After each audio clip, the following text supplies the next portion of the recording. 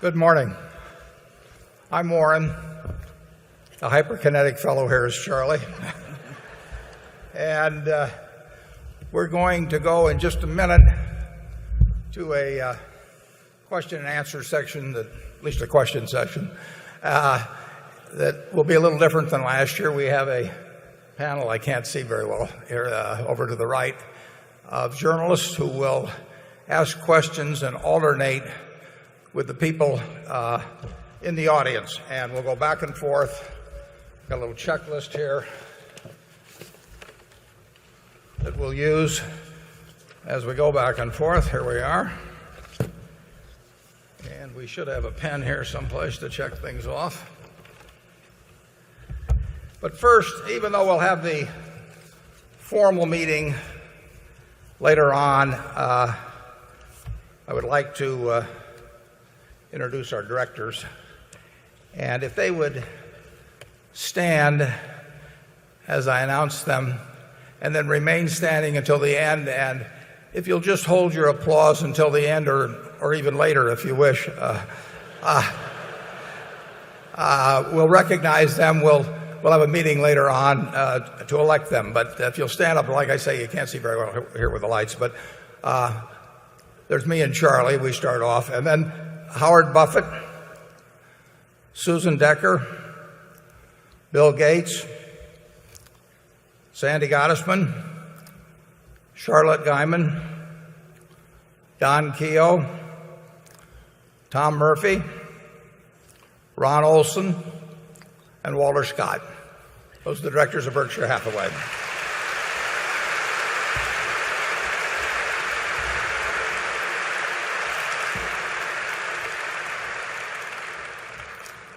Now, we only have one slide, which actually is more than we would usually have.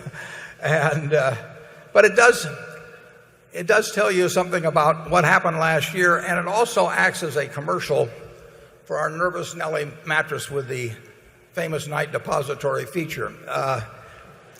Last year, and we got that up on the slide, last year we wrote a ticket on December 19th, and we sold 5 million of Treasury bills. I hope you can see that. We've got the December 19th circled up there. And those Treasury bills came due, or were to come due, on April 29th of this year. So they were going to come due over 4 months later.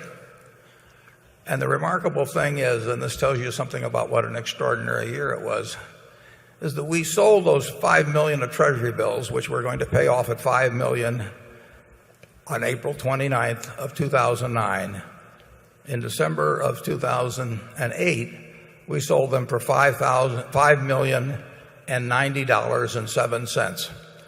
In other words, if the person who bought those from us and paid us $5,090 instead had bought the Nervous Nelly mattress and had put their money under the mattress, they would have been $90 better off at the end of the year, at the end of 4 months than by buying Treasury bills. If the U.S. Treasury had just sold 5 trillion of these, they could have made an easy $90 million, and Tim Geithner could have put the money under a Nervous Nelly mattress, and we all would have been better off.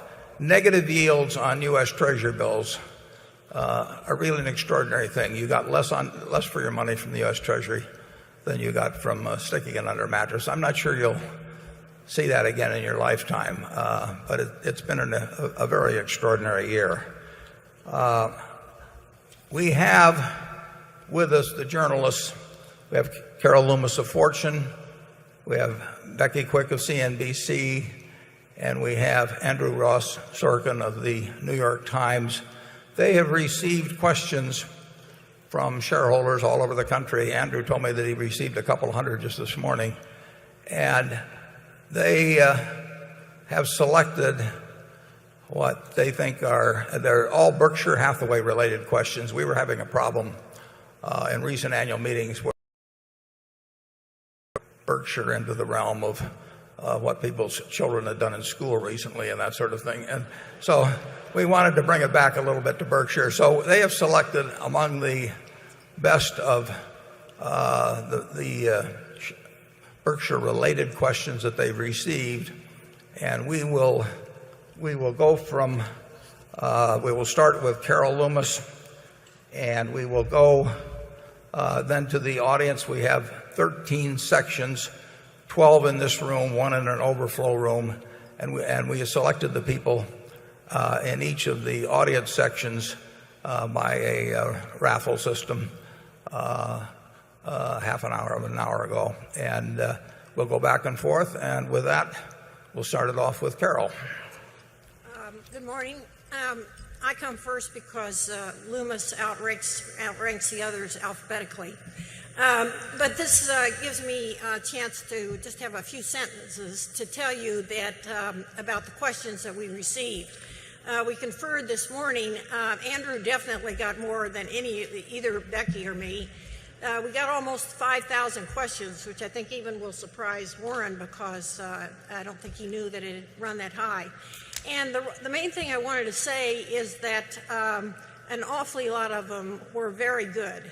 And we had a real problem trying to get them down to the number that we're probably going to be able to ask. We don't even know what that is for sure. But we want to apologize to anybody who sent us a Berkshire-related question, because we did have to cut out some because they weren't that, and whose question we didn't get asked, and maybe in another year it will work. So, my first question, Warren and Charlie, Warren particularly, you have referred to derivatives, this is famous, as weapons, financial weapons of mass destruction. In the 1964 movie, Dr. Strangelove, Major T.G. Kong, nicknamed King Kong and played by Slim Pickens, rides a weapon of mass destruction out of the bomb bay of his B-52. As a long-term Berkshire shareholder, I'm feeling a little like Slim today. I understand that despite the dramatic decline in the stock market, there is a good probability we could make money on our derivatives, taking into account the return on our premiums. But given the amount of accounting equity and statutory capital, and I would argue market value, this is the questioner saying this, that these derivatives have destroyed, at least temporarily, do you think these large derivative positions are appropriate for a highly rated insurance company? And if so, do you think you will be adding to these positions? Yeah, I would say this. The questioner to some extent answers his own question, that I don't know whether he anticipates as strongly as I do that net these positions will make money. But our job is to make money over time at Berkshire Hathaway. It does not impinge on capital. We have arranged them so that the collateral posting requirements, which are one of the big dangers in the derivatives field, that we have very, very minimal exposure to that. Even on March 31st, at a time when the market was down very substantially from when we entered into these transactions, we had posted collateral of a little less than 1% of our total marketable securities. So they pose problems to the world generally, and that's why I referred to them on a macro basis in the 2002 report as being financial weapons of mass destruction. But I also said in that report that we use them in our own business regularly when we think they're mispriced. And we think our shareholders are intelligent enough that if we explain the transactions as we try to do in the annual report and explain why we think we will make money, there's no guarantee we'll make money, but our expectancy is that we will make money. We think that as long as we explain them, that the financial consequences to our shareholders far outweigh any accounting consequences. We explained in earlier reports that because of a mark-to-market, that these things can swing billions of dollars as an accounting liability, but for example, in our equity put options, we have received $4.9 billion roughly, and we hold that money. Originally, the terms of these were 15 to 20 years, so we have the use of $4.9 billion for 15 to 20 years, and then markets have to be lower at that time than they were at the time of inception. So I personally think that the odds are extremely good that on the equity put options we will make money. I think on the high yield index credit default swaps we've written, I think that we will probably lose money before figuring the value of the money we've held. Now, I told you a year ago I thought we would make money on those, but we have run into far more bankruptcies in the last year than is normal. We've in effect had a financial hurricane. We insure against natural hurricanes, and we insure against a financial hurricane, and we have been in a bit of a financial hurricane. So I would expect those contracts before investment income would show a loss, and perhaps after investment income. The bigger contracts are the equity put contracts, and I think the odds are very high that we make money on those. Now, it would be nice if we were writing them at current prices, but we probably couldn't write them without getting into collateral posting requirements now. So we have a very favorable position on those. In fact, in the last week, we modified 2 equity put contracts, one that had a strike price of 15.14. That has been reduced to 9.94 on the S&P 500. Now, we shortened it up 8 years, but it still has about 10 years to run. So merely for reducing the term of it from 18 years to about 10 years, we still have the use of the money for 10 years. We reduced the strike price from 15.14 to 9.94. So I think those are going to be very advantageous contracts. I think our shareholders are intelligent enough to, if they're explained properly, to realize how advantageous they are, and we'll continue to hold them, and we'll continue to explain them. And they have no impact on our financial flexibility, and we are far more than an insurance company. I mean, we have earnings coming in from many areas. We have lots of cash sitting at the parent company. We have lots of cash in the subsidiaries. We have no significant debt maturities of any kind. So we're ideally suited to hold this sort of instrument. And Charlie, what would you say? Well, I would agree with the questioner that there is some limit to the amount of those things we should do, but I think we stayed well short of the limit. Okay, we'll go to Zone 1. Hi, my name's Scott Slaby. I'm from Denver, Colorado. First off, I'd like to thank Mr. Buffett and Mr. Munger for having us out here today. I appreciate you bringing us out here, so thank you very much. And thank you. It's great that you answer our questions. I'm a former teacher, or I'm a teacher. I shouldn't say former. Being a former teacher yourself, I see a problem with financial literacy with our future generations, and I'm curious what you think future generations should know, and if there's anything that needs to be in school curriculums to teach younger people financial literacy as we move forward. Yeah, I think there's a problem with financial literacy with our current generation, but there's Andy Hayward, who has helped us with the cartoon, he sold his company last year, but he has a new company, and he will have a program coming out that works on that question, and that I play a very small part in. ABC has a program coming up with a number of well-known personalities in it that will deal with the question of financial literacy, and it is a tough sell in a world of credit cards and world that depends on calculators rather than people sitting down and doing actual arithmetic and all of that to teach people. But in the end, I think we make progress over time. I mean, I hope our annual reports contribute to that sort of thing.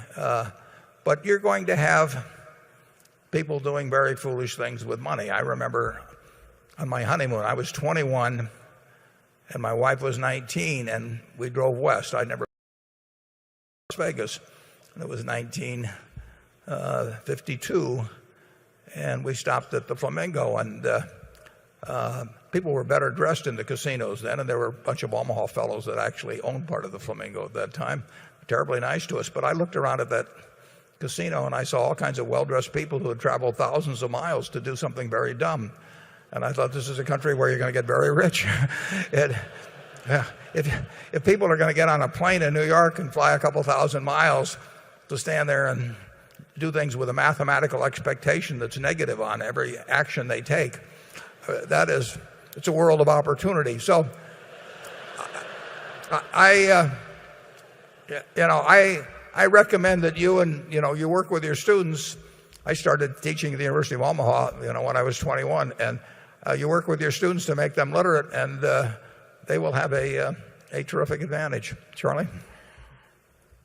Well, a world where legalized gambling is now conducted by a great many states in the form of lotteries, where people are encouraged to bet against the odds, and a world where we have a vast overuse of high-cost credit card debt.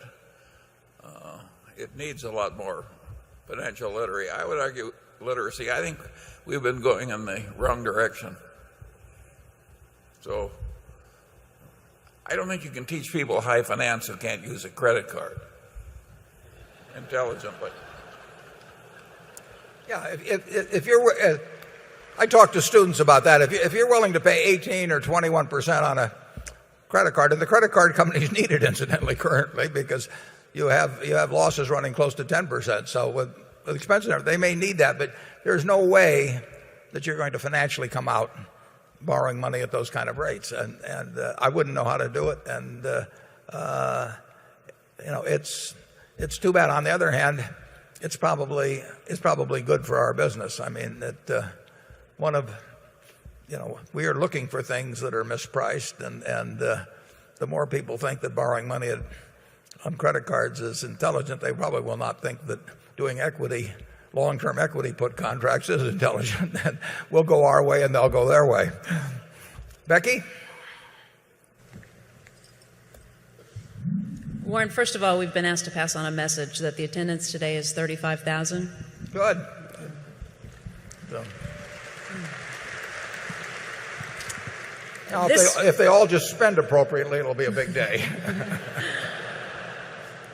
This question comes from James Lewis from Logan, Ohio, who said it was okay to use his name and city.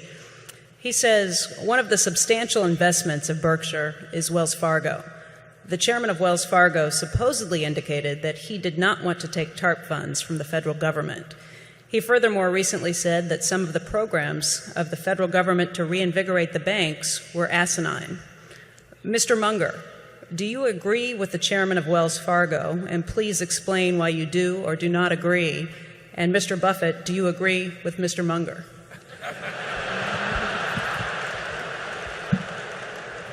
Yes.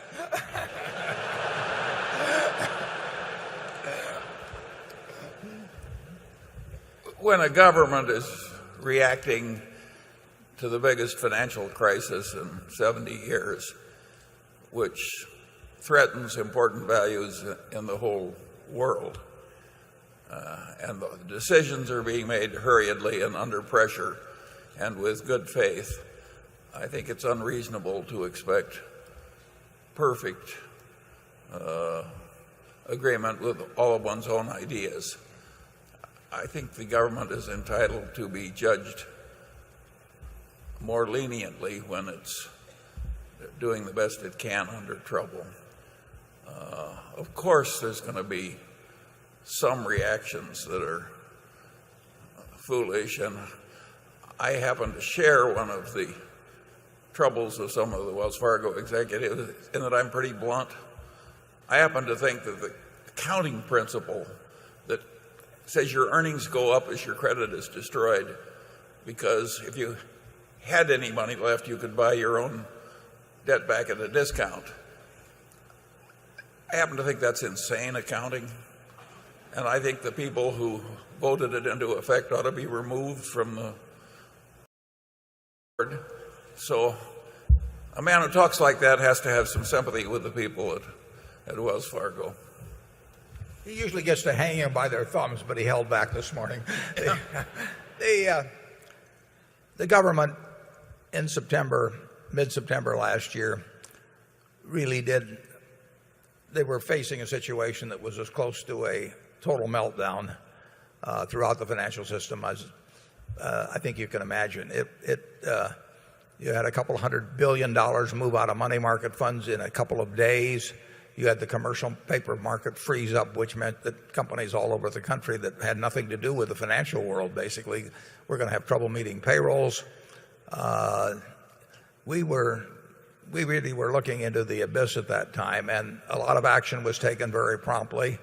And overall, I commend the actions that were taken. So as Charlie says, to expect perfection out of people that are working 20-hour days and are getting hit from all sides by new information, bad information. That one weekend with Lehman going, AIG going, Merrill would have gone, in my view, unless the B of A had bought it. I mean, it was when you're getting punched from all sides and you have to make policy and you have to think about congressional reaction and the American people's reaction, you're not going to do everything perfectly. But I think overall they did a very, very good job. I'm sympathetic. That remark was made by Dick Kovacevich, who came in second last year to Charlie in the plain speaking contest around the world. And it's true that Dick Kovacevich was called on a Sunday at a little after noon, as I understand it, and told to be in Washington the next day at 1 or 2 o'clock without being told what it was about. And there were 11 bankers there and some officials, and they were told that they were going to take TARP money and they were going to take loans from the government and preferred stock, and that they only had an hour or two to sign it, and they didn't get to consult with boards. But that's the nature of an emergency. I think you're going to have some decisions that later can be looked back at, and somebody will say, I could have done it a little bit better. But by and large, the authorities, in my view, did a very good job. And all banks aren't alike by a long shot. And in our opinion, Wells Fargo is among the large banks, particularly. It's a fabulous bank and has some advantages that the other banks don't have. But at a time like that, you're not dealing in nuances. Incidentally, I would recommend to all of you that you go to the internet and read Jamie Dimon's letter to his shareholders, Jamie Dimon of J.P. Morgan Chase. It's a fabulous letter. It talks about a point that Charlie made there, but Jamie did a great job of writing about what caused this and what might be done in the future. It's as good a shareholder's letter as I've ever seen. So, by all means, look it up. It's long, but it's worth reading. Okay, we'll go to area 2. Yeah, thank you, Mr. Buffett and Mr. Munger. My name's Rick Franklin. I'm from St. Louis, Missouri. I'd like to follow up on the microphone one's question on financial literacy and my own question from 2 years ago on your discount rate. But before I do that, I hope you'll indulge me. Tor Stoll's wife, Rosemary Coons, if you could come to section 222, I found your husband. You can come to microphone 2 if that's easier. You get a little of everything here. So my question is free cash flow. Sell-side analysts like to do a 10-year discounted cash flow analysis with the terminal value. Even some of the books written about your style, the Warren Buffett way, Buffettology, imply that you go through that exercise. But I know you're famous for not using computers or calculators. I'm wondering if those type of exercises fall into the too hard file, and you just do a simple free cash flow, normalized free cash flow over a discount rate. And if you care to augment the answer with your numerical analysis of Coke, I'd appreciate that.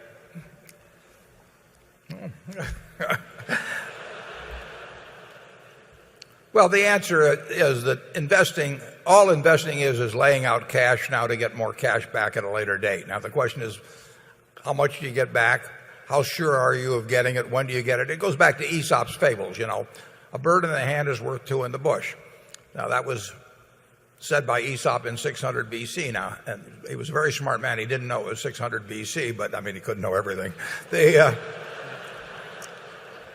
But that's what's being taught in the finance. You get a PhD now, and you do it more complicated, and you don't say a bird in the hand is worth two in the bush, because you can't really impress the laity with that sort of thing. But the real question is, how many birds are in the bush? You're laying out a bird today, the dollar.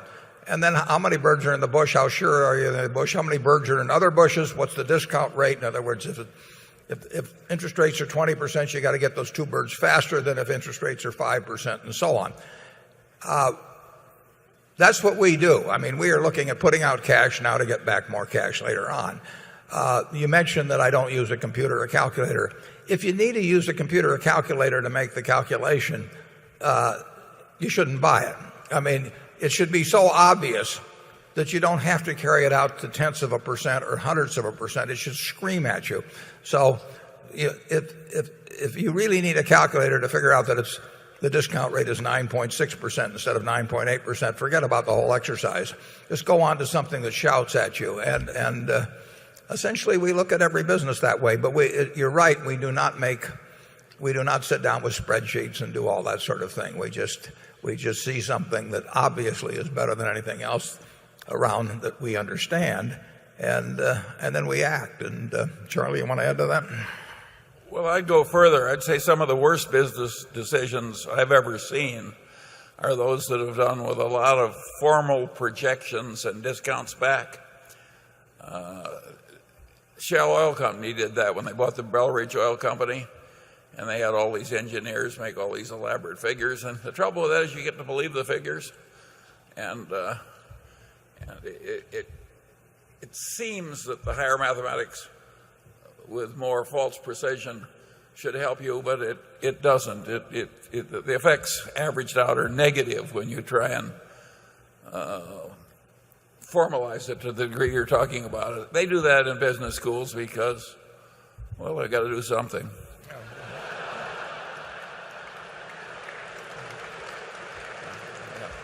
There's a lot of truth to that. If you stand up in front of a class and you say a bird in the hand is worth two in the bush, you're not going to get tenure.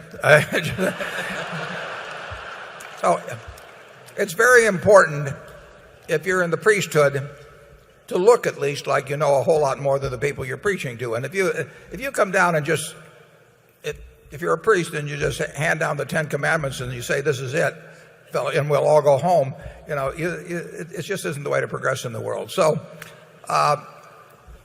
the false precision that goes into saying this is a 2 standard deviation event or this is a 3 standard deviation event and therefore we can afford to take this much risk and all that, it's totally crazy. You saw it with long-term capital management in 1998. You've seen it time and time and time again. And it only happens to people with high IQs. Those of you who have 120 IQs are all safe. But if you have a very high IQ and you've learned all this stuff, you feel you have to use it. And the markets are not that way. The markets of mid-September last year, when people who ran huge institutions were wondering how they were going to get funding the next week, that doesn't appear you can't calculate the standard deviation that arises at. It's going to arise much more often than people think in markets that are made by people that get scared and get greedy.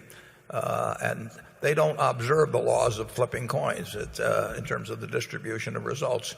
And it's a terrible mistake to think that mathematics will take you a long place in investing. You have to understand certain aspects of mathematics, but you don't have to understand higher mathematics. And higher mathematics may actually be dangerous, and it will lead you down pathways are better left untrod. Okay. Andrew, one of those 200 questions from this morning or what? This one's not from this morning, but it relates to Moody's, and we probably received about 300 questions at least on this topic.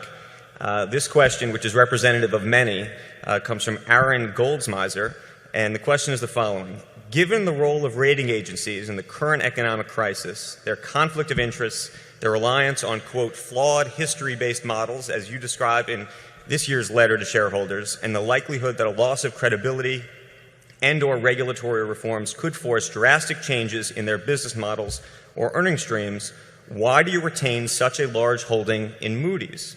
And more important, why didn't you use your stake to try to do something to prevent conflicts of interest and reliance on these flawed history-based models? Yeah, I don't think the conflict of interest question was the biggest, by anywhere close to the major cause of the shortcomings of the rating agencies in foreseeing what would happen with CDOs and CMBSs and all sorts of instruments like that. Basically, 5 years ago, virtually everybody in the country had this model in their mind, formal or otherwise, that house prices could not fall significantly. They were wrong. Congress was wrong. Bankers were wrong. People who bought the instruments were wrong. Lenders, the borrowers were wrong. But people thought that if they were going to buy a house next year, they better buy it this year because it was going to be selling for more money the following year. And people who lent the money said it doesn't make any difference if they're lying on their application or they don't have the income because houses go up, and if we have to foreclose, we won't lose that much money. And besides, they can probably refinance next year and pay. So there was a almost total belief, and there was always a few people that disagreed, but there was almost a total belief throughout the country that house prices would certainly not fall significantly and that they would probably keep rising. And the people that the rating agencies, one way or another, built that into their system. And I really don't think it was primarily the payment system that created the problem. I think they just didn't understand the various possibilities of what could happen in a market or in a bubble, really, where people leveraged up enormously on the biggest asset that most Americans possess, their house. And so you had a $20 trillion asset class in a $50 trillion of total assets of American families, a $50 trillion that got leveraged up very high. And then once it started melding down, it had self-reinforcing aspects on the downside. So I say that they made a major mistake in terms of analyzing the instruments, but they made a mistake that a great many people made, and that probably if they had taken a different view of residential mortgages 4 or 5 years ago, they would have been answering to congressional committees who would be saying, how can you be so un-American as to deny all these people the right to buy houses simply because you won't rate these securities higher. So they made a huge mistake, but the American people made a huge mistake. Congress made a huge mistake. Congress presided over the two largest mortgage companies, and they were their creatures, and they were supervised by them, and they're both in conservatorship now. So I don't think they were unique in their inability to spot what was coming. In terms of us influencing their behavior, I don't think I've ever made a call to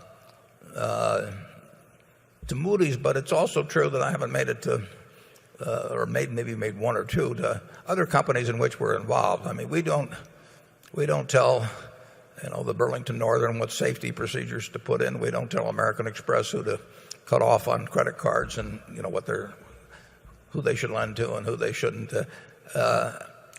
We are when we own stock, we are not there to try and change people.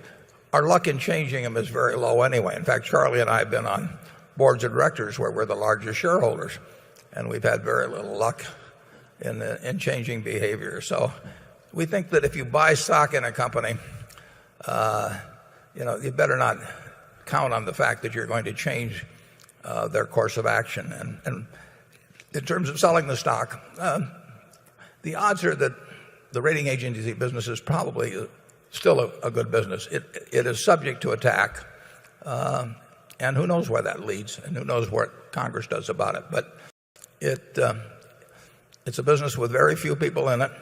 It's a business that affects a large segment of the economy. I mean, the capital markets are huge. I think there will probably be rating agencies in the future, and I think that it's a business that doesn't require capital. So it has the fundamentals of a pretty good business. It won't be doing the volume in the next, probably for a long time, in certain areas of the capital markets, but capital markets are going to grow over time. We have said in this meeting in the past many times that Charlie and I don't pay any attention to ratings. I mean, we don't believe in outsourcing investment decisions. So if we buy a bond, the rating is immaterial to us except to the extent that if we think that it's rated more poorly than it should, it may help us buy it at an attractive price. But we do not think that the people at Moody's or Standard & Poor's or Fitch or any place else should be telling us the credit rating of a company. We figure that out for ourselves, and sometimes we disagree with the market in a major way, and we've made some money that way. Charlie? Yeah, I think the rating agencies, being good at doing mathematical calculations, eagerly sought stupid assumptions that enabled them to do clever mathematics. It's an example of being too smart for your own good. There's an old saying, to a man with a hammer, every problem looks pretty much like a nail. And that's what happened in the rating agencies. Yeah, the interesting thing is about a lot of those AAAs is the people that created them ended up owning a lot of them. So they believe their own baloney themselves. The belief was enormous. So you had these people stirring up the Kool-Aid, and then they drank it themselves, and they paid a big penalty for it. But I don't think it was. I think it was stupidity and the fact that everybody else was doing it. I send out a letter to our managers only every couple of years, but the one reason you can't give at Berkshire, as far as I'm concerned, for any action is that everybody else is doing it. And if that's the best you can come up with, something's wrong. And so, but that happens in security markets all the time. And of course, when Charlie and I were at Solomon or someplace like that, it's very difficult to tell a huge organization that you shouldn't be doing something that people, well-regarded competitors, are doing, and particularly when there's a lot of money in it. So it's very hard to stop these things once you get sort of an industry acceptance of behavior. And we were very unsuccessful, Charlie and I, at a Solomon, in saying, well, we just don't want to do this sort of thing. We couldn't even get them initially. When we got in there at first, they were doing business with Mark Rich, and we said, let's stop doing business with Mark Rich. That's like saying in the 30s, let's stop doing business with Al Capone or something. And they said, but it's good business. If he doesn't do it with us, he'll do it with somebody else. And they felt that way. I think we won that one, but it wasn't easy. Do you remember that, Charlie? I certainly do. Yeah. Okay, we'll go to Area 3.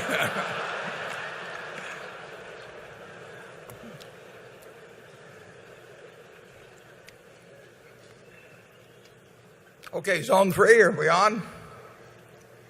I'm Lori Gould from Berkeley, California. Where do you see the residential real estate market headed nationally, particularly in California, over the next year or two? Well, we don't know what real estate is going to do. We didn't know what it was going to do a few years ago. We thought it was getting kind of dangerous in certain ways, but it's very hard to tell. I would say this, from what I'm seeing, and I do see a lot of data.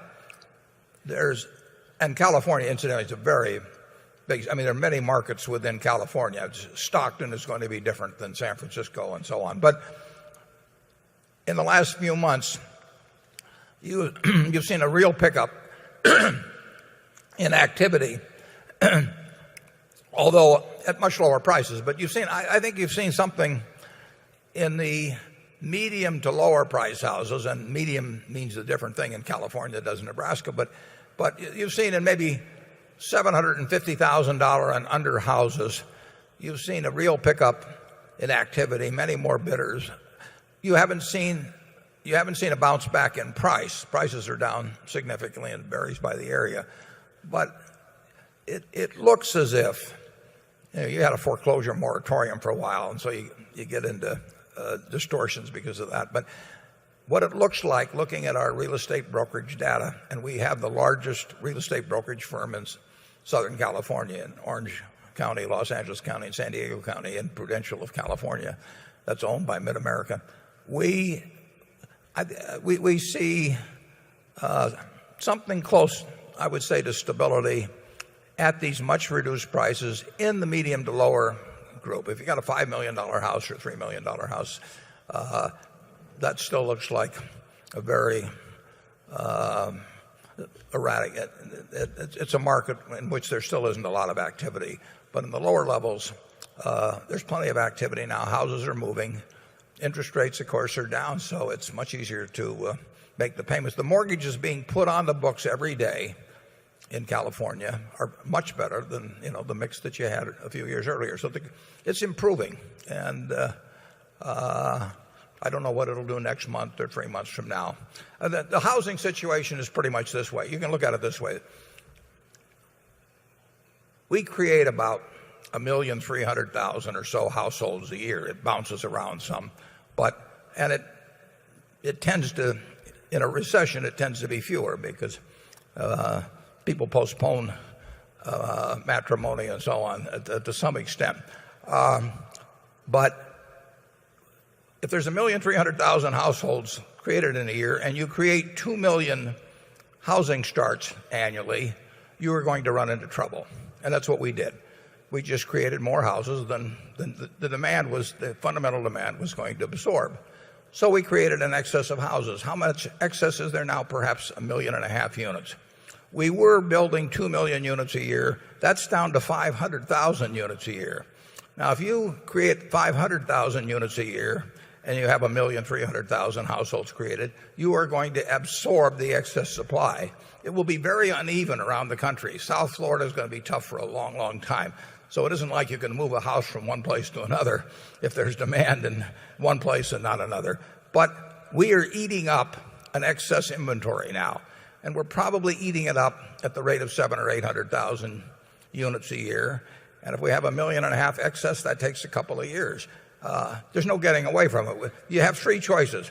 You could blow up 1.5 million houses, and if they do that, I hope they blow up yours and not mine. But that's it. We could get rid of it.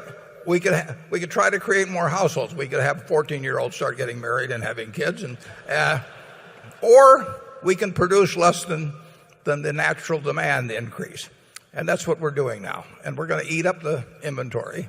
And you can't do it in a day, and you can't do it in a week. But it will get done. And when it gets done, then you'll have a stabilization in prices, and then you will create the demand for more housing starts. I mean, then you can go back up to 1.25 million, and then our insulation business and our carpet business and our brick business will all get better. Exactly when that happens, nobody knows, but it will happen. Charlie? Well, I think in a place like Omaha, which never had a really crazy boom in terms of housing prices, with interest rates so low if you've got good credit, that if I were a young person wanting a house in Omaha, I would buy it tomorrow.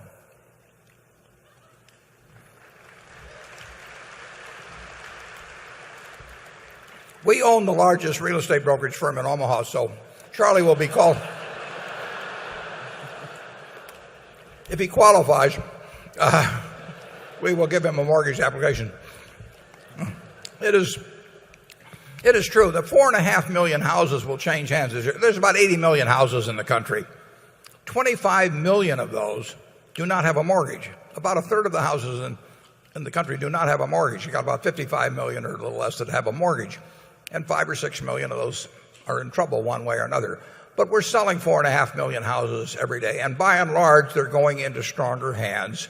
The mortgages are more affordable. The down payments are higher. The situation is getting corrected. But it wasn't created in a day or a week or a month. It's not going to get solved in a day or a week or a month. We are on the road to solution. Okay, Carol? Perhaps I should have said one other thing at the beginning. Those of you who read the annual report carefully know that Charlie and Warren were to be given no clue as to what any of the three of us were going to ask, so don't think that they have gotten a little list. They've seen nothing. This question, I got many versions of this question. This one happened to come from Jonathan Brandt of New York City. It concerns the 4 investment managers you have said are in the wings as possible successors to you. Can you please tell us, without naming names, but preferably in both quantitative and qualitative terms, how each of the 4 did in 2008 with the money they were managing for their clients? You said you hoped to pick people who would be able to anticipate things that had never occurred before. While the world has seen credit crises before, there were a lot of things that happened in 2008, especially in the last few months of the year, that few were predicting and that you yourself have described as almost unprecedented. How would you rate the way that these 4 managers, did in managing against these low probability risks? Are all 4 still on the list? Well, the answer is all 4 are still on the list. And let me just make one point first, too, because it got misreported a little bit. We have 3 candidates for the CEO position, and this is always a major subject of discussion at our directors' meetings. All of them are internal candidates. You should know that. That's been said before, but it got misreported here once or twice. And it got confused, I think, because of the 4 possibilities for the investment job. And you could have all 4 come to work for us in that case. We won't have 3 CEOs or 2 CEOs, but we might have multiple investment managers after I'm not around, or we might just have 1. That would be up to the board at that time. They are both inside and outside the organization, and we don't preclude anything in terms of where they come from. So we could have a whole big list from outside the organization. That will not be true about the CEO position. The person that follows me will come from within Berkshire Hathaway. The 4, I don't have precise figures from them, although I've got a fair amount of information on some of them. I would say they did no better than match the S&P last year, which was minus 37 after adding back dividends. So I would say that in terms of 2008 by itself, you would not say that they covered themselves with glory, but I didn't cover myself with glory either, so I'm very tolerant of that in 2008. Charlie, you know some of the records pretty well. Wouldn't you say that's true? Yeah. What's interesting to me is that practically every investment manager that I know of in America and regard as intelligent and disciplined and with an unusual record of past success, they all got creamed last year. The group, I don't hear a lot of laughter about that. I think you're hitting a nerve out there, Charlie. The 4 have a better than average record over time. If you'd asked me at the start of the year, if you'd said there's going to be a minus 37% year, will this group do better than average? I would have said yes, but I think I would have been wrong. And like I say, I haven't gotten audit returns from every one of them, but I would say I would be wrong. I would say that their record over 10 years has been, in each case, has been anywhere from modestly to significantly better than average, and I'd be willing to bet that would be the case over the next 10 years. But certainly last year, there were a lot of things that didn't work, and our group was not exempt from them. I have not changed the list. That doesn't mean that we're always looking with the idea of finding more people to add to it. And as opposed to the CEO job, if I drop dead tonight, the board needs to put somebody in as a CEO tomorrow morning, and they will do so, and they know who it is, and they feel very good about it. Not too good, I hope, but on the investment officers, 1 or more, and it could easily be more, they don't need to do something the next day or the next week. I mean, the portfolio everything doesn't stop because of that. So that can be a somewhat more leisurely decision they'll have, and it will be made in an important way in consultation and agreement with the new CEO. So that is something that you shouldn't expect the next day to hear an announcement on the investment managers, but you should expect to hear, within a month or something like that. I don't think we would want a manager who thought he could just go to cash based on macroeconomic notions and then hop back in when it was no longer advantageous to be in cash. Since we can't do that ourselves. Yeah, we think it's impossible if we can't do it ourselves. Yeah, right. So we're not looking for a type who went to cash totally. No, in fact, we would leave out anybody that did that. Yeah, we would exclude them. Yeah, they're not dumb enough for us.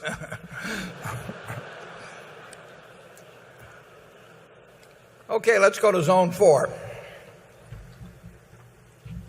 Hi, Mr.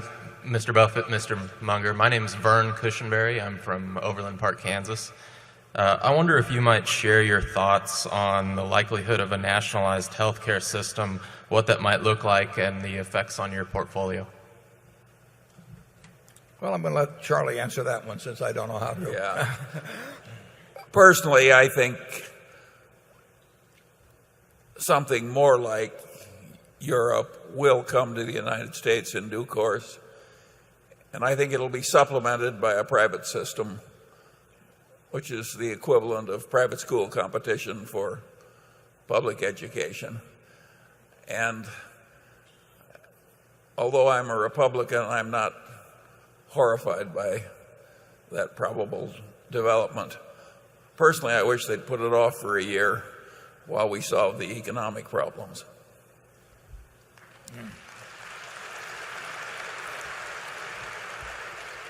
And I would say that in terms of its impact on Berkshire, we have a broad cross-section of companies. We have 246,000 people working for us. That we will adjust like American business generally will adjust to any developments along that line.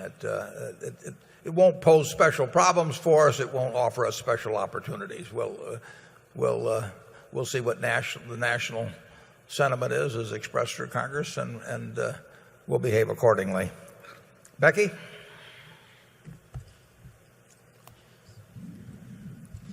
This is a question that follows up on the succession question. This one is in particular, though, addressed to the 3 candidates for CEO. It comes from Irving Fenster, who writes, "Running Berkshire is very complex and complicated. Give us some insight for your reluctance to bring in your replacement to give him the benefit of your training instead of his having to tackle the myriad of problems of the transition on his own. The benefits for Berkshire, your replacement, and you are so compelling, your reluctance is puzzling. Having him on board may relieve some of the stress on you and help add many, many more years of good health for you." Irving is a friend of mine in Oklahoma. Went in my partnership 40 years ago, Irving and Irene. And he's been writing me on this for 30 or 40 years, and he's had no luck with me, so he decided to write Becky, apparently. If we had a good way to inject somebody into some role that would make them a better CEO of Berkshire, we would try it. But the truth is that the candidates we have are running businesses. They're making capital allocation decisions. They're doing things every day of an operating nature and these are major businesses. And to sit around headquarters while I'm sitting in there reading and on the phone and who knows what else, there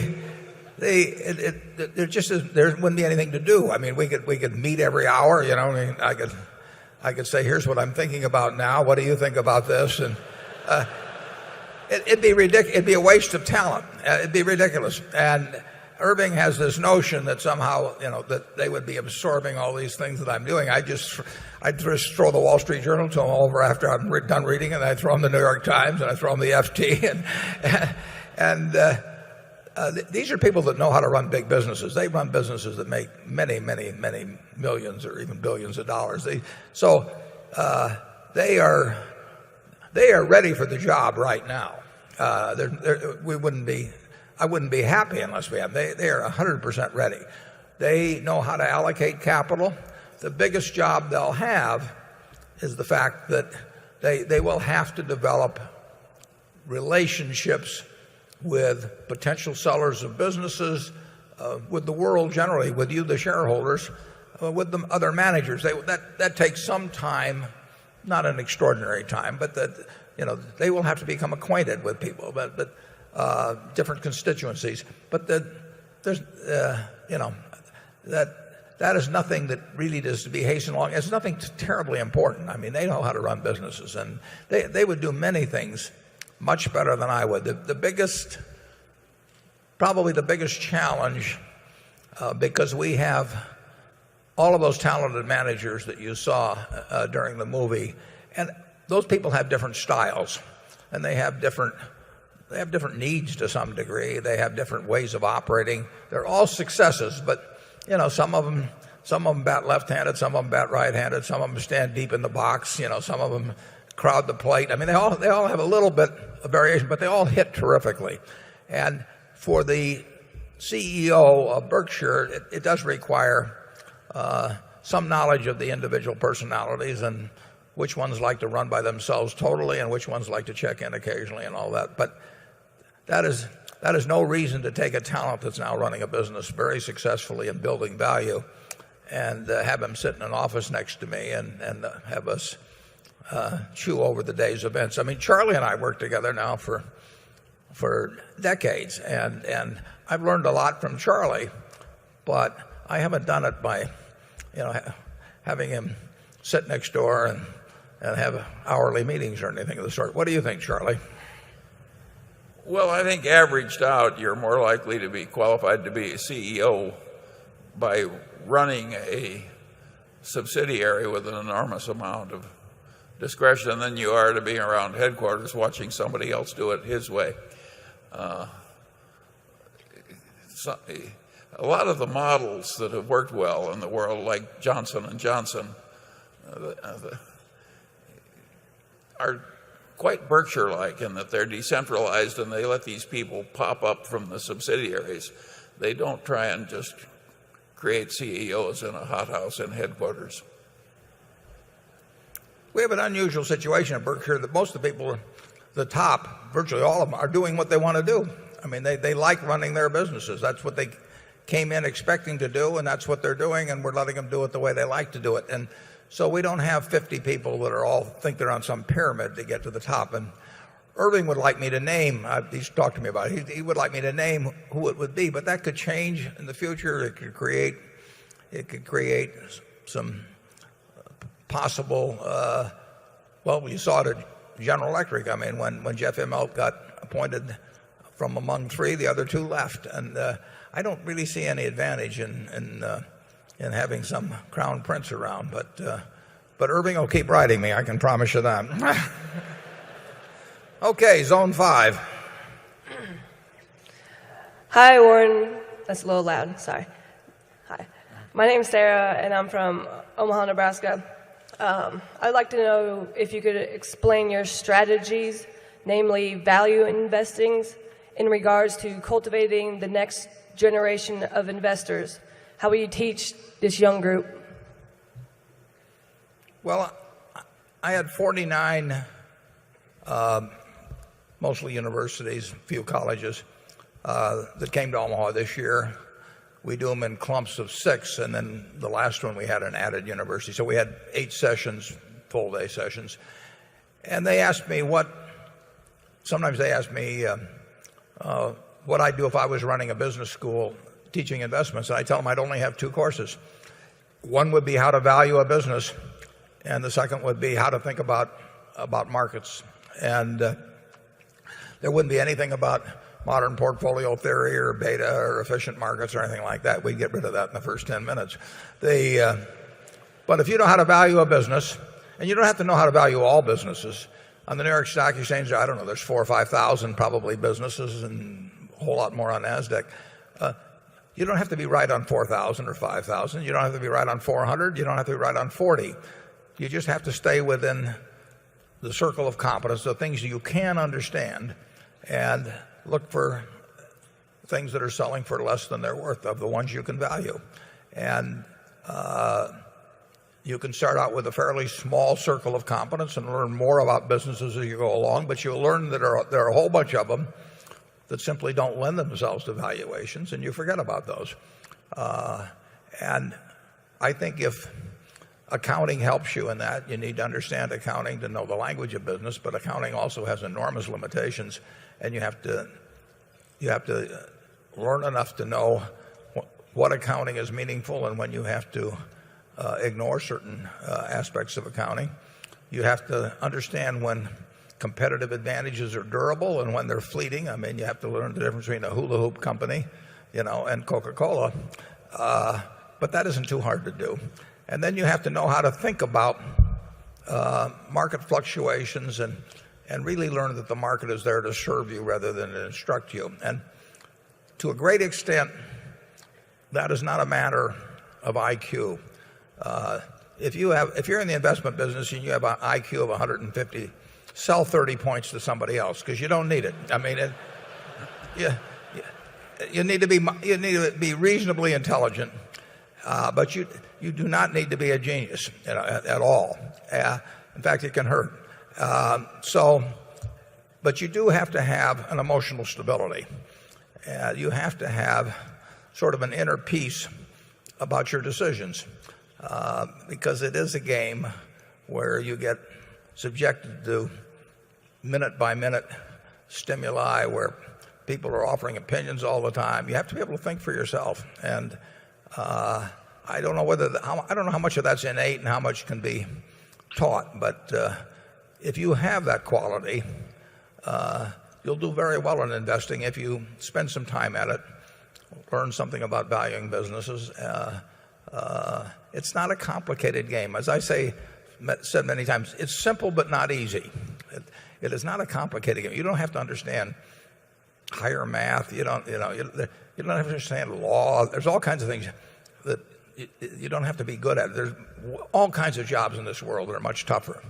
But you do have to have sort of an emotional stability that will take you through almost anything, and then you'll make good investment decisions over time. Charlie?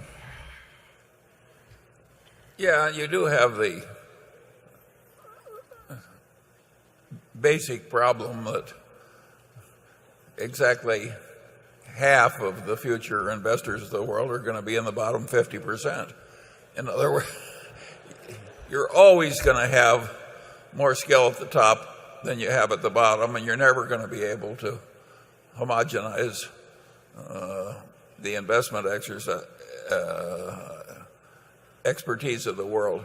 There is so much that's false and nutty in modern investment practice and in modern investment banking and in modern academia, in the business schools, even the economics departments, that if you just reduce the nonsense, that's all I think you should reasonably hope for.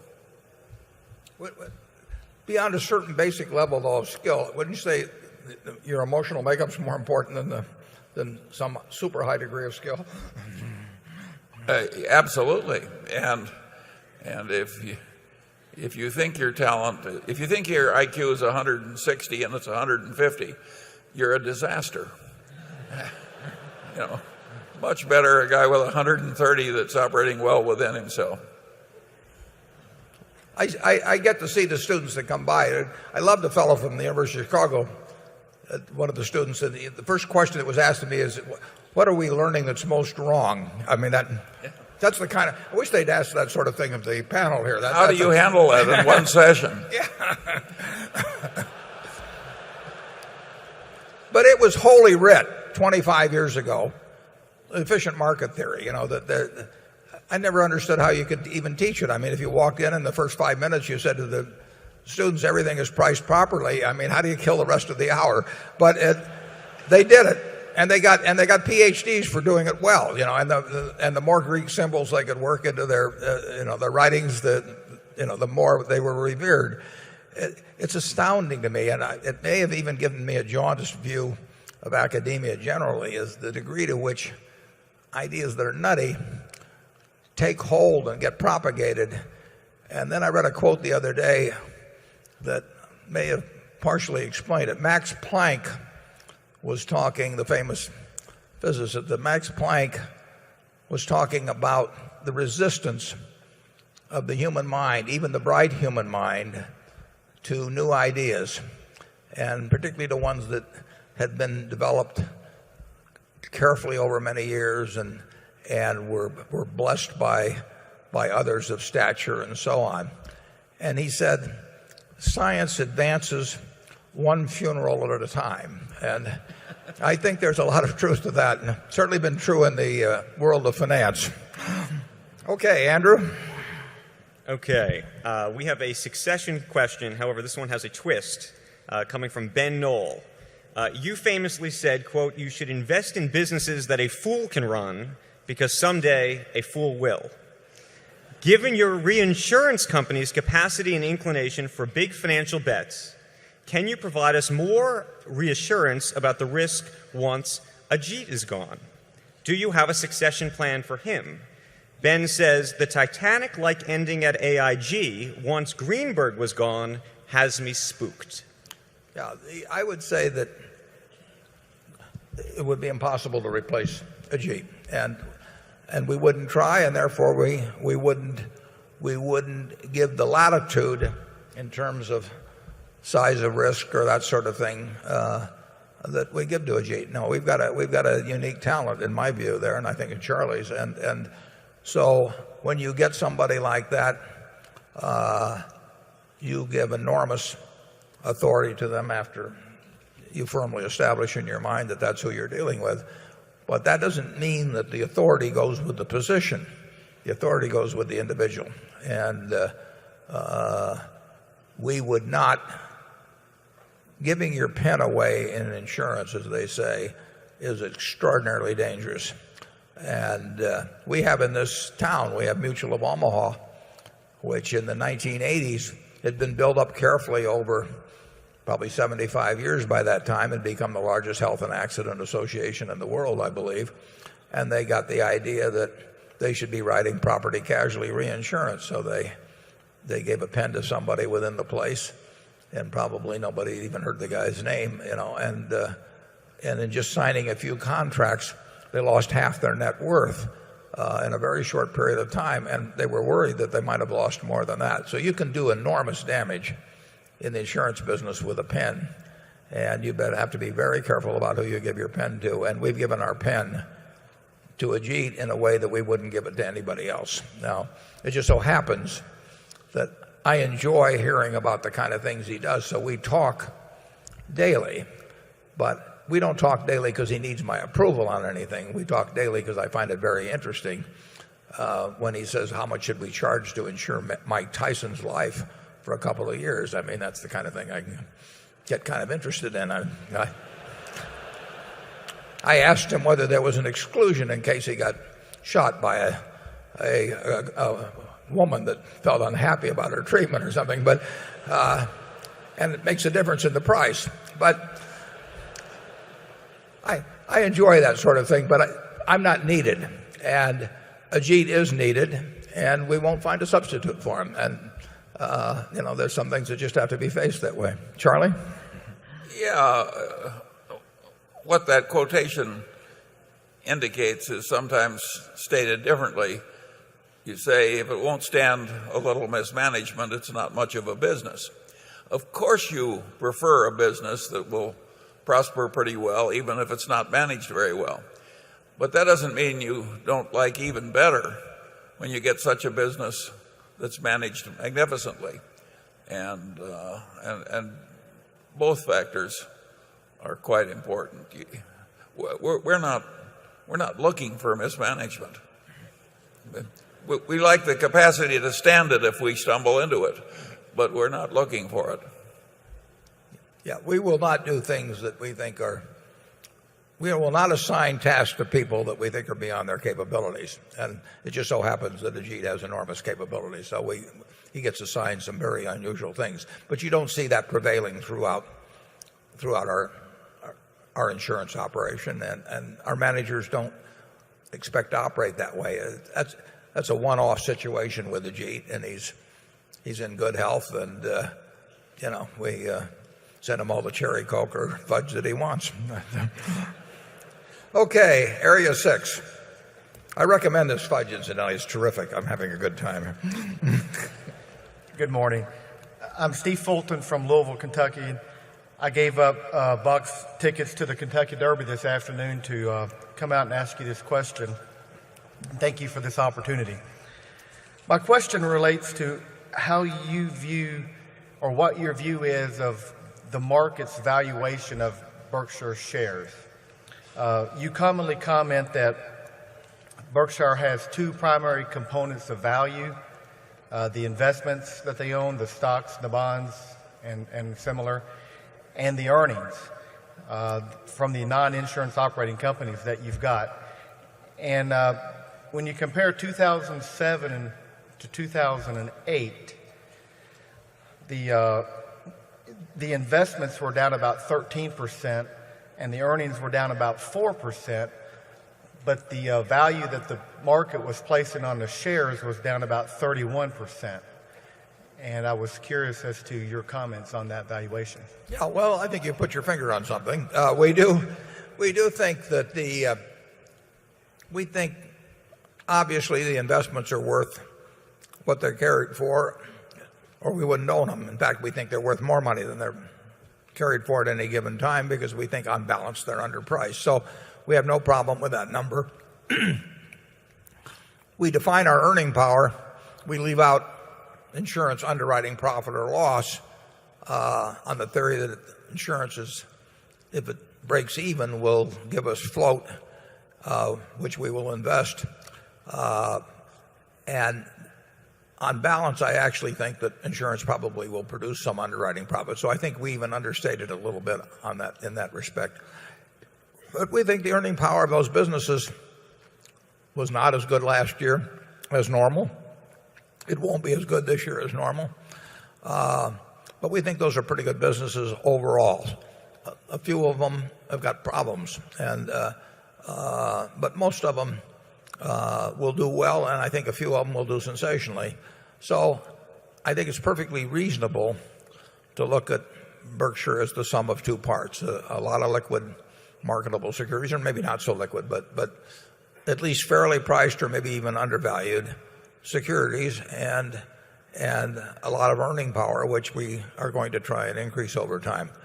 And if you look at it that way, you would come to the conclusion that Berkshire was cheaper in relation to its intrinsic value at the end of 2008 than it was at the end of 2007. But you would also come to the conclusion that was true of most securities. In other words, the whole level of securities, and every stock is affected by what every other stock sells for. I mean, if the value of ABC stock goes down, XYZ, absent any other variables, but XYZ is worth less. If you can buy stocks at 8 times earnings, good companies, or 9 times earnings, it reduces the value of Berkshire, as opposed to when stocks were selling at 18 or 20 times earnings. I'm pulling those numbers out of the air, but everything is affected by everything else in the financial world. When you say a bird in the hand is worth 2 in the bush, you're comparing it. You got to compare that to every other bush that's available. So you're correct that Berkshire was cheaper in relation to intrinsic value at the end of 2008 than 2007, at least in my opinion, and that those two variables will count. We'll report them to you regularly, and over time we would hope that both increase, and we particularly hope the operating earnings aspect increases, because that's our major focus. We would like to move money into good operating businesses over time and build that number a lot. Charlie? Well, I would argue that last year was a bad year for a float business. it was naturally going to make the owner of the float appear briefly to be at a disadvantage. But long term, having a large float, which you're getting at a cost of less than zero, is going to be a big advantage. And I wouldn't get too excited about the fact that the stock goes down. I happen to know that there was one buyer there who rather inartistically bought about 10,000 shares when Berkshire was driven to its absolute peak. And how much significance does that have in the big scheme of things over the long term? What matters are things like this. Our casualty insurance business is probably the best big casualty insurance business in the world. Our utility subsidiary, well, if there's a better one, I don't know it. And if I had to bet on one carbide cutting tool business in the world, I'd bet on ISCAR against any other comer. And I could go down the list a long way. I think those things are going to matter greatly over the long term. And if you think that it's easy to get in that kind of a position, the kind of position that Berkshire occupies, you are living in a different world from the one I inhabit. Yeah. Yeah, our insurance business now, it is a remarkable business, and it's got some remarkable managers. There's one interesting thing that's happened. In September, when we had a financial meltdown, and really almost the ultimate, it was almost the China syndrome type thing, Americans started behaving differently. Probably people around the world, but I certainly know in terms of our businesses, it was like a bell had been rung. And one manifestation of it was kind of interesting. Whereas it hurt very much our jewelry business, our carpet business, it hurt NetJets, it hurt all the businesses. Hurt American Express, for example. The average ticket went down almost 10%. I mean, it just was like that people's behavior changed. But one of the things it did was it also caused the phones to start ringing even more at GEICO. And we didn't change our advertising particularly. Our price advantage relative to other companies didn't change that much. But all of a sudden, it was remarkable. Thousands and thousands and thousands of more people came to our website or phoned us every week. So all of a sudden, saving $100 or $150 or whatever it might be became important. Not only the people that were watching our ads that day, but just with the people who was lurking in the back of their minds. They went to geico.com. So in the first 4 months of this year, last year, we added about 665,000 policyholders. That's a lot of people. It made us by far the fastest growing auto insurer among the big companies. First 4 months of this year, we've added 505,000 in 4 months. I mean, it's the behavioral changes. And that franchise, that competitive advantage has been built up over decades. And Tony Nicely has nurtured it like nobody else could, just day after day, office after office, associate after associate. But then it just pays off huge when the time comes, because we are the low-cost producer among big auto insurance companies. That means we could offer the best value, and now people are value conscious. So these things are going on all the time with our subsidiaries, with those managers, and it builds a lot of value over time. I mean, every GEICO policyholder is a real asset to the company.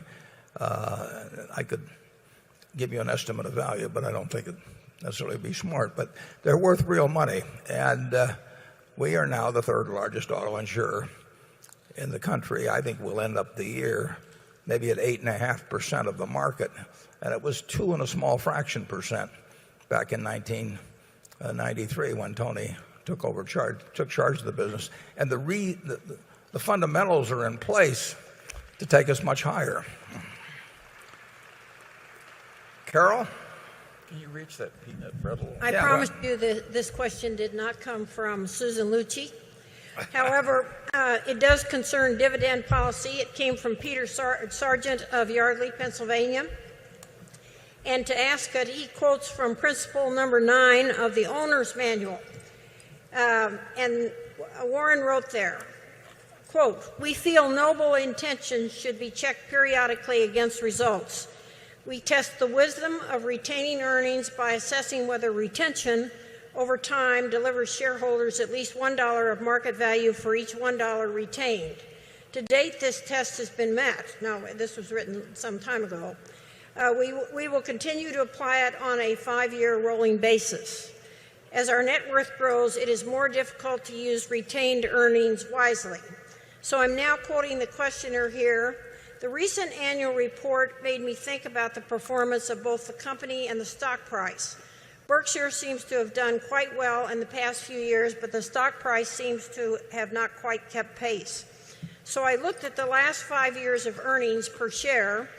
They're on page 26 of the annual report, and they add up in total to $29,207. As you probably know, the closing price of Berkshire on December 31st, 2008 was $84,250. If you add the $29,207 per share of retained earnings to this, you come up with a, quote, minimum market value of $113,457. Since Berkshire closed on 12/31/2008 at $96,600, I've read something wrong here. The closing price of Berkshire on 12/31/2003 was $84,250. And since Berkshire closed on 12/31/2008 at $96,600 and has been lower than that since and is now around that now, it would seem that the market value has not increased for each $1 retained.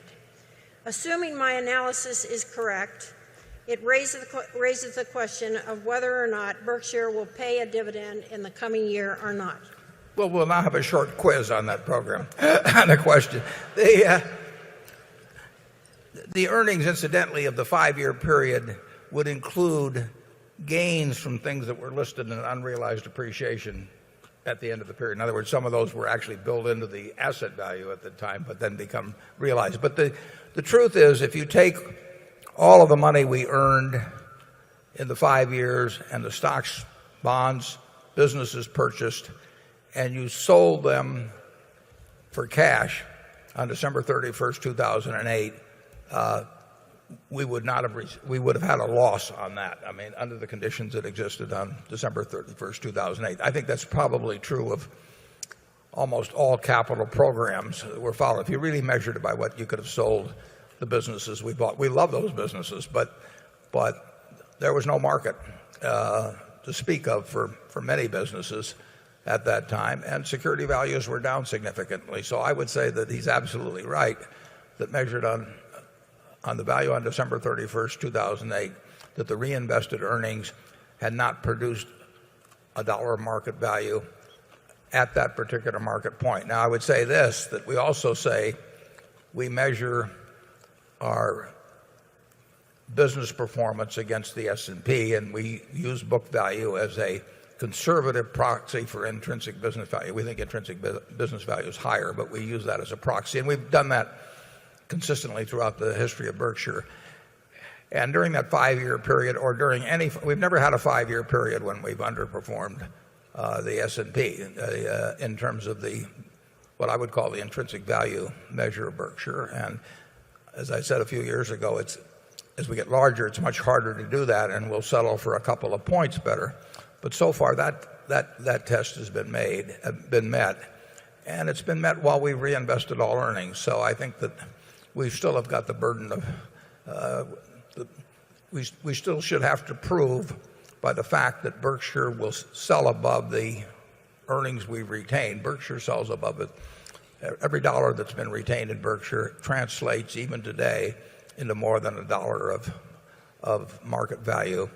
But I would certainly say that if you took the 5 years and just sold all the things we bought during that period at that price, that there would be a loss. Charlie? Yeah, I don't get too excited about these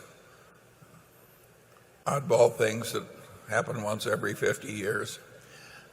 If you're reasonably prepared for them and you're dented a little on the bottom tick and other people are suffering a lot more and unusual opportunities are coming to you that you don't see under other conditions, I don't think we deserve any salt tears. Take Wells Fargo. I think Wells Fargo is going to come out of this mess way stronger. The fact that the stock at the bottom tick scared a lot of people, I think will prove to be a very temporary phenomenon. Yeah, Wells Fargo got down actually ticked below $9 a share at a time when spreads on business were never better, when deposit inflows were never better, when their advantage in relation to cost of funds versus other large banks had never been better. But, in a market that was terrified, it literally, I had a class meeting that day, and it was the only time any of those classes have ever got me to name a stock, but they actually pushed me, and somebody there with a BlackBerry or whatever those instruments are that they carry around these days, checked the price and it was below $9. And I said that if I had to put all my net worth in one stock, that would have been the stock. Their businesses, the business model is fabulous. And when would you get a chance to buy something like Wachovia, which had the fourth largest deposit base in the United States, and bring that in and then start getting the spread on assets versus liabilities that Wells gets and build the relationships they have. It's a great business opportunity. Wells Fargo will be better off, unless they have to issue a lot of shares, which they shouldn't. Wells Fargo will be a lot better off a couple of years from now than if none of this had happened. And I think that's true of some other businesses as well. But you have to be prepared. You can't let somebody else get you in a position where you have to sell out your position.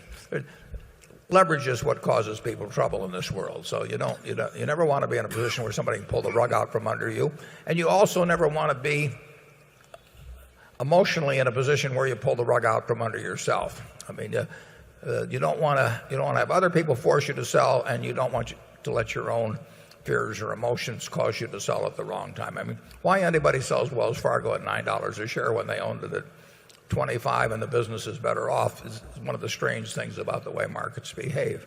But people do it, and they get very affected by looking at prices.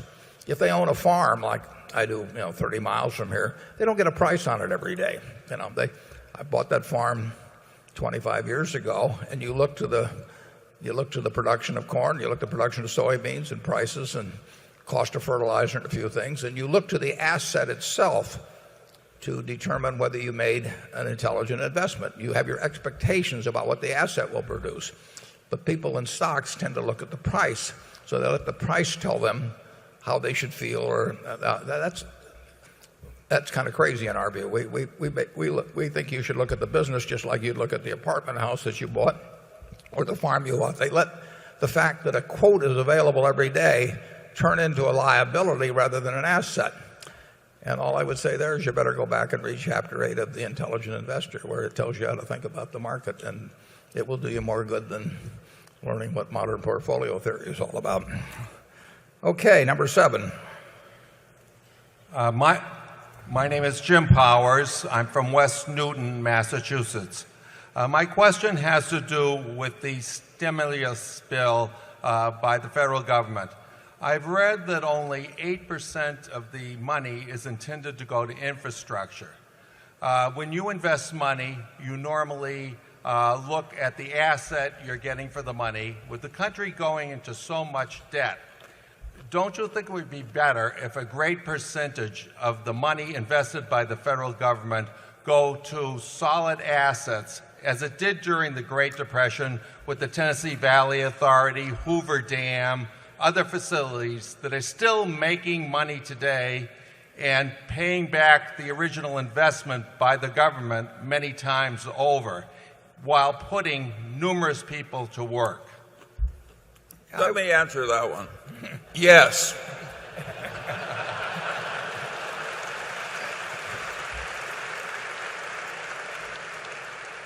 I would certainly agree. I mean, the 30s, a lot of really wonderful things were done with the money that was used then to stimulate the economy, and that should be the goal and the model. I can't evaluate perfectly what the current stimulus bill will do. I know that I did get a notice the other day from the Social Security Administration telling me I'm getting $250 or more. That ought to last me 6 or 7 months. Charlie will make his last longer, I'm sure. But that's the stimulus that the Buffett household has received at the present time.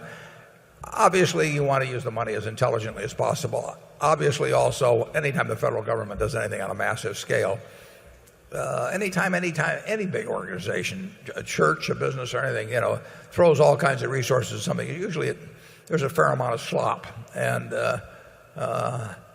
I think that the intent, but by the time it gets through Congress and everything, I can't guarantee how the result comes out, but I think the intent is to get the money into action quickly and to end up having it utilized in intelligent ways. But if the day after Pearl Harbor happened, if you'd attached 5,000 or 6,000 earmarks to the declaration of war, it would not have been a pretty sight. I mean, we have a system now that doesn't seem to be perfectly effective, I would say, in detaching the interests of particular legislators away from the common goal. I mean, I get distressed when I look at what gets attached to some of these bills, and that certainly was the case in point. So I'll go along with Charlie on the answer, but I think the intent of the administration is the right thing. When the American public pulls back like they have, government does need to step in. It will have consequences. We are doing things on a scale. We're doing the conventional things, but we're doing them in unconventional amounts. And we will see consequences from what we are doing now. I think we should be doing it, but I don't think we should think it's a free ride. Yeah, we have one big no-brainer on the list of infrastructure investments that can be made, and that is a hugely improved nationwide electricity grid. The chances that won't help us are zero, and that, when it happens, will enormously benefit Berkshire's utility subsidiary, but that isn't the reason I'm raising it. I would be making this argument if we didn't have a utility subsidiary. We might make it a little more strongly if we have the utility subsidiary, however. Becky? This question comes from Rita Addison, who says, how does Berkshire's strong balance sheet and credit rating help take advantage of buying opportunities when even weak financial companies can now borrow more cheaply than Berkshire by using U.S. government guarantees of their debt? Yeah, well, as I pointed out in the annual report, we are at a significant disadvantage in any financing type business where we are competing against people who are getting their funding and their financing with a government guarantee. Our raw material costs us a lot more money, and that's particularly applicable at Clayton, where we have $10 or $11 billion of really mortgage paper on mostly manufactured homes, and it's exceptionally good quality portfolio. Kevin Clayton and the people of Clayton Homes have done a great job in terms of lending responsibly. Our borrowers have behaved very well, but the raw material to fund that portfolio, money, costs us a whole lot more than some bank that's in trouble. And that's a real problem for us, and it's forcing us to try to come up with various other sources of funding that portfolio where one way or another we get people with government guarantees involved in the program. That's just a fact of life with us now. There are the blessed who have government guarantees, and they're the ones that aren't. And of course, you see that dramatically in the case of some companies that have a government guarantee for part of their money and then sell other bonds that aren't guaranteed. I mean, just the other day, as I remember, I may be wrong on this, but I think Goldman Sachs sold something with a 400 basis point spread that wasn't guaranteed, whereas their guaranteed paper would be hundreds of basis points underneath that. General Electric sold something earlier this year that wasn't guaranteed, and the spread between the guaranteed and the unguaranteed was huge. We don't have anything guaranteed to sell, so we are not in that favored class in any way, and we can't become a bank holding company. So as long as the situation goes on, we have to figure out ways that we adjust. We only really use borrowed money. We use it in our utility business, but other utilities are not in this favored class. I mean, the utility industry generally. So our utility borrows money quite well compared to most utilities. Mid-American's credit is regarded as very good. And generally speaking, we've raised our money at a lower rate, which benefits our customers in the utility business. We don't use much money in the rest of our businesses except for the financing at Clayton, and we won't use much money. So we get our money by float, basically, and our float is it was $58 billion. I mentioned a little while ago that Wells Fargo raises its money in the first quarter at, I think, 1.12%, 112 basis points, which is very cheap. But our money's cheaper. We can't get as much of it as Wells does, but we do have $58 billion. In fact, we have more now that you would think will cost us less than zero over time, although there will be given periods when we have a cost to it.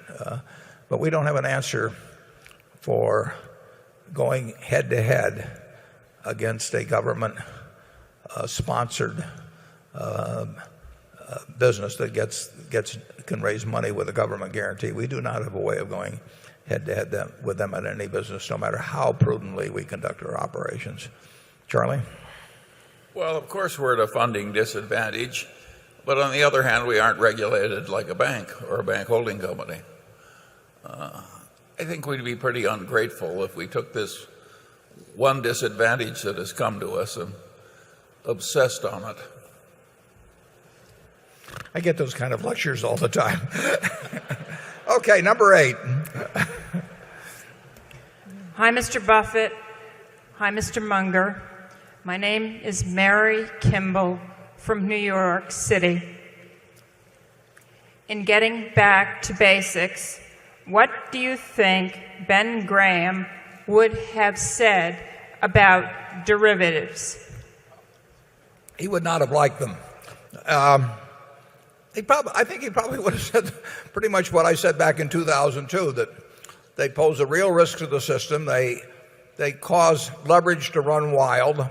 They cause counterparties to sign up for things that may be difficult to achieve under certain circumstances. That they place an already fragile economic system, added strains on them, which can pop up in unpredictable ways. But he would probably also say if he saw something that were mispriced, he would act accordingly. But he wouldn't get himself in a position where the problems of the people who didn't act prudently could cause him any problems. And I think that probably would be the answer. One basic problem about derivatives, there's several problems. I mean, after 1929, Congress met, there was a Pecora committee and so on, and they decided that it was very dangerous to let people borrow a lot of money against securities, and that it contributed to the Great Depression. And therefore, they said the Federal Reserve should regulate how much people could borrow against securities, and it was important for society. And the Federal Reserve started requiring margin. They had margin requirements. Those requirements still exist. You are not supposed to be able to borrow more than 50% against your securities. Actually, during one period, they went to where they didn't. The Federal Reserve allowed no borrowing whatsoever. They went to 100% margin. But derivatives came along and just turned that into made those rules a laughing stock. You have what they call total return swaps, which means you can borrow 100% against what you own. That goes way beyond anything that existed in 1929. So derivatives became a way around regulation of leverage in markets which, like I say, Congress felt was important and the Federal Reserve still has the responsibility for enforcing. Derivatives also meant that settlement dates got pushed out. One of the problems in securities markets comes about when you have a trade today. If you didn't have to settle it for a year, you'd find it very hard sometimes to find a person on the other side. And derivatives allow these very long settlement periods, whereas security markets demand them in 3 days. There's a reason they demand them in 3 days. As you extend out periods, you get more and more defaults. So they're a danger. They are a danger to the system. There's no question about that. We have a book in the bookworm called The Great Crash by Galbraith. It's one of the great books. You really ought to buy it. It tells the story of the 29, and it gets into margin requirements. So Ben Graham would not like a system that used derivatives heavily, but I don't think he would have been above, if he saw something that looked way out of line and he knew he could handle it himself, I think he would have been quite willing to buy or sell one that was mispriced. Charlie? I think there's been a deeper problem in the derivative business. The derivative dealer takes two advantages of the customer. One, there's a croupier-style mathematical advantage equivalent to the house advantage in Las Vegas. And two, the derivative dealer is playing in the same game with his own clients with the advantage of being a better player. And having knowledge of what they're doing. And having knowledge of what the clients are doing. This is basically a dirty business. And you're really selling things to your clients who trust you that are bad for the clients. We don't need more of this kind of thing in America. We need less.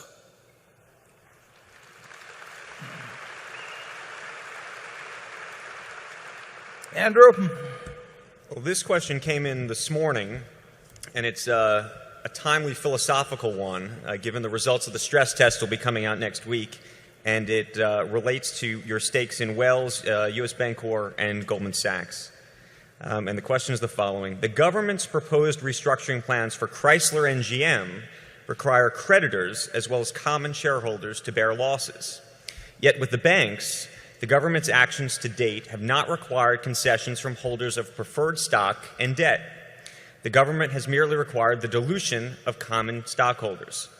To what extent should holders of preferred stock and debt share losses in the bank rescue plans or in the resolution of a major bank holding company? And do you expect to be diluted in any of your holdings? Yeah, I would say this, that's very institution specific. With Freddie and Fannie, the preferred was gone. I mean, there was no equity. And the preferred got, in effect, it's gotten wiped out along with the common stock. With U.S. Bancorp or Wells, those are companies making lots of money.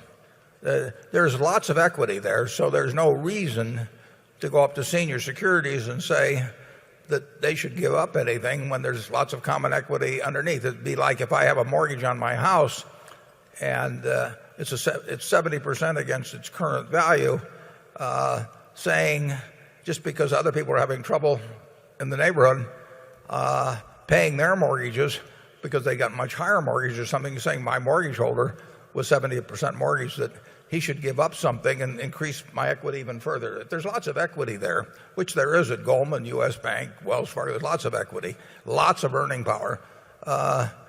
There's really no reason for senior debt to give up anything. You know, you can make an argument at Freddie and Fannie about the subordinated debt, whether they should have suffered as well as the preferred stock and the common. But I don't see it as applying to earning institutions with lots of future earning power. I would love to buy all of U.S. Bancorp, or I'd love to buy all of Wells if we could do it. We're not allowed to do it because it makes us a bank holding company. But those businesses, there's no reason for the creditors to suffer. Now you get into Chrysler or something of that sort, there is no, they're losing money all of the time, and they have they do not have a competitive advantage. Whether they've got a sustainable business model under any circumstances is open to question. Whether there's any common equity there is not open to question. There isn't any common equity. Nobody would pay $1, if they had to take on Chrysler and all its debts. Lots of people would pay billions of dollars to take on U.S. Bancorp or Goldman Sachs, with all their debts. So those are different situations.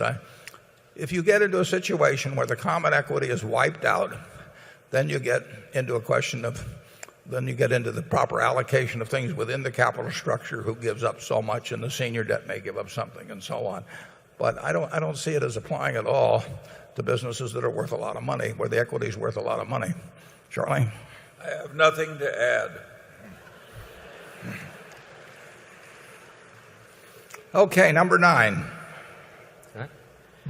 Hello, Mr. Buffett. Sorry about that.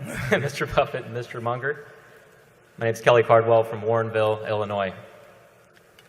Guys, if either of you were starting a smaller investment fund today, let's say in Warrenville, Illinois, $26 million fund called Central Square Capital, hypothetically. Well, you'll get billed for a commercial later on. With the smaller asset base, what would you do differently, both in terms of the number of positions and frequency of turnover?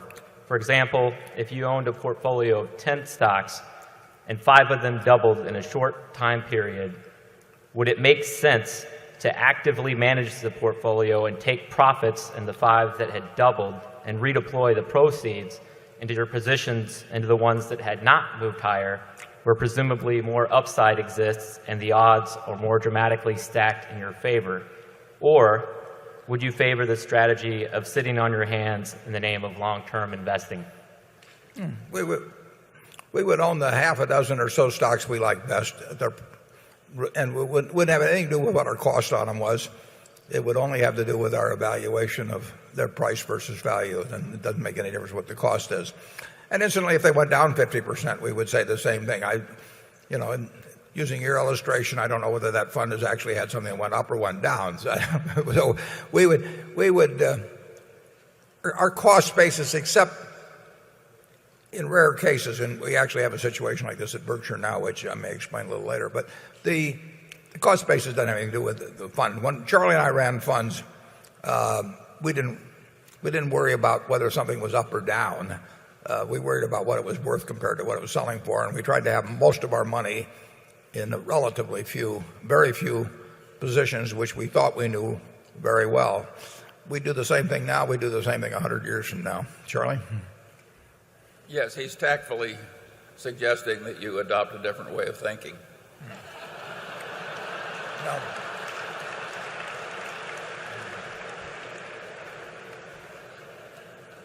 Carol? This question is from Michael Welter of Portland, Oregon. You've often said that 2 things you look for in an investment are a sustainable competitive advantage and a simple, easy-to-grasp business model. Berkshire's sustainable competitive advantage is arguably you, Warren and Charlie, and that obviously is not sustainable over the long term. I reject that defeatism. I knew you would.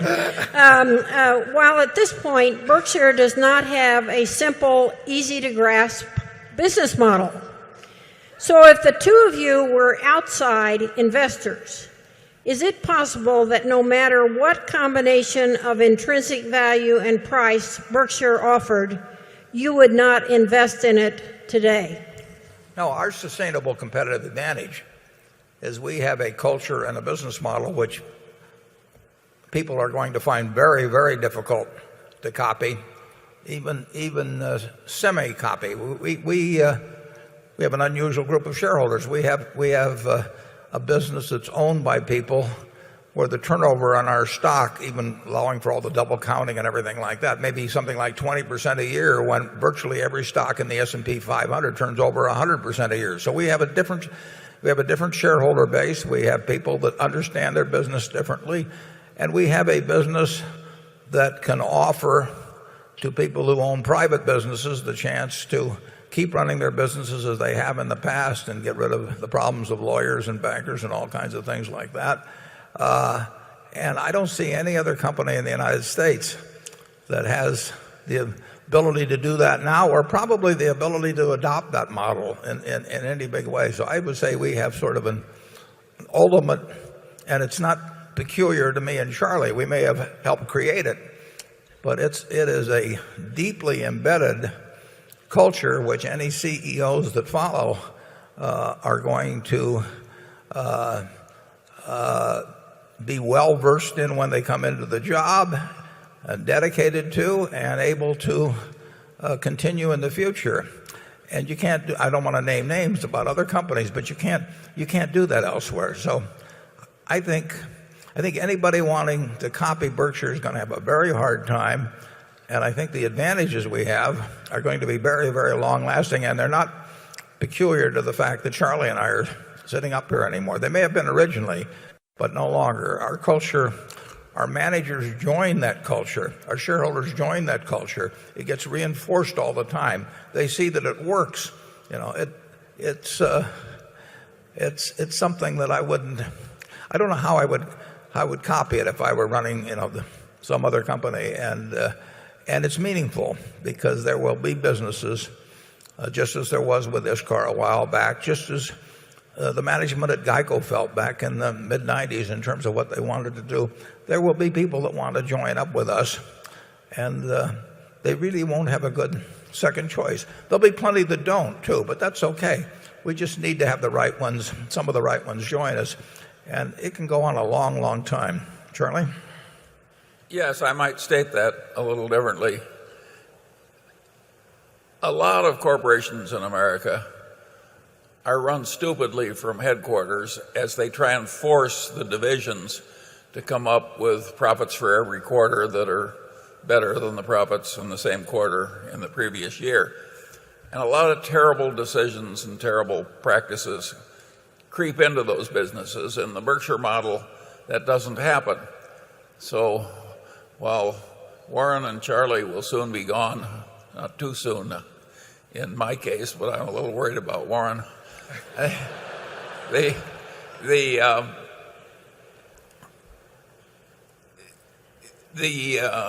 stupidity of management practice in the rest of the corporate world will likely remain ample enough to give this company some comparative advantage way into the future.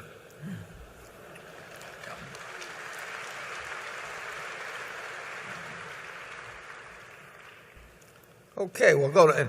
It's very important, isn't it, to watch what you eat, as you, in terms of preserving longevity. And so we watch it for hours up here at a time. Actually, number 10. Hello, Mr. Buffett, Mr. Munger. My name is Zaznor Midov. I'm from Fame Student Organization, San Francisco, and my question is from one of financial blogs. How do you justify holding stocks forever when the fundamentals have permanently changed? Well, the answer is we don't. If we lose confidence in the management, if we lose confidence in the durability of the competitive advantage, if we recognize we made a mistake when we went into it, we sell plenty of time, so it's not unheard of. On the other hand, if you really get a wonderful business with outstanding management, but mostly the wonderful business part of it, when in doubt, keep holding. But it's no inviolable rule. Now, among the businesses we own, not just securities we own, we have an attitude which we express in our economic principles that when we buy a business, it's for keeps. And we make only two exceptions: when they promise to start losing money indefinitely, or if we have major labor problems. But otherwise, we are not going to sell something just because we get offered more money for it, even than it's worth. And that's a peculiarity we have, and we want our partners to know about that. We do think it probably helps us in terms of buying businesses over time. It's also the way we want to run our business. But with stocks, bonds, we sell them, but we're more reluctant to sell them than most people. I mean, if we made the right decision going on, we like to ride that a very long time, and we've owned some stocks for decades. But if the competitive advantage disappears, if we really lose faith in the management, if we were wrong in the original analysis and that happens, we sell. Or if we find something more attractive, normally we have plenty of money around. But in September of last year, late September, we had committed to put $6.6 billion in Wrigley. And then Goldman Sachs needed $5 billion, GE needed $3 billion. I sold a couple $1 billion worth of J&J just because I didn't like getting our cash level down below a certain point under the circumstances that existed then. That was not a negative decision on J&J.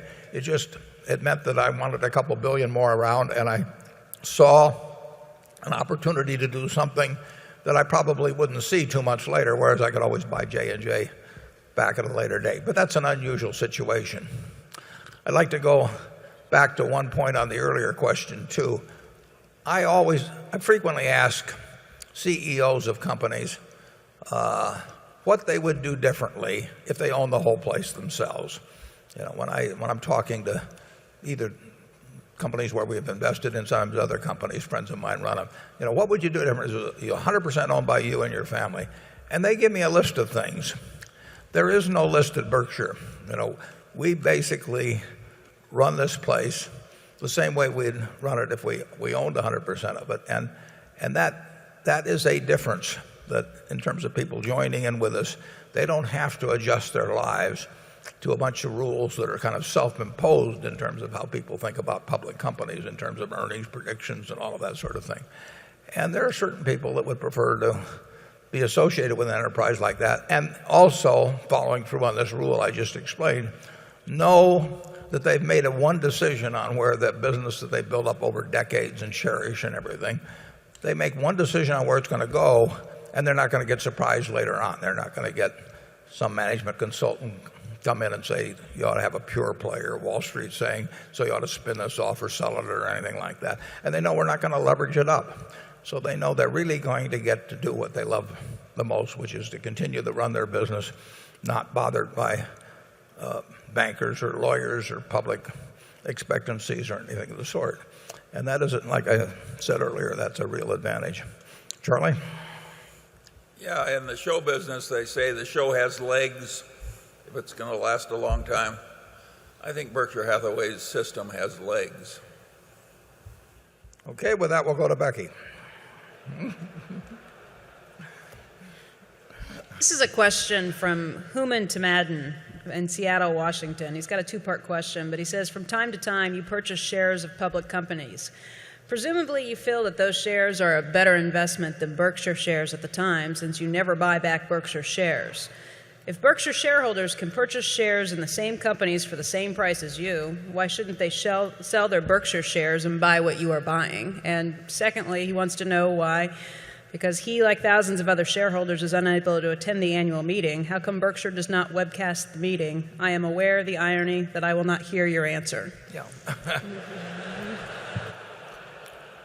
Well, our meeting does get written up, at least it gets written up a lot with various blogs and everything else. It gets written up pretty well in its entirety by Outstanding Investor Digest. And there are others that prepare extensive reports on it, and they pop up on the internet. So he will, in all likelihood, find out the answer. We could webcast. I get asked the same question about webcasting the meetings I have with students. Why not do that? It's so much easier and everything. I think there is something gained by personal contact. I certainly know that when I was studying and all of that, I gained a lot by personal contact, even though I'd read Ben Graham's books, just going and being with him. And I follow that practice in teaching, and I think that I like the turnout we get. I like our partners to show up and see the products we sell and all of that.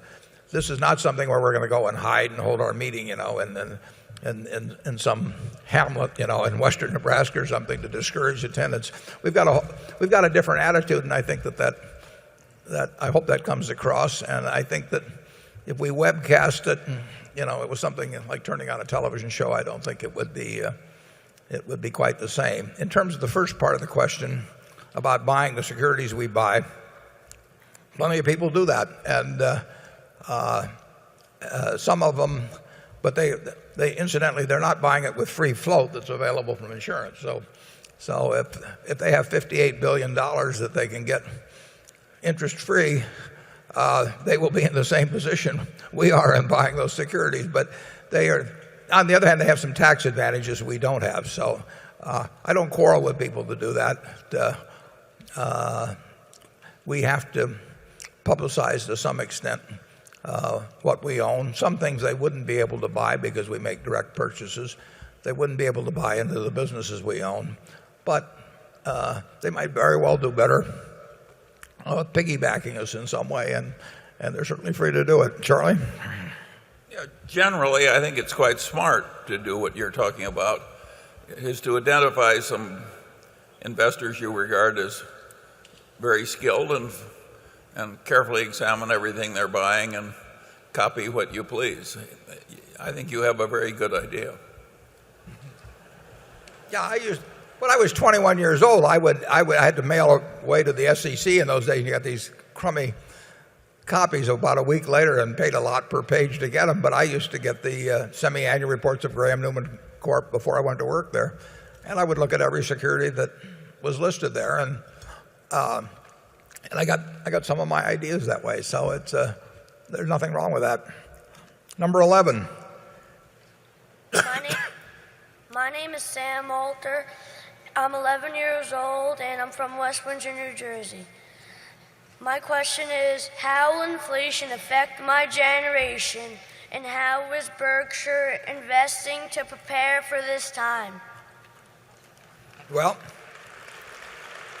that was about inflation, right? How inflation was going to affect you? Yeah, how is inflation? Yeah, well, inflation is going to affect you.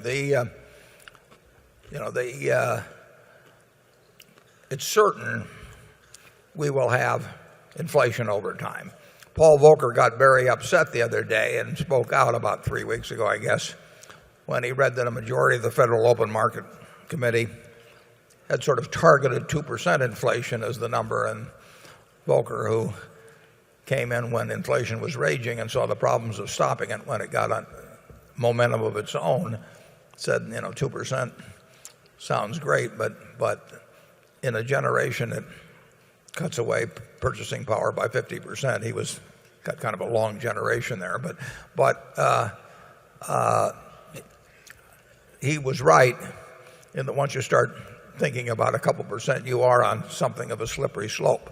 And we are following policies in this country now to stimulate things, which stimulate business, which are bound to have some inflationary consequences.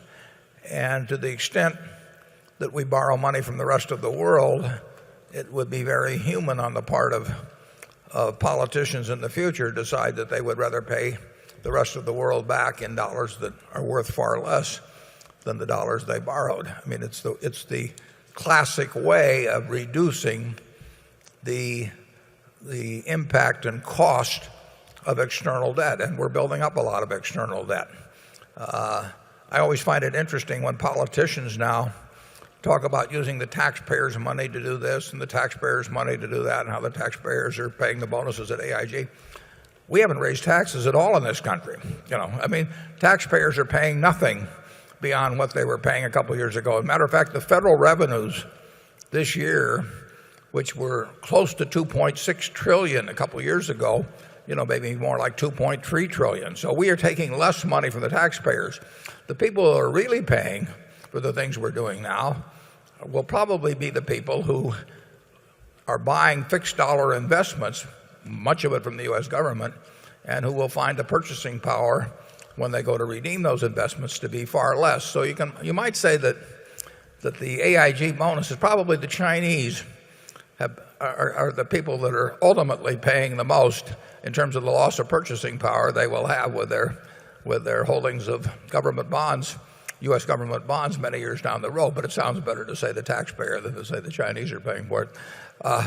It's an interesting situation. I read that comment every day about how the taxpayers are doing this and that. And I haven't had my taxes raised. You haven't had your taxes raised.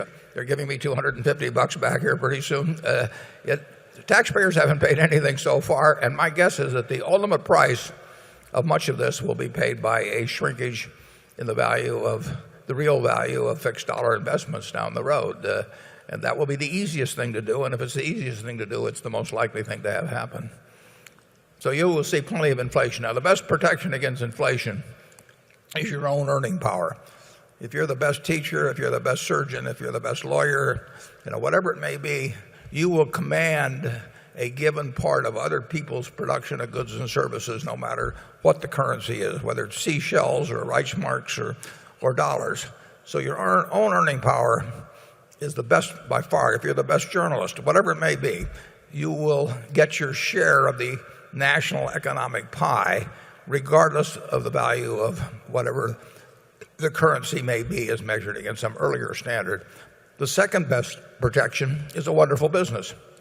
If you own the Coca-Cola trademark company, you will get a given portion of people's labor 20 years from now and 50 years from now for your product, and it doesn't make any difference what's happened to the price level generally, because people will give up 3 minutes of labor, 5, whatever it may be, to enjoy, 12 ounces of a product they like. So those are the great assets, your own earning power first, and then the earning power of a wonderful business that does not require heavy capital investment. If it requires heavy capital investment, you get killed in inflation. And with those guidelines, I would tell you the best thing to do is invest in yourself. Charlie? Yes, the young man should become a brain surgeon and invest in Coca-Cola instead of government bonds.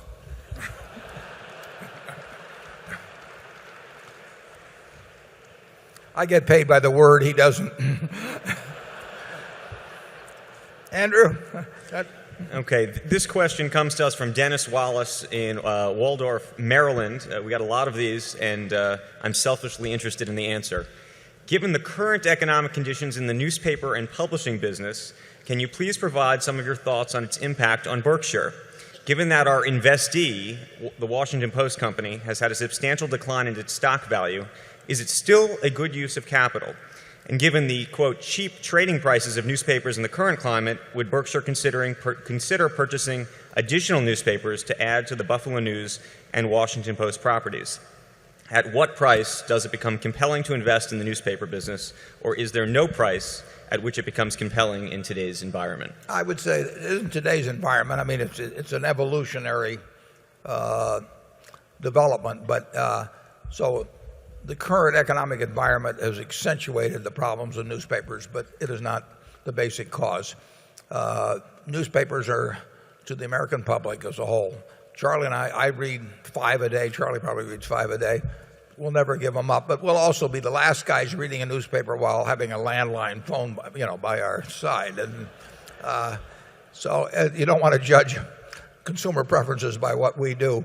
The newspaper, no. The answer is, for most newspapers in the United States, we would not buy them at any price. They have the possibility, and in certain places they've already hit it, but they have the possibility of just going to unending losses. And they were absolutely essential to a very high percentage of the American public. 20, 30, 40 years ago, they were the ultimate business. It was a business where only one person won, basically, in almost every town in the country. There were 1,700 papers in the United States, and about 50 of those 20 years ago existed in a city where there were multiple papers. So they were a product that had pricing power, that was essential to the customer, essential to the advertiser, and they've lost that essential nature. They were primary 30 years or 40 years ago if you wanted to learn sports scores or stock prices or even news about international affairs. And then that nature, what Walter Annenberg used to call essentiality, I don't know whether it's in the dictionary or not, but it started eroding, and then the erosion has accelerated dramatically, and they were only essential to the advertiser as long as they were essential to the reader. And nobody liked buying ads in the paper. It was just that they worked, and that is changing. It's changing every day, and I do not see anything on the horizon that causes that erosion to end.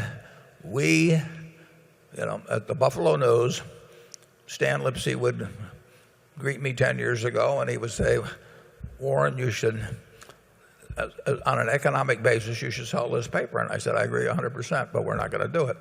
And we could have sold the Buffalo News for many hundreds of millions of dollars some years back, and we couldn't sell it, for remotely anything like that now. And that's one of the policies. The union has been very cooperative. Unions, a bunch of unions, have been quite cooperative with us in recent months in trying to have an economic model that will at least keep us making a little money. And as I put in the annual report in our economic principles, that as long as we don't think we face unending losses or have major union problems, we will stick with the businesses, even though it would be a mistake if you were acting as a trustee for a bunch of crippled children or something of the sort. And that's just our policy at Berkshire. The Post has a very good cable business. It has a very good education business, but it does not have answers on the newspaper business, as Don Graham wrote in the annual report, nor does anyone else. Now, we all keep looking around for somebody that will find a model, but I think there are about 1,400 daily papers now in the United States, and nobody yet has found the model. We are as well positioned in Buffalo, believe it or not, I think, to play out the game as anyone else. But whether we find something before the lines get so that we're inexorably in the red, or whether the situation gets so we're inexorably in the red, I don't know, but we will play it out as long as we can. It's not what they teach you in business school, but it's the way we run Berkshire. Charlie? Well, I think that's all 100% right, and it's really a national tragedy. These monopoly daily newspapers have been an important sinew of our civilization. And by and large, they were impregnable from advertiser pressure, and by and large, they were desirable editorial influences, and by and large, they kept government more honest than it would otherwise be. So as they disappear, I think what replaces it will not be as desirable as what we're losing. But this is life. Number 12. Good morning, Mr. Buffett and Mr. Munger. I'm Mark Rabanov from Melbourne, Australia. I'm wondering if I could ask you, our retailing, manufacturing and service businesses have been severely impacted by the recession. Given the way consumer spending has changed, is it likely the results will still be 20% below 2007 levels in 3 years' time? I don't know about 3 years' time. Certainly, those areas you named to varying degrees have been hit very hard. Some of the manufacturing would tie in with residential construction. If we hold housing starts at 500,000 a year, my guess is that in a couple of years at most, we would get something close to equilibrium in housing. Maybe quite a bit sooner. Nobody knows the figures with precision. But if you keep forming households at 1.3 million or something like that a year, and you create 500,000 new units and a few of the old ones burn down and a few things, you will reach equilibrium at a point that's not ridiculously far in the future. And that will make a big difference in our carpet business and brick business and insulation business and paint business and so on. Retailing has been hit very hard. The higher the end of it, generally speaking, the harder it's been hit. There's been a big change in consumer behavior, and I think it will last quite a bit longer. I think for years, government was telling people to save, and now that they're saving, they're unhappy about it. But I think the experience of the last couple of years, I don't think will go away very fast. I think it could last quite a long time. So I would not think our retailing businesses would do great for a considerable period of time. And I would say that in retail real estate, I would think that that would be a tough field to be in for quite a period. I think the shopping centers will be seeing vacancies that will be hard to fill. I think that their retailers will be struggling in many cases. And of course, the supply of real estate doesn't go away. So that could be the shopping center business, which was selling at these premier cap rates of 5% or even less sometimes. I think that is going to look very silly before all of this is done. In fact, it already is looking that way. So I wouldn't count.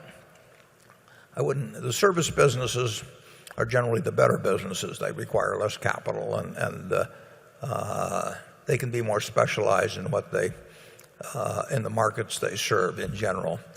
But I would not look for any quick rebound in the retail, manufacturing, and service businesses. We've got a ways to go on that, and we've got a ways to go on the ones that are construction related. But at least there you can sort of see the math of when it'll work out, and you can get a lot of information on what's going on in real estate markets. South Florida, I think, will be, for example, I think that's going to be a problem for a long, long time. I hope it isn't, but I just think the math of it is pretty devastating in terms of the number of units you have and net household formation down there. You've got a lot to wade through. Charlie? I've got nothing to add.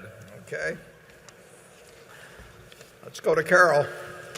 I got lots of questions sent in to me about the possibility of Berkshire buying its own shares. And here's what one said. You recently described Berkshire's policy regarding share repurchase as self-defeating because before a repurchase you said you would write a letter to shareholders explaining why we are going to do it. You said the letter would by necessity tell investors that the stock price was at a substantial discount to intrinsic value, which would cause the stock price to rise. The letter would be in essence a buy recommendation, though as a matter of policy you don't make those.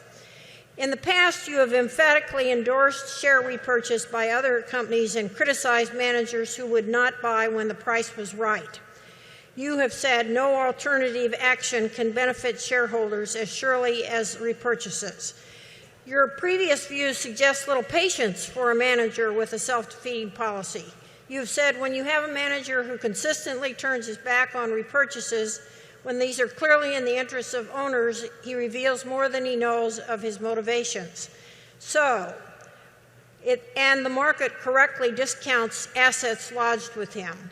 Would it not be rational to conclude that the market will appropriately discount Berkshire's share price unless and until you abandon your self-defeating policy and engage in repurchases of shares? Yeah, incidentally, and this is important actually, the comments I made about repurchasing overwhelmingly, those go back a lot of years when stocks generally were, or frequently were cheap in relation to intrinsic value. I did not make that. You haven't seen me writing about that in the last 10 years or so because I would say most of the repurchasing done in recent years I've thought has been foolish because people have been paying too much.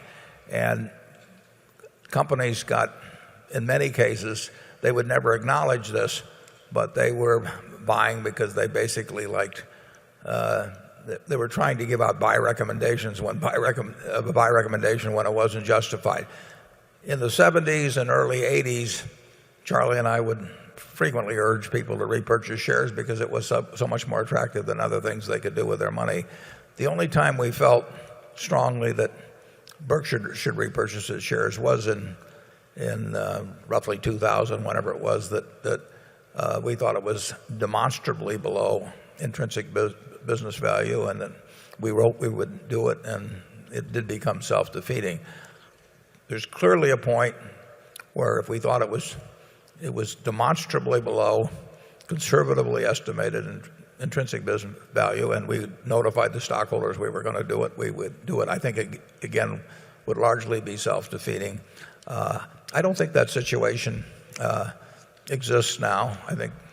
I I won't give any buy or sell recommendations, but I think it ought to be quite compelling. Like I say, I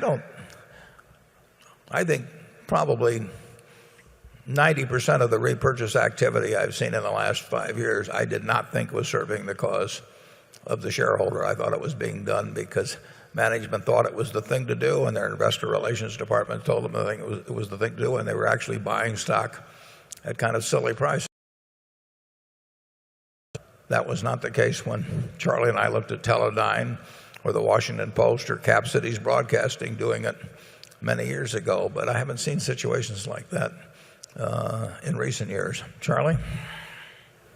I've got nothing to add to that either. It's interesting how many companies were buying in their stock at twice present prices that aren't buying it now. I mean, there are lots of those. We will never buy in our stock at a silly price. We may make a mistake by not buying in it at a cheap price, but we'll never make a mistake, I don't think, by buying in at a silly price. And we think a significant percentage of corporate America has done that in recent years, including a few stocks that we've owned ourselves. Number 13. Jack Benben from Haworth, New Jersey. First, I'd like to thank you. I've been to about a dozen meetings. This is probably the best one. So thank you very much for the new format, and thank you very much to the journalists who really helped out a lot. I do.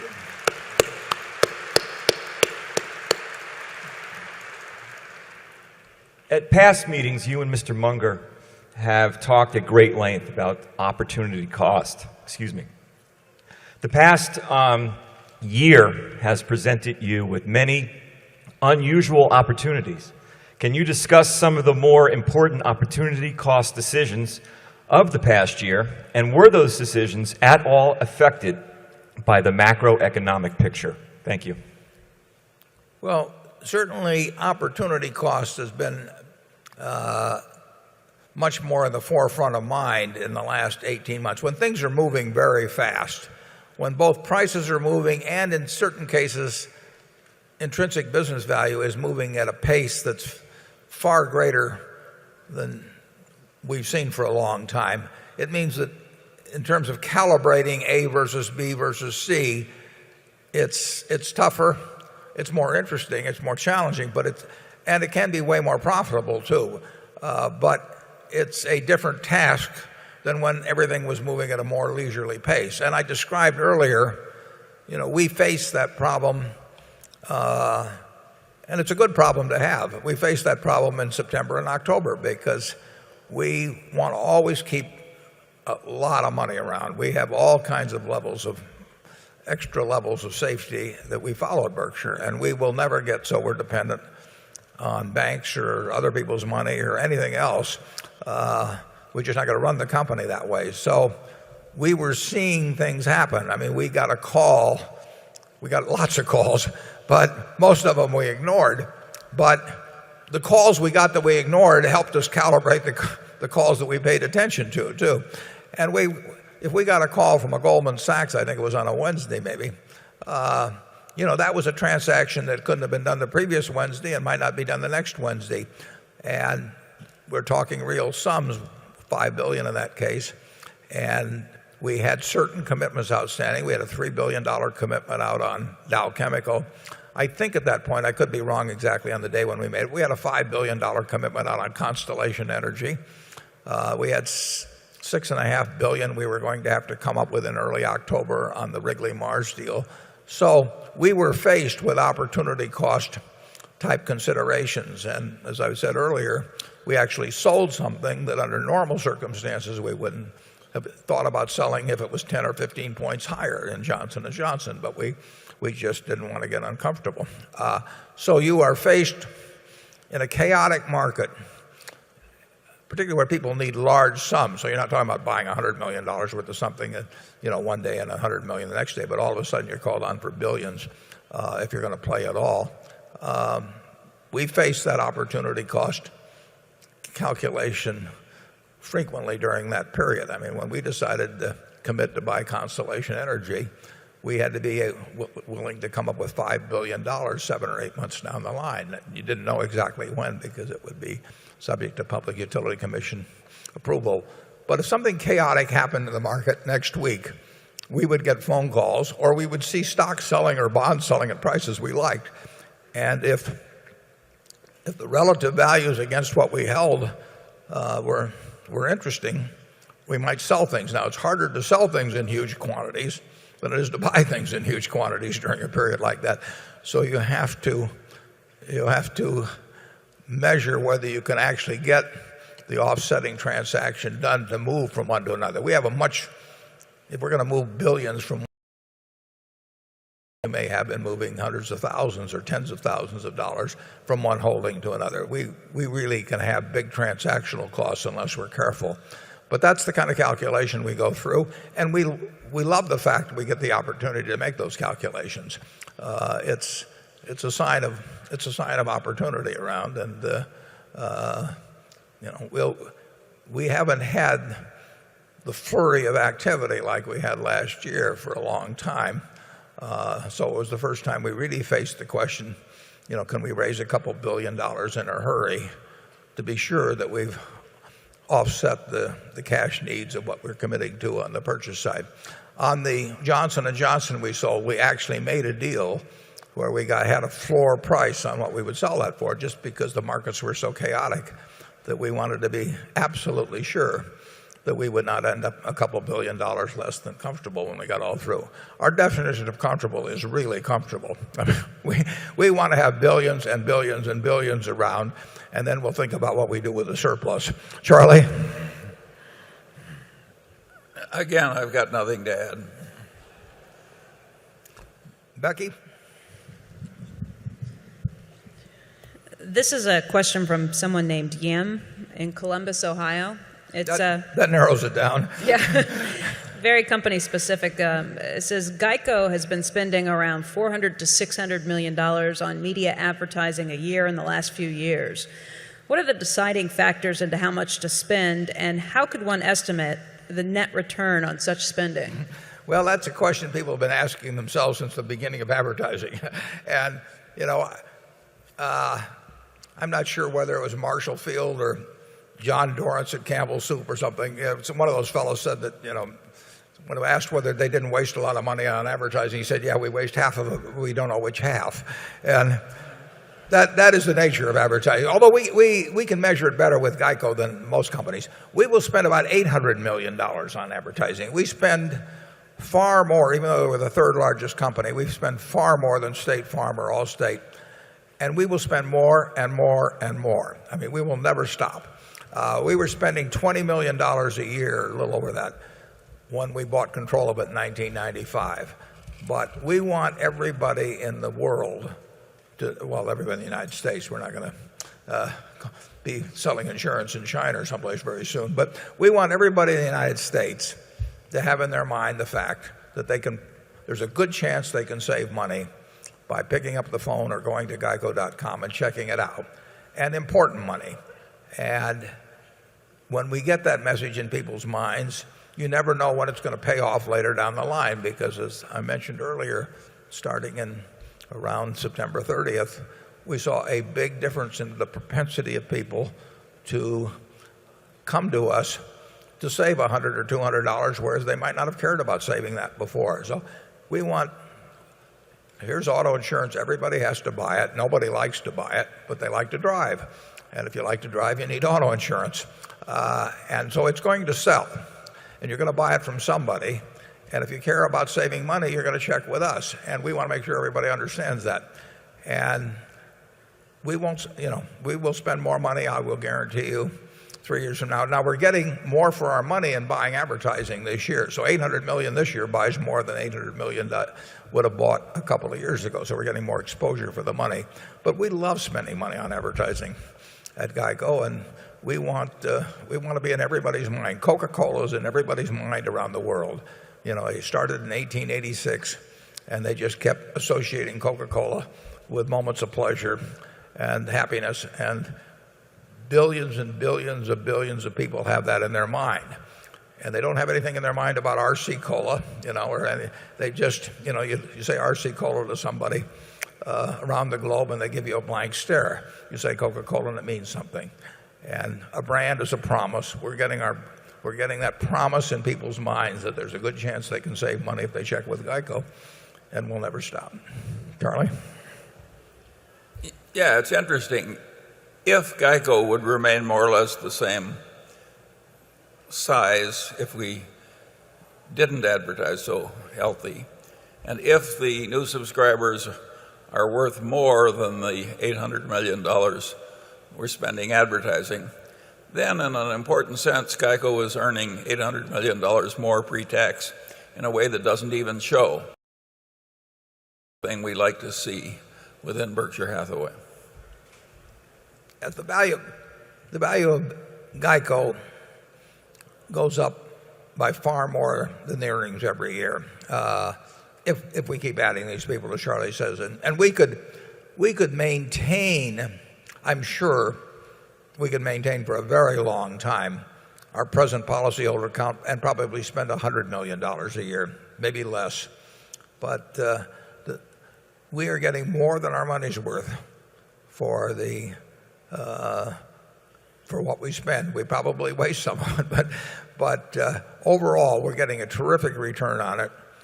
And if I thought we could get anything like the same return by spending $2 billion next year, we'd spend $2 billion. I mean, it's a very attractive business, and I don't see how you create anything like it. I mean, we are the low-cost producer, and if you're the low-cost producer in something people have to buy and is roughly a $1,500 item, I mean, you've got a terrific, terrific business, and we have durable competitive advantage there. Okay, we'll go to number one, and I think then we'll break for lunch. Number one? Okay. Hello, Warren, Charlie. Felton Jenkins from Savannah, Georgia, longtime shareholder and partner. Just want to make a quick comment about something that was a big deal the last couple of years about Pacific Corp. There was some controversy, but I'm glad that Pacific Corp has agreed to work with the Native Americans and fishing communities on the West Coast to remove the uneconomic and harmful dams on the Klamath River. So I want to encourage Pacific Corp management to move quickly, close the deal, and open the river soon. But thanks for their improved efforts over the last year. My question is, you mentioned Wells Fargo got to $9, and that was a great deal, it looks like, at that price. But what about Washington Mutual, AIG, Wachovia, Citigroup, Fannie Mae, even some Irish banks that I think you were involved with? Those went through $9, and probably a lot of people thought they were still good deals or mispriced at $9. And now you've got very expensive toilet paper, essentially, out of those stock certificates. So, I mean, how would you know on the way down? And looking at something like Bank of America that was on the 13F sometime recently, what's the likely outcome for Bank of America, and how would you analyze what might happen? Thanks. Well, there's something you can't analyze, and on the Irish banks, I couldn't have been more wrong. But it isn't a matter of whether they go through $9 or anything like that. It's really whether what their business model is and what kind of a competitive advantage they have. I would say that Wells, among the large banks, has by far the best competitive position, of any of the really large banks in the country. And they essentially, if you look at the four largest, they each have somewhat different models, but the model of Wells is more different from the other three than any one of the other three would be from the remaining group. But I was wrong on the Irish banks in a very big way. I simply didn't understand, and I should have understood it. It was available for me to understand the incredible exposure they'd gotten to more land development type loans, not property loans in terms of completed properties, but all kinds of land development loans. It was extraordinary for a country with 4 and a fraction million people. They had money lent for developing properties, homes that would extend just forever in the future. It was a terrible mistake by me. Nobody lied to me. Nobody gave me any bad information. I just plain wasn't paying attention. If you talk about the WAMUs, I don't want to go through all the names on them because it gets specific to some companies. But there were a lot of signs that they were doing things that a highly leveraged institution shouldn't be doing, and that could cause trouble if this model of ever-rising housing prices turned out to be a false model. You can get in a lot of trouble with leverage. I mean, you start creating $20 of assets or something like that for every dollar of equity. Some of those big institutions did some what in retrospect for certainly were foolish things, which if they hadn't been so highly leveraged would not have hit them as badly. And I would say most of them, if you read the 10Ks and 10Qs and did some checking, you could spot differences in them. Certainly you can spot, there's no comparison if you take Wells Fargo versus a WAMU or something like that. I mean, you don't have to have an advanced level of sophistication about banking to compare those two. They're two different kinds of businesses. It's like comparing a copper producer whose costs are $2.50 a pound with a copper producer whose costs are $1 a pound. Those are two different kinds of businesses. One is going to go broke at $1.50 a pound, and the other one's going to still be doing fine. And banking has real differences in it, but people don't seem to look at them. The figures are available, but they don't seem to look at them very carefully. When Wells reported the other day, they have an item of expense of over $600 million in a quarter for the amortization of core deposits. That is not a real expense. I mean, the core deposit figure will be up over time, and they are entitled under the tax law to put up, I don't know, $15 billion or so, and they get to amortize that, which is an advantage. But I didn't see one newspaper article or any commentator that mentioned that $600 million charge is in there, which is entirely different than looking at any other bank. But it goes unnoticed. So the figures are there, and the information's there. And I think with Freddie and Fannie, for example, I think it was pretty clear what was going to happen. Now, the interesting thing is the government was telling them to go out and raise some more money for investors. And if those investors had put the money in, it would have been gone. It was already gone, actually, within a month or two. So we had calls on that, people trying to, investment bankers trying to place billions of dollars with us on something, on those two institutions. And you just could take one look at them and you could tell they were in big trouble. You do have to know a little bit about, you have to know something about banking and what's going on in the various kinds of lending and everything. And I would say that generally speaking, for people that don't spend a lot of time on their investments, they're going to have trouble separating financial institutions. I think it's much easier to come to a conclusion on something like Coca-Cola or Procter & Gamble than it is for a person who is spending only a limited amount of time on investing to make a decision on whether to own Bank A or Bank B or Bank C. Charlie? Yeah, there's another problem. Generally accepted accounting principles allow a conservative, sensible bank to show vastly increased earnings if it changes its practices to make a lot of extremely dumb loans in large volumes.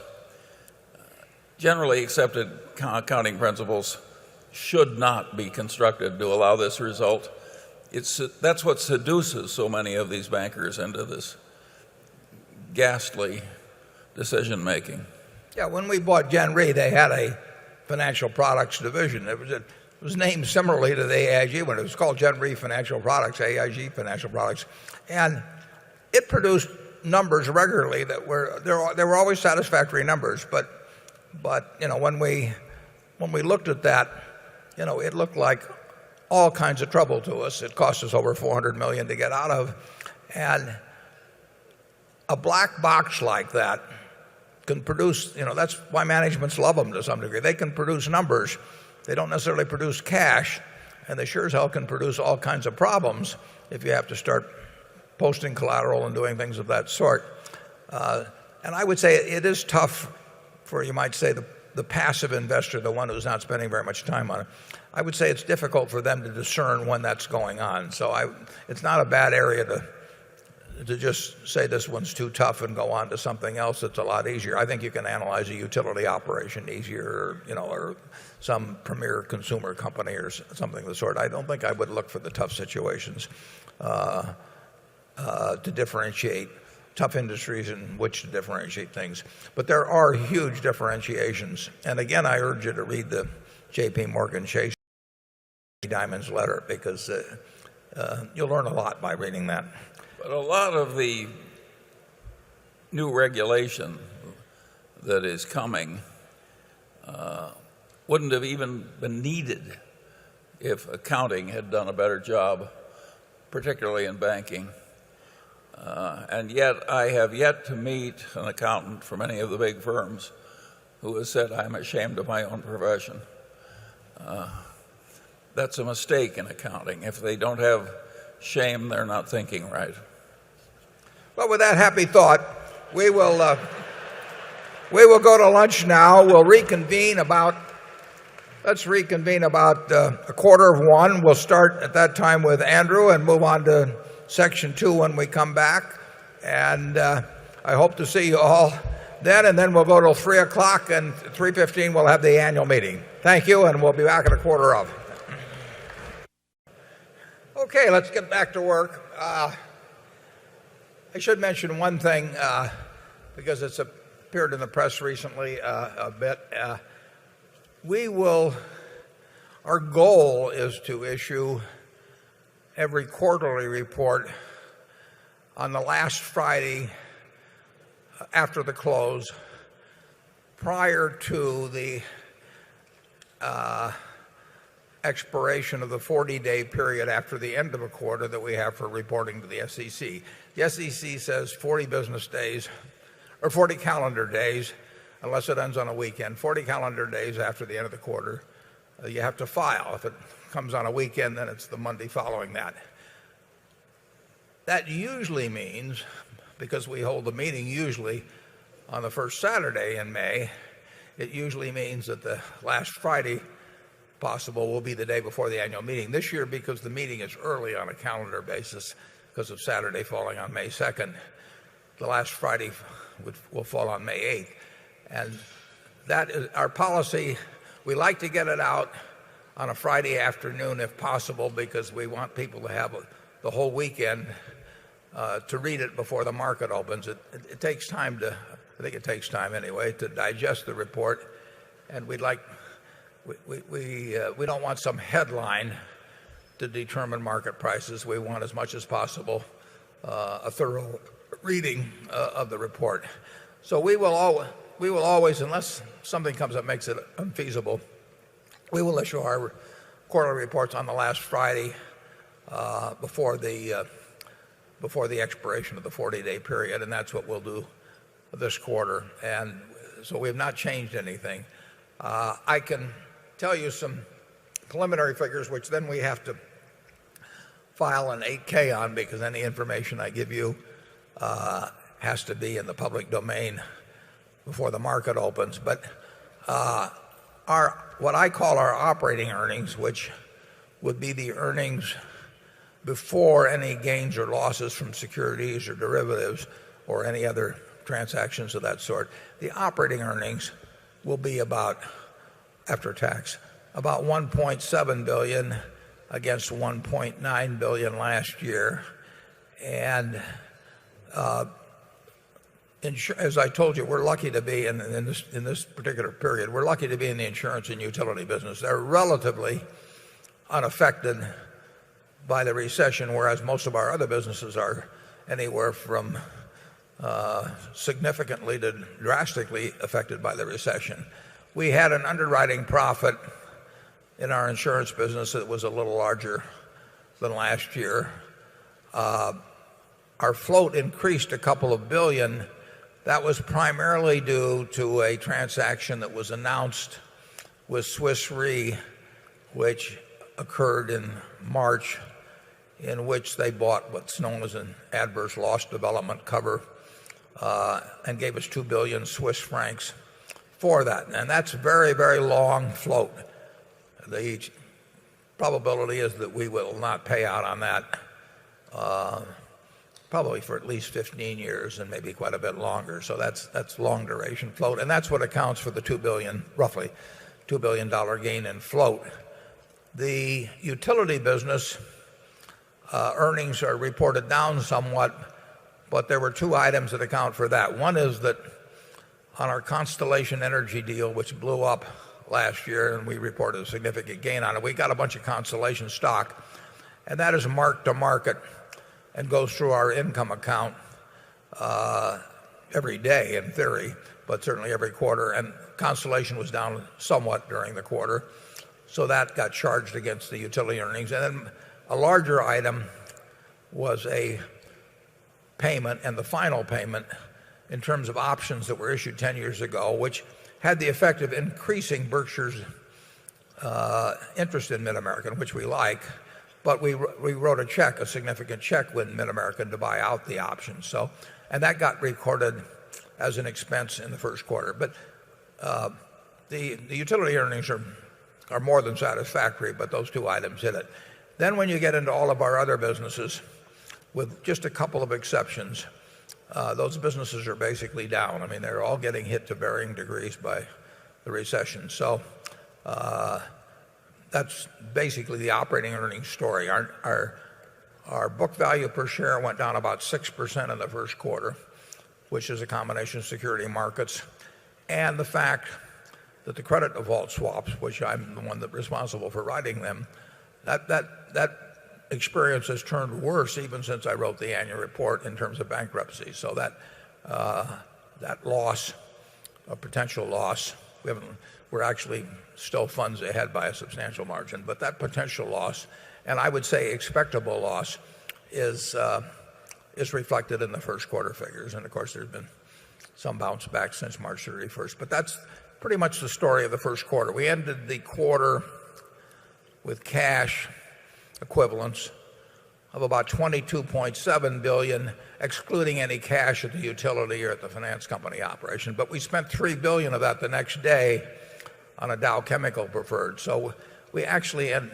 ended effectively one day later the quarter with a little less than $20 billion in cash. We always keep a significant amount of cash at the parent company, not in the regulated subsidiaries, so that whatever comes along, we're prepared for. And that's pretty much the story of the first quarter. And I wouldn't be surprised. I mean, I guess I would almost be surprised if the opposite happened, if the world changed much over the remainder of the year. I think that we will continue, barring some huge natural catastrophe. We will do quite well in insurance, and we will do well in the utility operation, and we won't do well in most of the other operations, but we will have a significant operating earnings. As I mentioned, is about $1.7 billion the first quarter. If you look at our operating earnings, $1 billion or a little more that comes from Mid-American, from our energy business, basically we're going to leave in that business. I mean, there's all kinds of opportunities to do things even within our present subsidiaries. There's lots of projects that promise decent returns. So you should not think of that $1 billion or so as being available to us at the parent. It would be if we wanted it to be, but as a practical matter, we're going to leave it all in. The rest of the earnings are available to us in cash, plus or minus any change in the float, to do anything that's interesting that comes along. So that's an abbreviated summation of the first quarter. We will put out the 10Q next Friday after the close, and we'll continue to follow that policy. With that, we'll go to Andrew. Excellent. This question actually just came across the BlackBerry before lunch from what I think is an audience member. Josh Wolf of New York writes the following.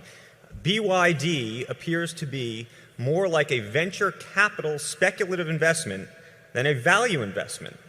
Would you both explain that investment, your logic behind it, and your expectations for it. Yeah. I'm going to turn that over to Charlie in just one second, but Charlie and I think there is no other kind of investment than a value investment. In other words, we don't know how anybody would invest in a non-value investment. And so we've always been puzzled by the term value and saying that contrasts with growth or anything. Value relates to getting a lot for the expectable flow of cash in the future in terms of what you're laying out today. So we've always, every time somebody characterizes us as value investors, we always ask them what other kind can there be.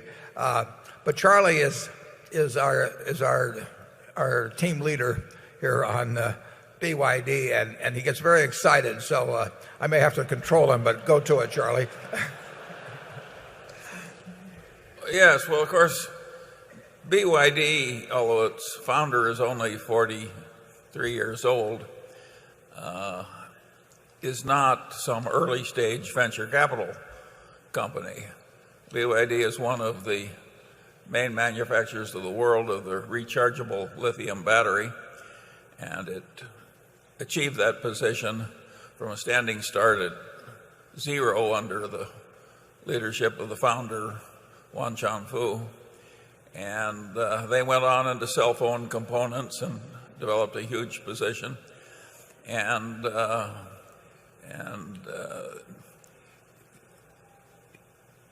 then finally, not satisfied with having worked a couple of miracles, Wan Changfu decided he would go into the automobile business. As nearly as I can tell, there was zero experience in automobiles, and from a standing start at zero and with very little capital, he rapidly was able to create the best-selling single model in China. And that's against competition that was Chinese joint ventures with all the major auto companies of the world, technological marvels with way more capital and so on. This is not some unproven, highly speculative activity. What it is a damn miracle. And I warned you. And of course, Wan Changfu has hired 17,000 engineering graduates, and those engineering graduates are selected from 1,300,000,000 people in China, and he's hiring at the top of the classes, and so you get a remarkable aggregation of human talent. And then you've got the basic quality of the Chinese people, which, when unfettered from the wrong kind of government, for instance, the wrong kind of emperor, the Chinese people succeed mightily. When they came to this country as coolies, slaves, they would leave and soon be the most important people in the town. So this is a very talented group of people. And in a sense, this particular period may be Chinese, the Chinese day. And of course, these batteries, these lithium batteries, are totally needed in the future of the world. And we need them in every utility company in America. We need them in every utility company of the world. And we have to use the direct power of the sun, and we can't do that without marvelous batteries. And he's in the BYD is in the sweet spot on that stuff. And I know it looks like a miracle, and it looks like Warren and I have gone crazy, but I don't think we have. Well, one of us at most. And that car you're going to see in the annex, I think they make everything in that car except the glass and the rubber. There may be a couple of small exceptions. That's unheard of. Whoever went into the automobile business and made every part and made it and made the automobile a best-selling thing. This is not normal. I mean, this is this is very unusual, and I regard it as a privilege to have Berkshire associated with a company that is trying to do so much that's so important for humanity when you get right down to it. Because it may be a small company, but its ambitions are large, and I don't want to bet against 17,000 Chinese engineers led by Wan Chuanfu, plus 100,000 more talented Chinese in a brand new area constructed the way they want it. I will be amazed if great things don't happen here. I don't think, given the size, it can be all that important to Berkshire financially. But I have never in my life felt more privileged to be associated with something than I feel about BYD. BYD was Charlie's last year. The Irish banks were mine. So he's the winner. BYD, incidentally, does $4 billion a year of business. I mean, so it is not a small business, and it will probably get a lot larger.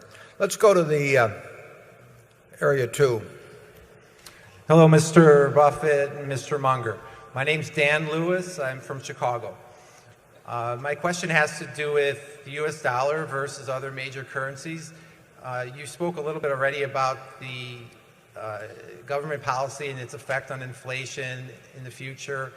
And just by itself, you'd think inflation would hurt the dollar, but obviously there's a lot of other factors at play. So I'm kind of interested in knowing your latest outlook on the dollar. I know you've been bearish, but given everything has been thrown up in the air in the last 6 months, how you think these various things will come together, trade deficit, budget deficits, and how it will affect the dollar. Yeah, it's pretty unpredictable, but I will guarantee you that the dollar will buy less, 5, 10, 20 years from now, and it may buy very, very substantially less, but I don't know that, obviously.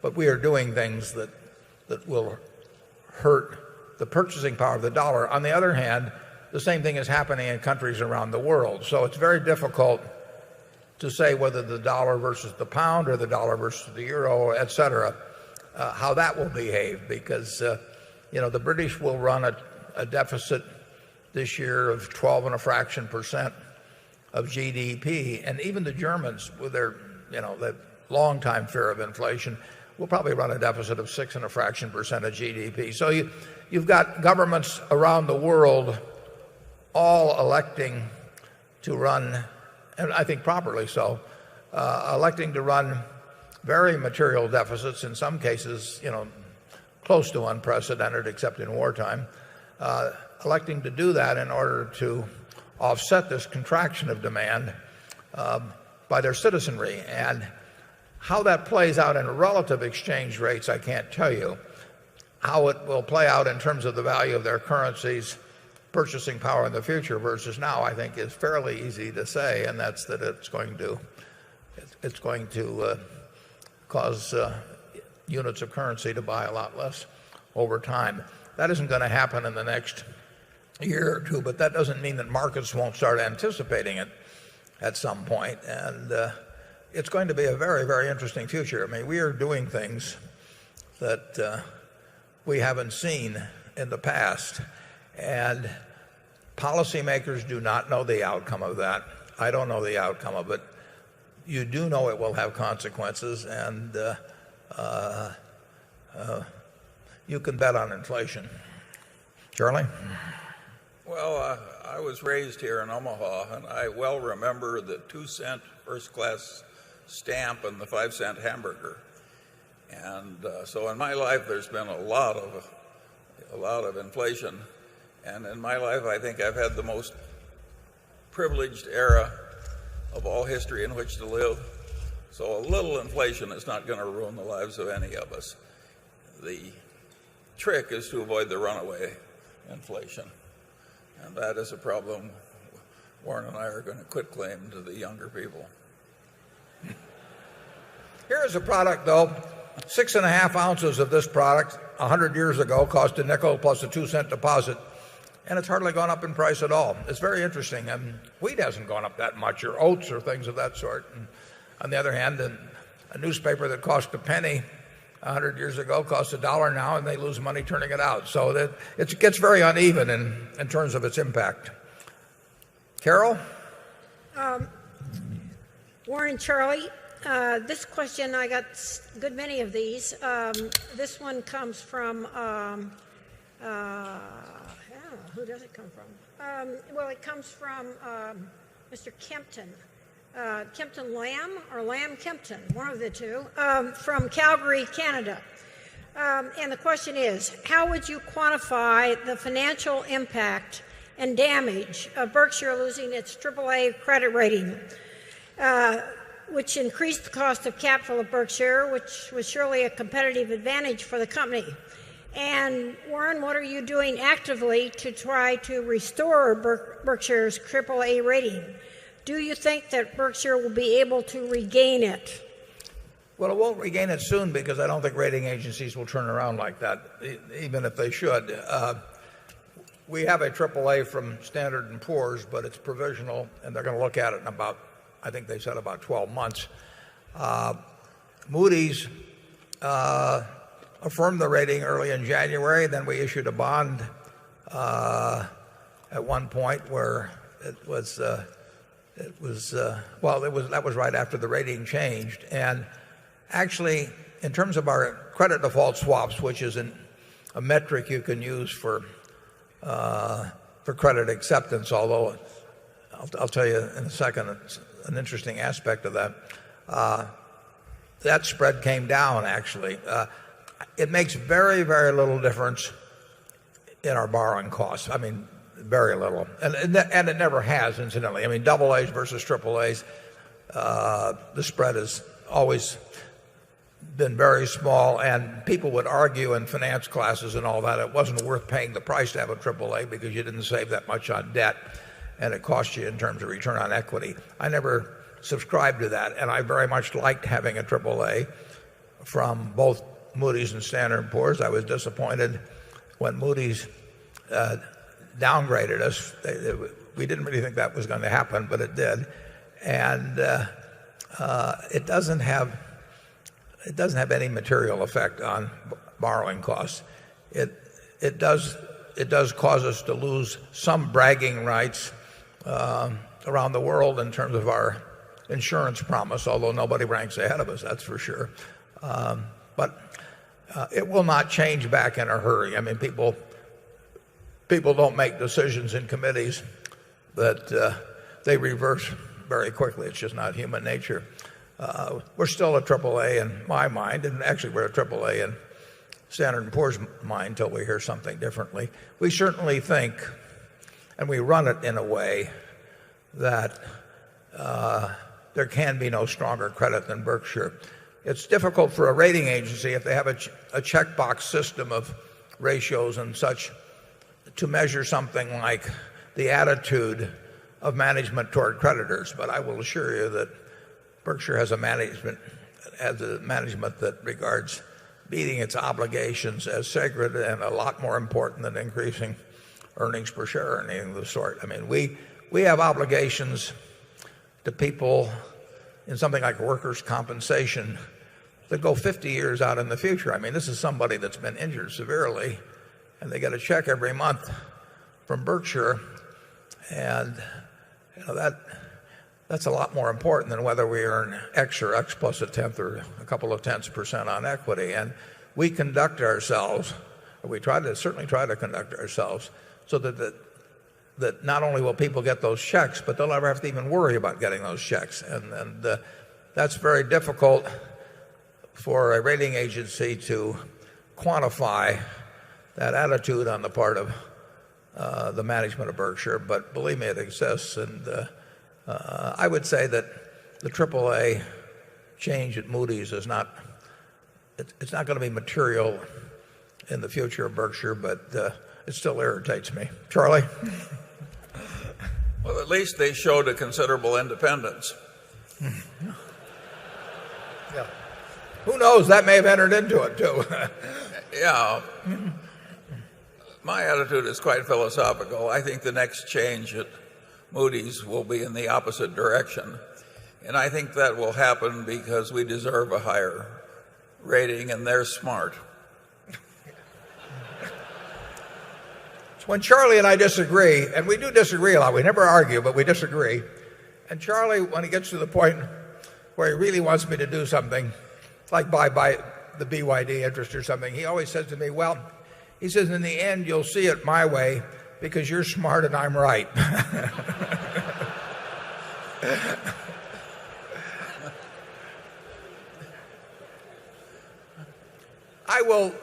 I can't resist pointing out one item that is maybe a little technical to most of you, but there's some people here who will find it quite interesting. And it actually even enters into credit ratings to a degree, to the extent that credit default swaps enter into it. When we write let's take an equity put option, and we get paid for writing a $1 billion put, somebody pays us $150 million. We get the $150 million of cash that day, and we set up a liability for $150 million the first day for the value or our appraisal of what it's going to cost us to meet that obligation. I mean, that's the market price for it. The other guy takes $150 million out of his cash and sets up a $150 million receivable that day. Now, these receivables and payables change over time, but the first day, no profit, no loss, just cash changing hands. One guy sets up an asset, the other guy, we set up a liability. Now, as the world has developed in the last couple of years, the value of that asset to the other fellow has increased on a mark-to-market basis. And he reports that through earnings. So his asset goes up, our liability goes up, and we report that through earnings as a loss. But we've got the cash, and he's got an asset from us that comes due in 15 years or something like that. And in the last couple of years,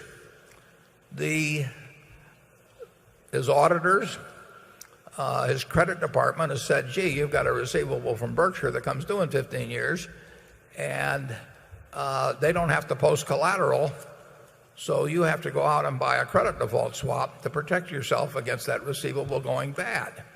Now, that has two effects. A, he's laying out money every year to buy something that doesn't cost us anything, but costs him real money.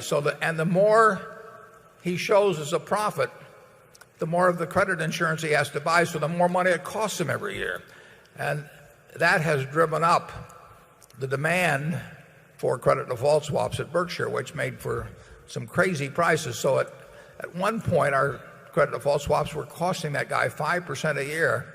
So if he was showing, say, a $200 million asset, he was laying out $10 a year, and he's going to have to lay it out for 15 years just because of these of his credit department's requirements. And it's made it very unpleasant for the people on the other side of our transactions, even though they keep writing up the profits. It doesn't cost us anything, but it does result in a kind of a crazy market in the credit default swaps. I realize that has not been a burning issue with many of you, but it is an unusual, it's something I didn't anticipate, and it explains why to some extent people may want to modify their contracts with us, and if they want to modify them enough, we'll answer the phone. But in the meantime, we're sitting with the money. Let's go to area 3. Jim Haddon, Cornhusker in Davenport, Iowa. On our drive over from Davenport, we noticed 2 rather large wind farms by Mid-America Energy. And my question is, when will be the return on investment of these wind farms? And are Berkshire Hathaway looking at any other alternative energies?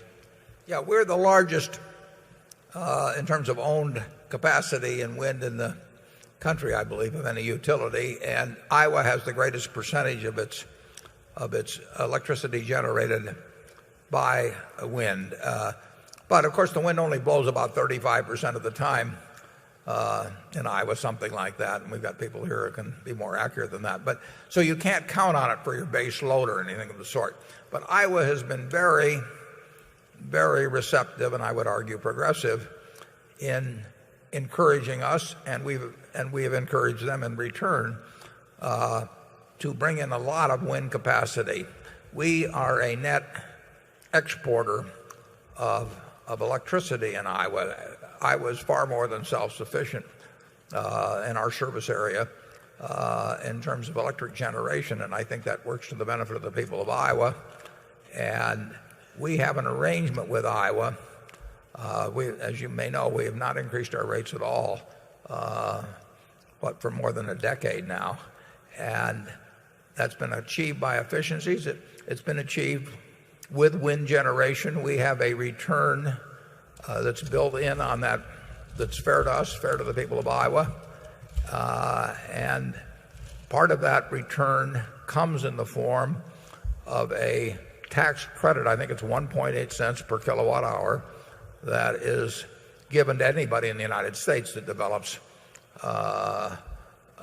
wind power generation. We love the idea of putting in more wind, and we're doing it. We're doing it out at Pacific Corp, and I think we'll continue to be a leader in it. One advantage we have over perhaps some people is that we are a big taxpayer, so that we don't have to worry about whether the tax credits are useful. I guess the tax credits can be sold also, but we don't need to do that in our particular situation. So you'll see more and more wind generation by the Mid-American companies. When we went into Pacific Corp out on the West Coast, the 6 states out there, they had virtually nothing, maybe nothing at all in wind generation, and we've developed a lot, and we've got more coming on.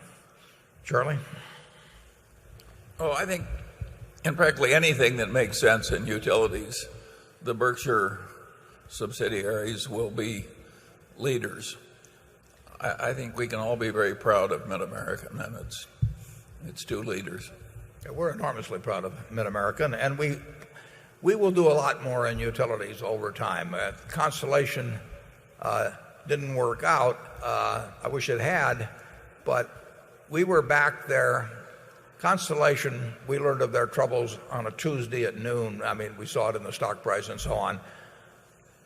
Dave Sokol and Greg Abel were in Baltimore that evening with a firm all-cash bid to solve Constellation's problems, and Constellation was likely to get downgraded within 48 hours, maybe 24 hours, and they would have had posting requirements in connection with various derivative transactions that they probably would not have met. I mean, they were facing bankruptcy, and we literally went from a phone call that Dave made to me at noon or 1 o'clock to handing them a firm bid that evening in Baltimore. And that's one of the advantages of Berkshire. I think that's a durable competitive advantage. I think there are very few organizations that will act in that manner, and that where you have the talent there that you feel as a CEO you can back them up with that kind of money without worrying about it. So that is a plus for a Berkshire, even though it didn't work out in that case. We will do more in the utility business. Well, you bought a pipeline, didn't you, in about 2 hours? Yeah, we did buy a pipeline, and it's turned out very well. And in that particular case, the company Dynegy, this was back in 2002 or so, the company needed the money enormously. They'd gotten the pipeline from Enron. It was a very complicated transaction, but they needed the money, and we needed the Federal Trade Commission approval, the FTC approval on the deal, as would have anybody that was buying it. And we literally wrote a letter. I wrote a letter to the commission, and I said, these guys need the money. They need it before the 30-day period is up, and let us go through with this early, and we'll do any damn thing you tell us subsequently. And Berkshire can make that kind of a transaction. We don't ask the lawyers before we do it or anything. We just do it.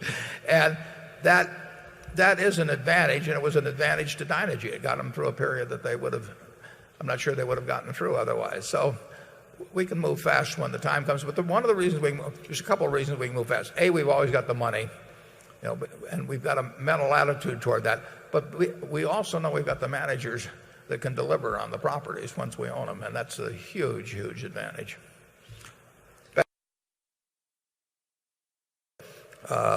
China, we would be restricted by that ownership limitation. But it's very hard to imagine that we won't find more things to do in China over time. I mean, it's a huge market.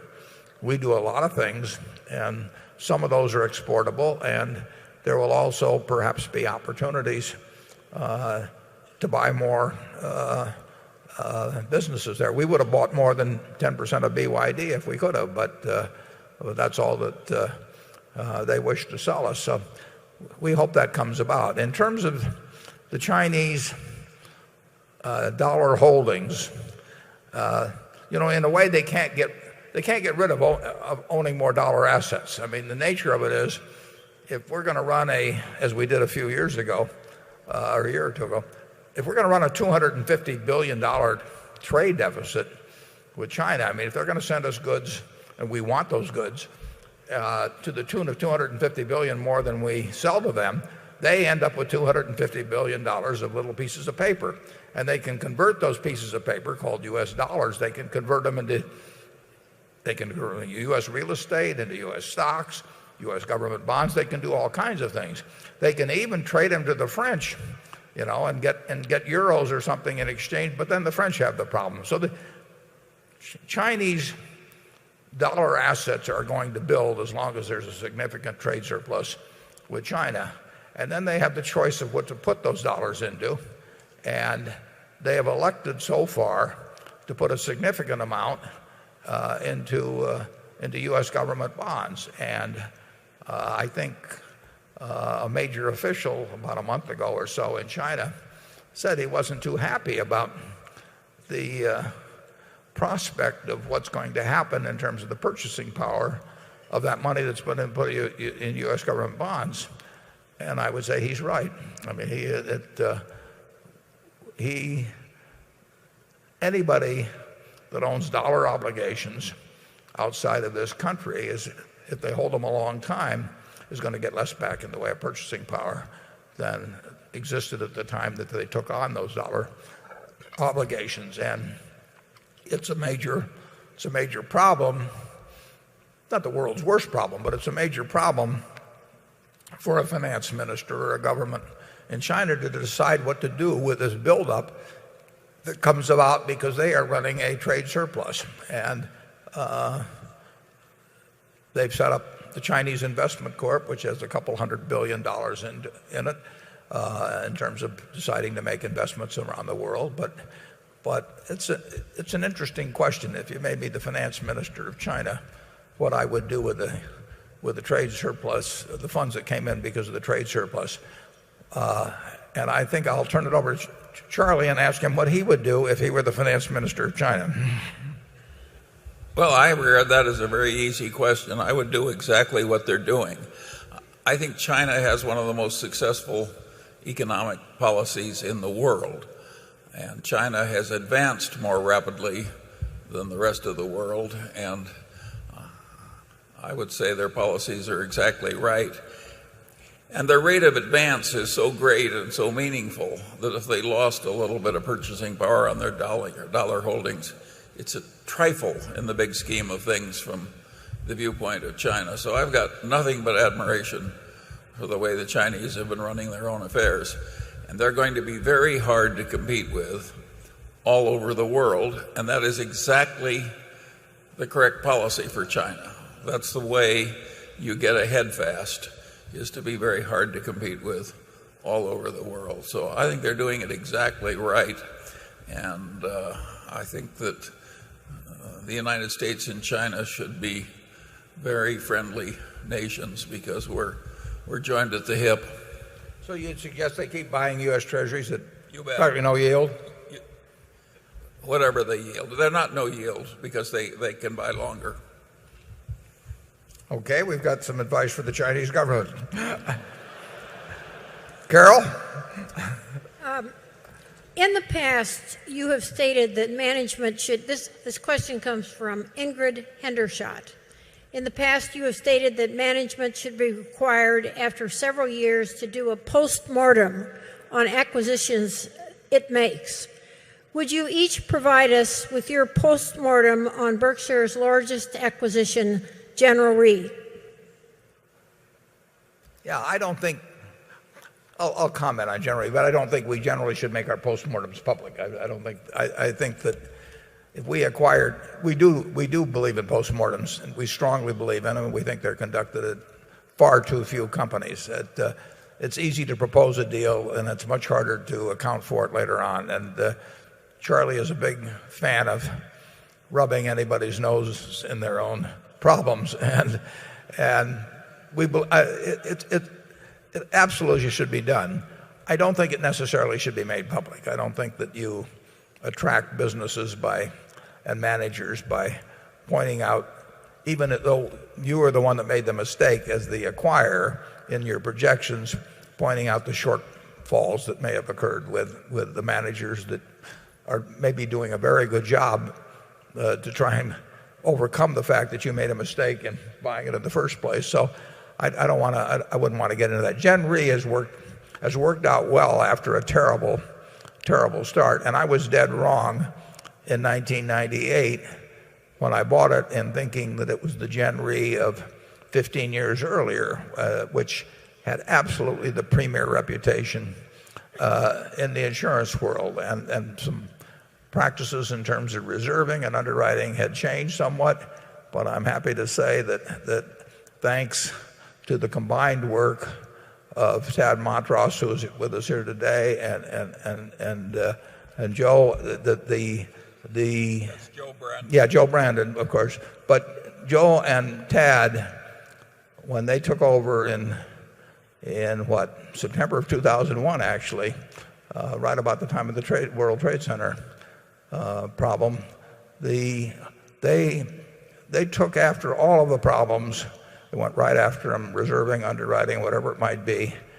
And Gen Re is the company now that I thought it was when I purchased it in 1998. So we're proud of them. It was a very tough job. It wasn't one that was going to get done by itself. And that to some extent, when you tighten up on an organization that has fallen into some lax ways, it can, that is not an easy job. Both of them, or each of them, they could have left for some other place and made just as much money, maybe more money, not had to face the problems that they faced at Gen Re, but they hung in there, and now we have an organization that we feel terrific about and has a great future. Charlie?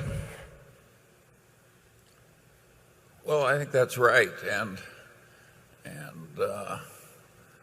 but it's very important that you have an ability to turn your lemons into lemonade, and we were very, very lucky to have Joe and Tad to help us in the process. It wasn't pleasant, and it wasn't pretty, and it was very successful, and it wasn't something that ordinary managers would have been at all likely to do. You had to be very tough-minded to fix General Re, and they really did fix it. When we do the postmortems, we, in a sense, are looking at our own handiwork. I mean, we make the decisions. It's not some strategy department someplace or vice president in charge of acquisitions or some management consultant that comes in and tells us we ought to buy this or that. We're looking at our own decisions, and that's very important, and we talk about that. And we've made some dumb decisions, and most of them have been mine because I'm the guy that's sitting in Omaha making most of the decisions. But it would really be a mistake to discuss in public my dumb decisions, which might reflect, on some of the managers in some of the arenas. So we will not disclose those, but we will tell you that there are dumb decisions made around Berkshire. The really brilliant decision in the General Re transaction was made by Joe Brandon. He was the one who decided that Berkshire should buy General Re, and he caused the transaction. And it wouldn't have happened, I think, if he hadn't been there. Would you agree with that? Yeah, that's true. Mm-hmm. And Joe was the steward for the General Re shareholders. We got a decent result, and they got a fabulous result. So if capitalism has any heroes in that transaction, why, Joe's the hero. Okay, let's go to number 6.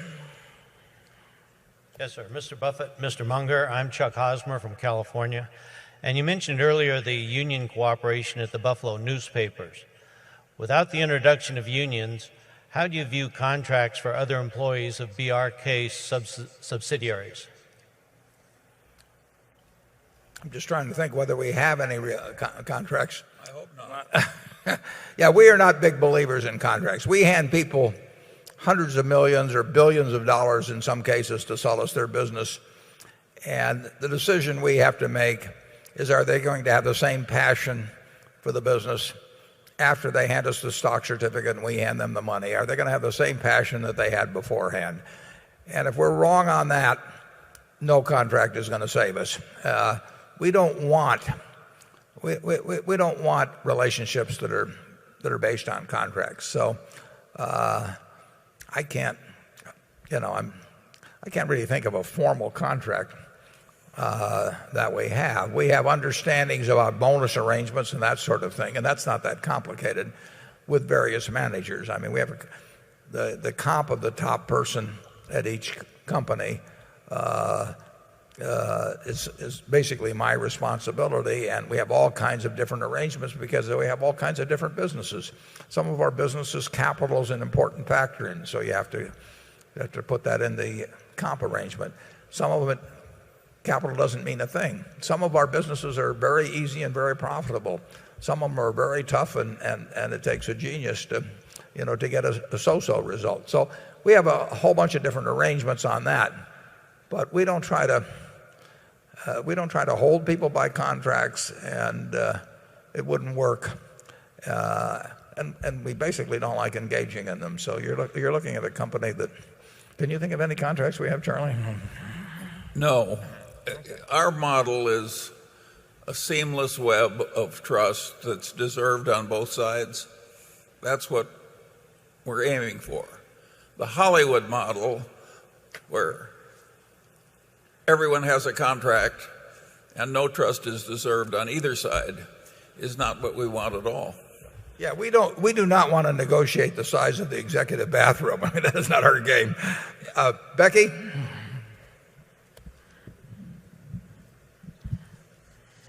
This is a question from Edward Donahue from Belmont, Massachusetts.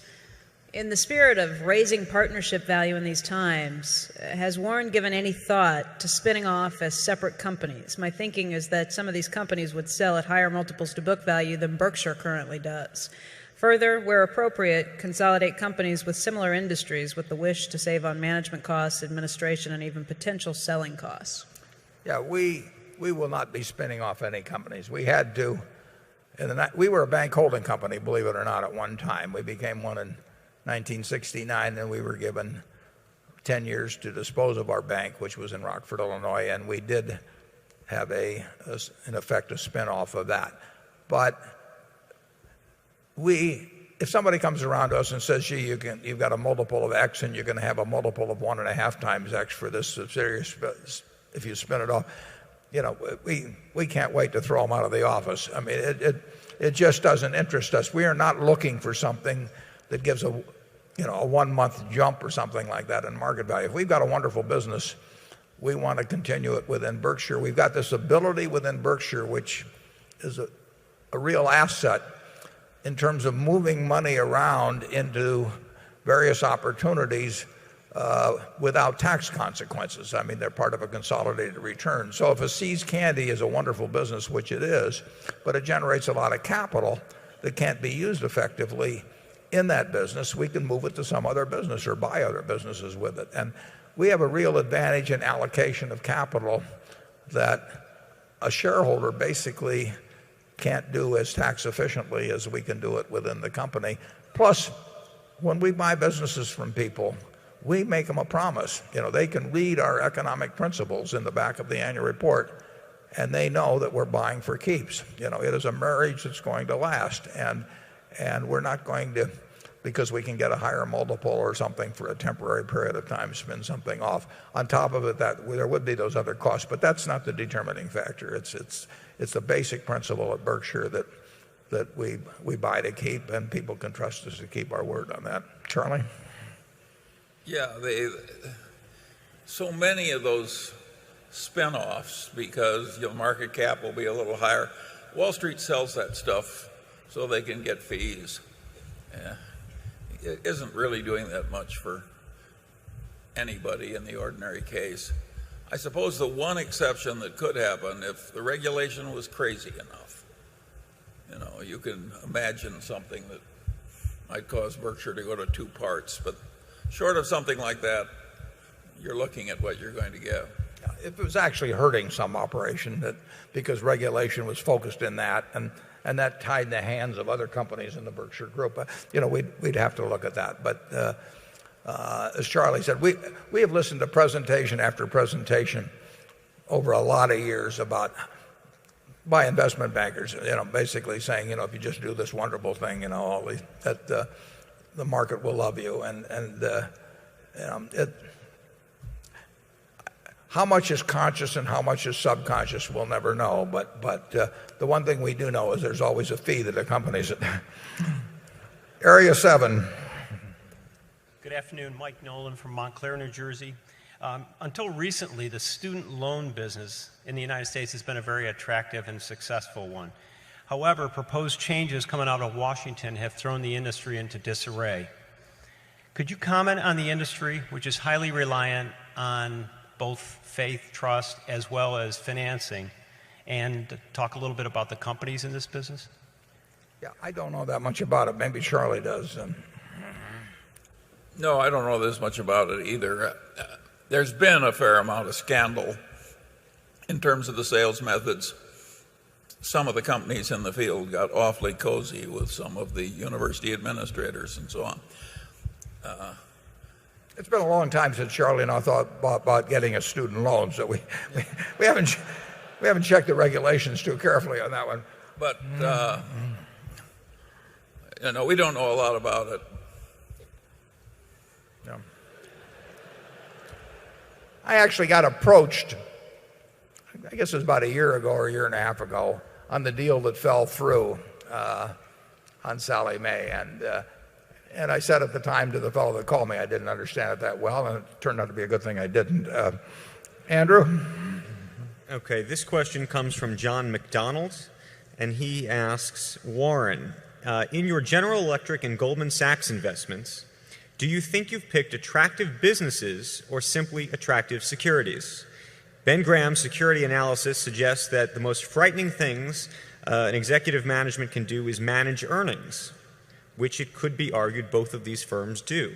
What is your reaction to that? Well, I could say that I could argue that a very substantial percentage of American industry over the last 15 years at one time or another has managed earnings, and I've witnessed it and argued against it and gotten no place. So I don't regard that as a malady that's limited in its experience. I don't know anything. I would not get into the specifics of those companies. I felt good about those companies in terms of the quality of the businesses they had and the quality of the management. But it was the terms primarily that caused us to make those deals. I mean, those were made in a period when markets were in chaos, and you should have gotten very good terms for committing money. That very few people were either willing or in most cases able to commit major sums on short notice, and it took good terms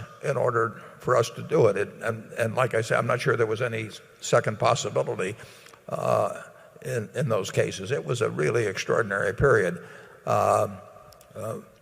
We were happy to do it. I feel good about the deals, obviously, because we got a very good coupon. But considering the circumstances under which the deals were made, I don't think there was an alternative. So if they wanted $5 billion and $3 billion respectively on those deals, I think we were the low bid in effect. But I also think we made very decent deals. And could we have done something better with the money at that time? I don't know. As I measured at that time, I could not find anything that I liked better. It was the terms of the deals overwhelmingly, although we obviously like the businesses. I know the managers, the CEOs of both companies very well, and I think they are terrific people. I think they're smart people, and I think they've been very straight with us long before we made a deal with them. So we're very happy with those deals. Charlie? Yeah, there's been a lot of criticism of investment banking in this arena, starting with that movie. But Berkshire itself has had marvelous services from all of its investment bankers, which is interesting. Think of what we'd be saying if we'd been mistreated.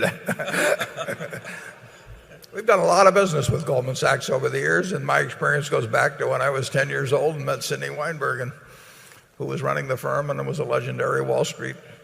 Well, he was Mr. Wall Street for a long, long time, and I was a friend of Gus Levy's, and Gus Levy also did some really nice things for us, including when we had a little nothing company called Diversified Retailing, which Charlie and I and Sandy Gottesman jointly formed. Gus came in on an underwriting of a $6 million issue brought by New York Securities, which he wouldn't have dreamt of coming in, in that kind of a deal under most circumstances. And he had Goldman Sachs join in at that time. So there have been a lot of things that have made for a very happy relationship with Goldman Sachs. I feel good about them. And of course, we do lots of business with General Electric. We've bought I don't know how many of those wind turbines from them. But GE is a very, very important American institution. We'll sell them a lot of things, we'll buy a lot of things from them, and we'll make money on our investments. So that keeps me happy. Area 8. Hello. Mark Hoffman from San Diego, California. Just want to thank you for all your wisdom and advice over the years. Also like to thank the boys at the Blumpkins, the Furniture Mart. They gave us a great tour the other day. I'm from an organization called the EEO, and they really showed us the culture at Berkshire and what you guys do. My question is, looking at the overall world economy, the Berkshire businesses are great, but my question is there underlying issues you see in the world economy, like going off the gold standard 40 years ago and the fiat currency and countries making money like crazy? If the Berkshire businesses are great, but the underlying economy is a problem, where do we go from there? What are the questions you're asking yourself about the world economy? Thanks. Yeah, there's always a lot of things wrong with the world.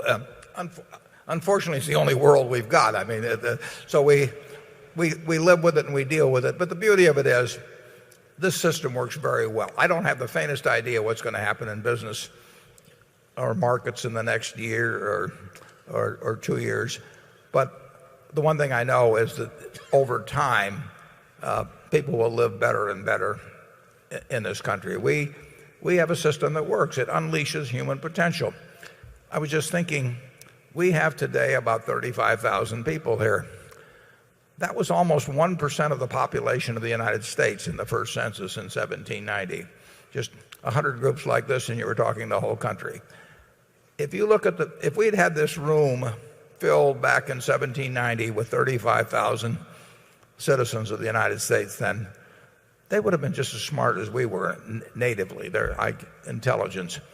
They would have lived in a country with resources that obviously same fertile soil, the same temperature, the same minerals, all of that. So they were just as able as we are, but they weren't turning out anything like we turn out today. I mean, just look at how we live compared to those people several hundred years ago. So we have had a system that works. It unleashes human potential.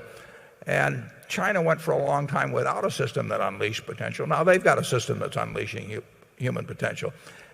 We haven't reached the end of that road by a long shot. I mean, we're just starting, basically. We will have bad years in capitalism. I mean, it overshoots in markets. It gets overcome by fear and greed and all of that sort of thing. But if you look at the 19th century, we had a civil war and we had 15 years or so of bad economic times spread out through that century. We had six panics, as they called them in those days. In the 20th century, we had a couple of great wars, and we had plenty of recessions, and we had the Great Depression. So we have these interruptions in the progress of our society. But overall, we move ahead, and we not only move ahead, we move ahead at a pretty damn rapid rate when you think about it. I mean, when in the 20th century, we had a 7-for-1 improvement in living, and we did that. You know, we had slavery for a long time. We had blacks counted as 3/5 of a person. We didn't let women vote for 130 years or thereabouts. I mean, we were wasting human potential, and we still are, but we were doing it more so for centuries. But we do keep moving forward in kind of fits and starts. And right now we're sputtering somewhat in terms of the economy.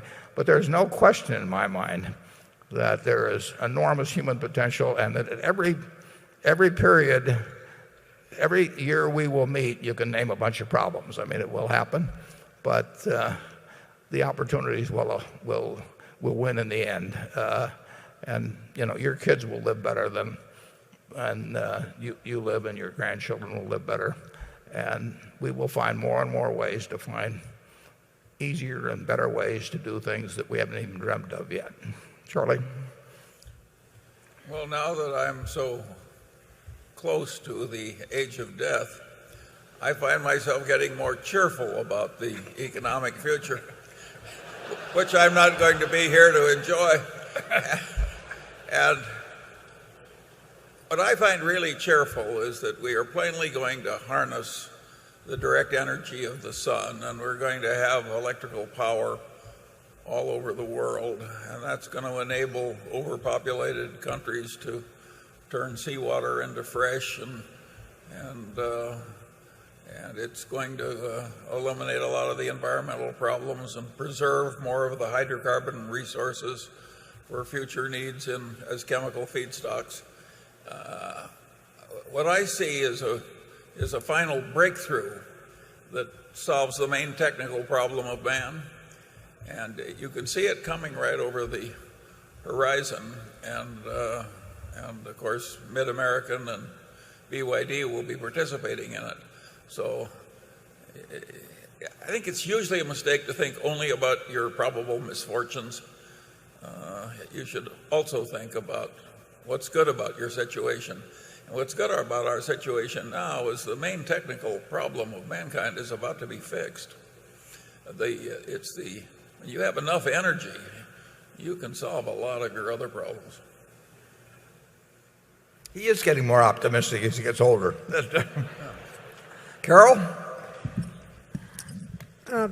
This is a question about Berkshire's investment in Swiss Re. Given that you have no control over Swiss Re's underwriting, how can you be comfortable with $2.6 billion invested in a relatively junior security in addition to the relatively sizable common stock position you already have? Did the Gen Re acquisition's problems over the first several years you owned it not make you wary of the potential landmines in reinsurance? And isn't Swiss Re even more likely to continue to make mistakes given that you have no management control? Or has your insight into its underwriting culture since you entered into the quota share agreement increased your comfort level with the risks it is taking? You have said in the past that Berkshire's float is worth as much or more than equity. Would you say the same about Swiss Re's float? About Swiss Re's what now? Swiss Re's float. Oh, we have several arrangements with Swiss Re. One was engaged in a little over a year ago, where we take 20% of their property casualty business, which is reinsurance business, primarily over a 5-year period. Then we made and that started about a year ago, and then a month or two ago, and at that time we bought about 3% of Swiss Re's common. Then about a month ago, we invested 3 billion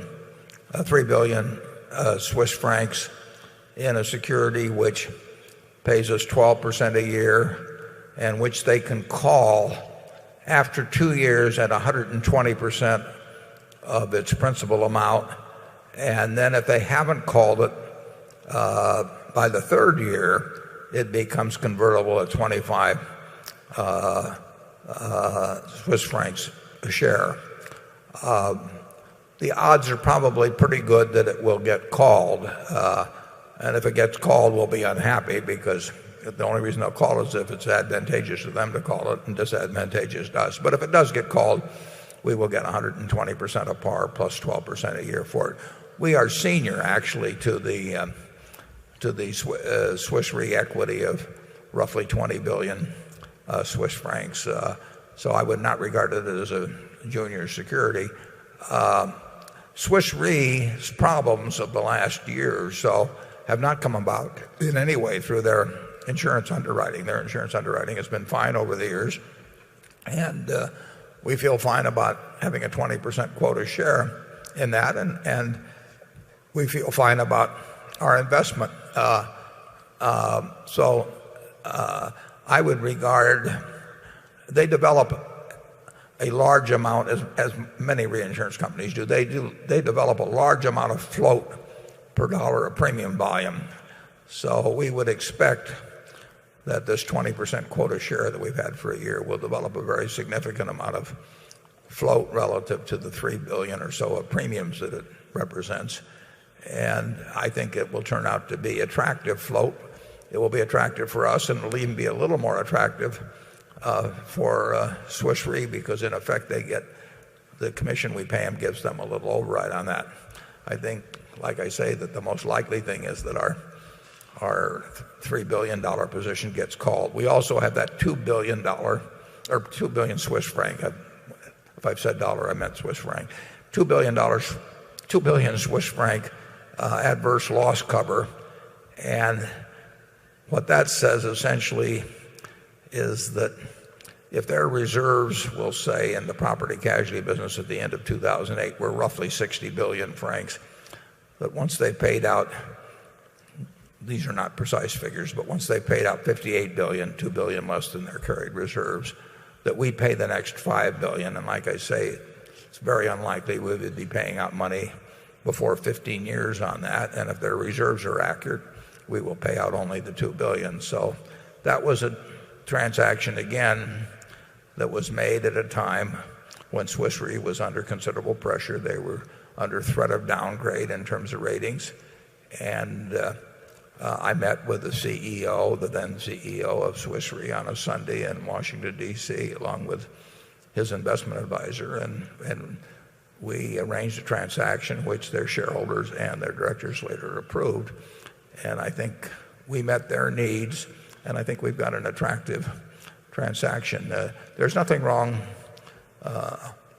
we may prefer Gen Re, but there's nothing wrong with Swiss Re's underwriting. It did not cause any of the problems that they have now. That arose from something akin to the problems of AIG, although not remotely on the scale of AIG, but both somewhat in financial products and somewhat on the asset side. It did not arise from underwriting. Charlie? Yes, if that's a terrible problem, we wish we had more of it. Area 9, please. I'm Vishali from the Philippines. My question is about compensation in a capital-intensive subsidiary. Now, I'm going to take the liberty to assume that the large number of bank failures were caused in a large part by incentive bias. If a board of directors makes a mistake with compensation, then the board introduces incentive bias towards earnings manipulation. So bearing in mind rule number 1, which is don't lose money, and bearing in mind that it's okay to have losses in the short term if the moat is widened, then how do you develop a fair and intelligent compensation package for a manager of a subsidiary that requires a lot of capital? Well, it's a very, very good question. It's one that Charlie and I have both thought about, and we've we've been around so many crazy compensation systems that we spent a lot of time thinking about it and talking about it. In a capital intensive business, you have to have something that you have to have a factor in the compensation arrangement that includes a capital cost element. We have dozens and dozens of subsidiaries, and we have different arrangements for different businesses because, as you point out, an arrangement for a business that needs no capital, like a See's Candy or a Business Wire or something of that sort, has to be materially different than something that requires a lot of capital. We think we've got rational compensation systems. We agree with you that incentives are very important. I would say that I think your question implied a little bit that the board sets these things.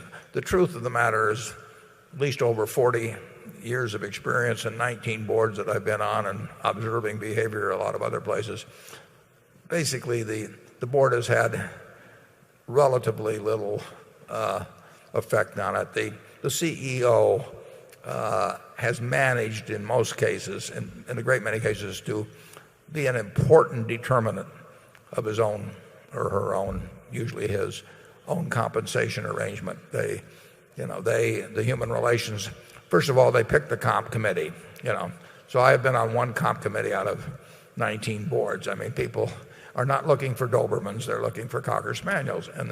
And they're looking for Cocker Spaniels that are wagging their tails very friendly.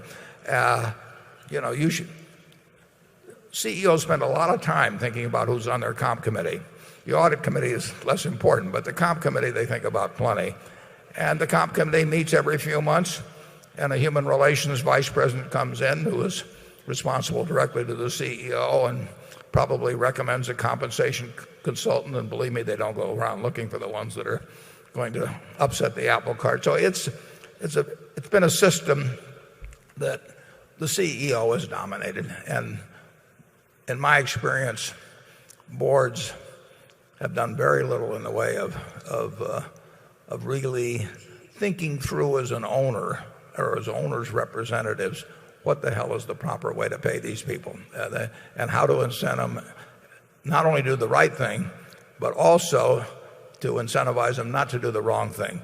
Charlie and I are fairly familiar with a company here in town, the Peter Kiewit organization. And Pete Kiewit, I don't know, 50 years ago or more, figured out a very, very logical way to pay people in his business. And it wasn't rocket scientists, and I'll guarantee he didn't consult with any compensation consultant on the subject. He just figured it out. And you would be able to figure out one. I can figure out one.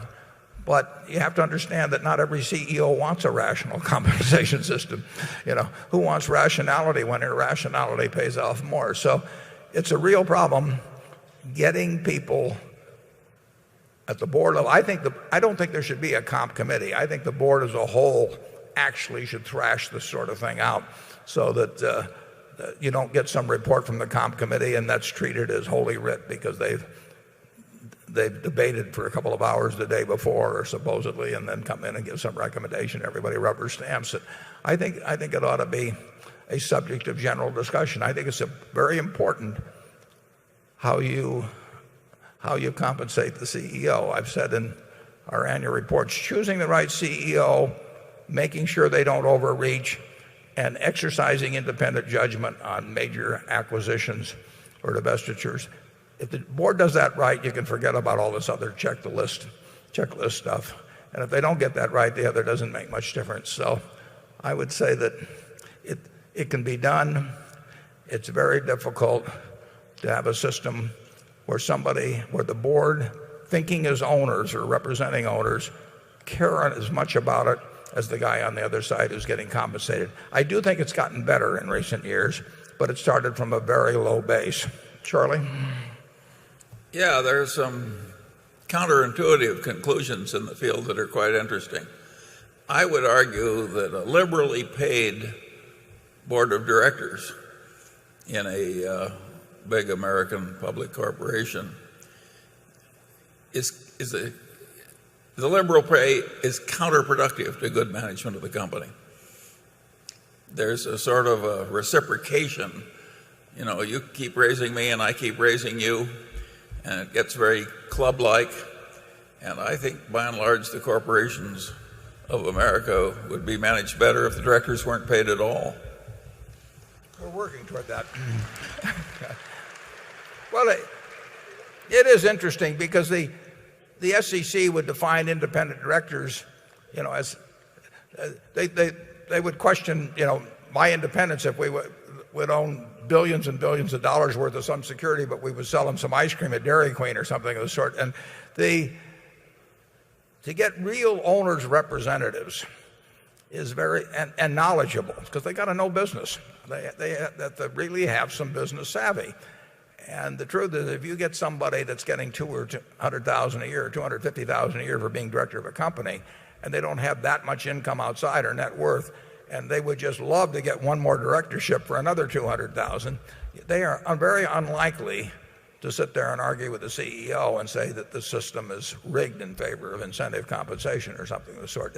There is more baloney in the compensation arrangements, and now you have these 100-page proxy statements. I mean, if you take 100 pages to explain how you're paying the people of the place, something is wrong. I mean, you don't need 100. We don't have 100-page understandings or anything of the sort. But it's gotten to be more and more of a game as it's gone along. And I would say that, as Charlie, that when compensation is a very important part of a director's well-being, you do not have an independent director. And the funny thing is, the way its system has been arranged, those are the very people that tend to be regarded as the independent directors in most cases. It's way worse than practically anybody recognizes.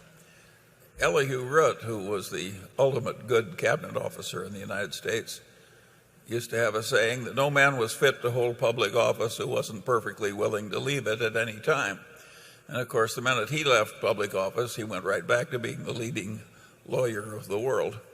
So he didn't have much to lose by. But the man who has a lot to lose from his office is going to be very loath to be an independent director. So the way we do it at Berkshire Hathaway is 1/10 of 1% of America, and the way everybody else does it is silly.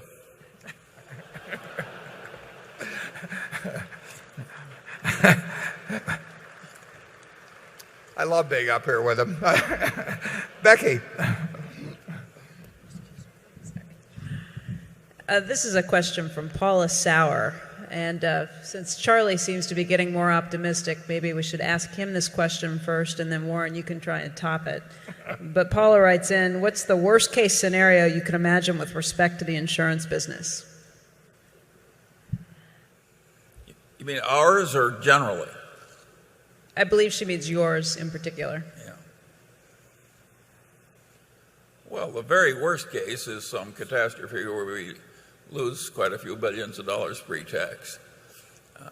Even that, I don't think, significantly impairs the basic business in place.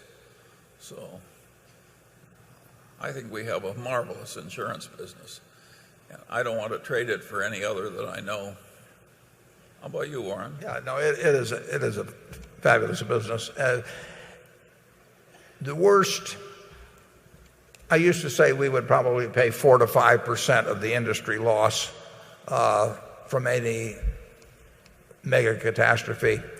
I'm not sure where Katrina finally came in. I don't know whether it was 60 billion or something in that area, and we probably did play close to, we were in that 4 to 5% range. We're lower than that probably right now. We're not necessarily way lower, but if we had $100 billion catastrophe, you know, we would probably pay 3 to 4% of that currently, so you'd be talking 3 to 4 billion. You know, I think the worst situation that could occur is if we ran into so much inflation that people got very, very unhappy with anything that they had to buy in their daily life. This applies in the utility business too, but certainly like auto insurance, and in effect that they expressed their outrage at inflationary increases and said, let's nationalize the whole thing. I mean, that would be a huge asset that would disappear if that occurred. I don't think that's a high probability, but if you're asking me to look at worst cases, that's probably the one I would come up with. Well, that happened. Auto insurance was nationalized somewhere, New Zealand or somewhere. It's not if you want the absolute worst case, you found it. Yeah, we nationalized to some extent the annuity business, when we went into Social Security. I think it was a good thing. But when people get outraged enough about something, you've heard talk about the banks. I mean, when the public gets outraged, the politicians will respond, and inflation would be wild inflation would be the most likely cause, it seems to me, of something like that happening. I don't think that's probable, but something like that happening in auto insurance. It's a bill that most people pay, every 6 months or even more frequently than that. And if they see that bill going up and they don't want to get rid of their car, they're going to get mad. And utility companies are going to get utility customers are going to get very mad during inflation because they need to turn on the lights and they hate to see those monthly bills going up. It's something they can't give up, and it's very visible, and the reaction will be to go to their political representatives and say, do something about this. And one of the things they can do about it is take it over. So very low probability event, but it's not non-existent. Area 10.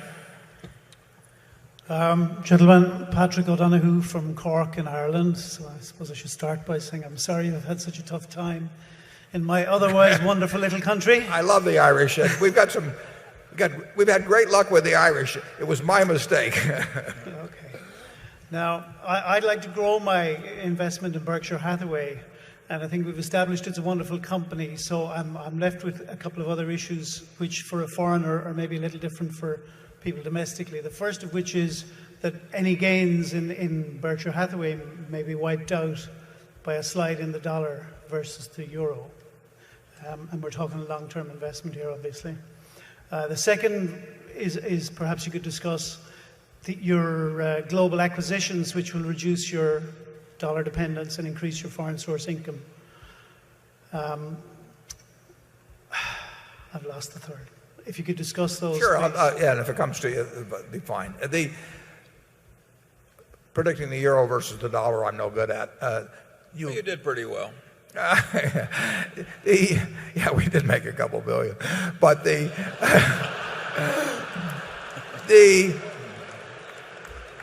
you could if you wished. I'm not suggesting this at all, but the euro dollar is an easy thing to hedge. I'm not recommending that. I'm just telling you that is an option if you're worried about a major currency.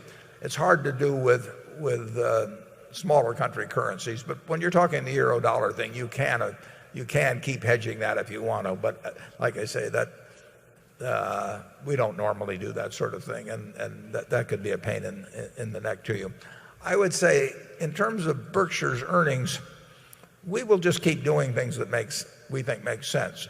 Now, if we own over 8%, for example, of Coca-Cola. Coca-Cola, makes 80% or more of its money outside the United States. We own a lot of Procter and Gamble. They make a lot of their money outside of the United States. Or Kraft makes a lot of money out of the United States. So we have a lot of indirect sources of earnings, and then we have a lot of direct sources of earnings outside the United States. ISCAR makes most of its money. It makes money in the United States, but it makes a lot of money elsewhere. And we have other businesses like that. We do not have a predetermined or goal at all of developing X percentage of our earnings here or there or that place. We just keep, every day we go to work and we don't know whether the phone call will come from Israel or from Indiana in terms of a chance to invest some money. We want all of our subsidiaries to be looking at opportunities every place, and some of them will find them abroad and some of them won't. So we are not heading any place in terms of sources of earnings.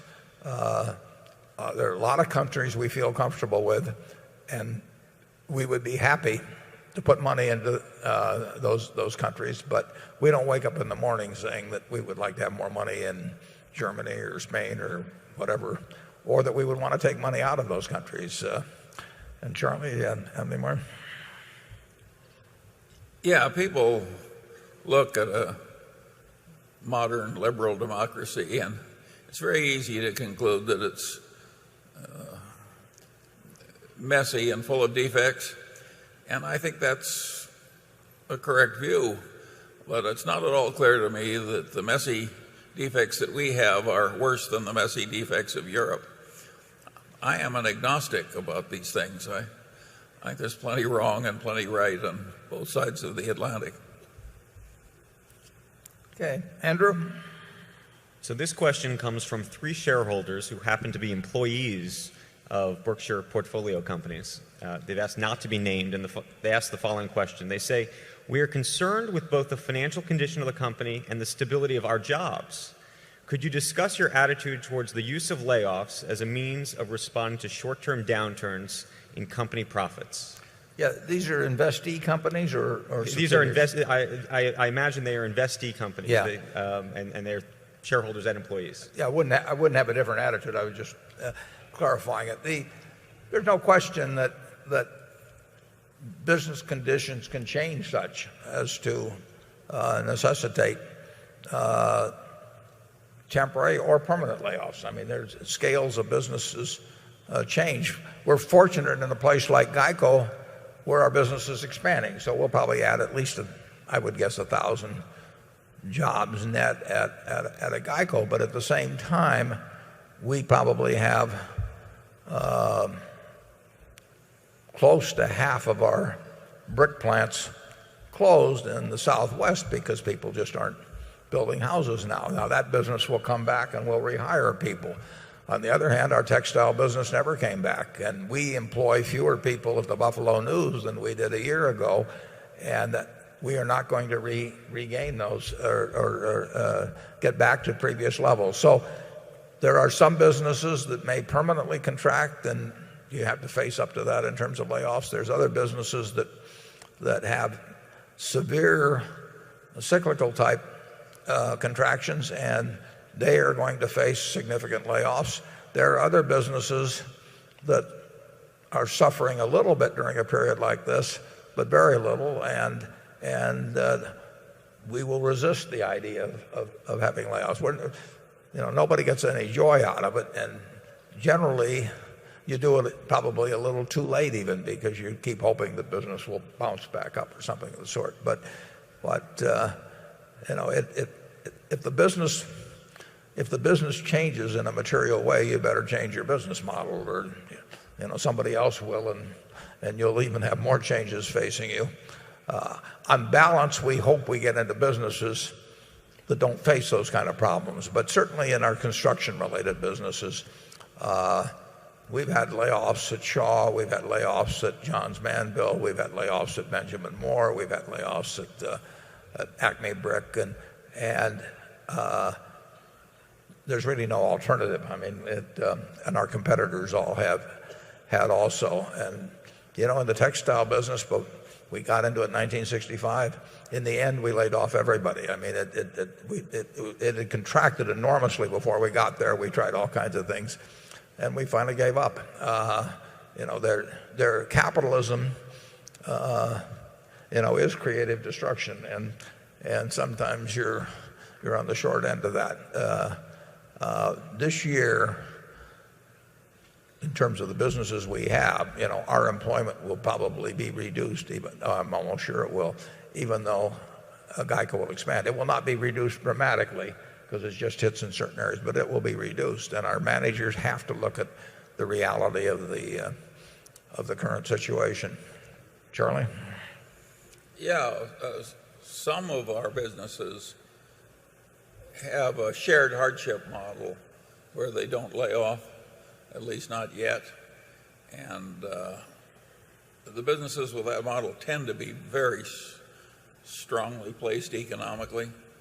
So I guess it shows that Benjamin Franklin was right when he said it's hard for an empty sack to stand upright.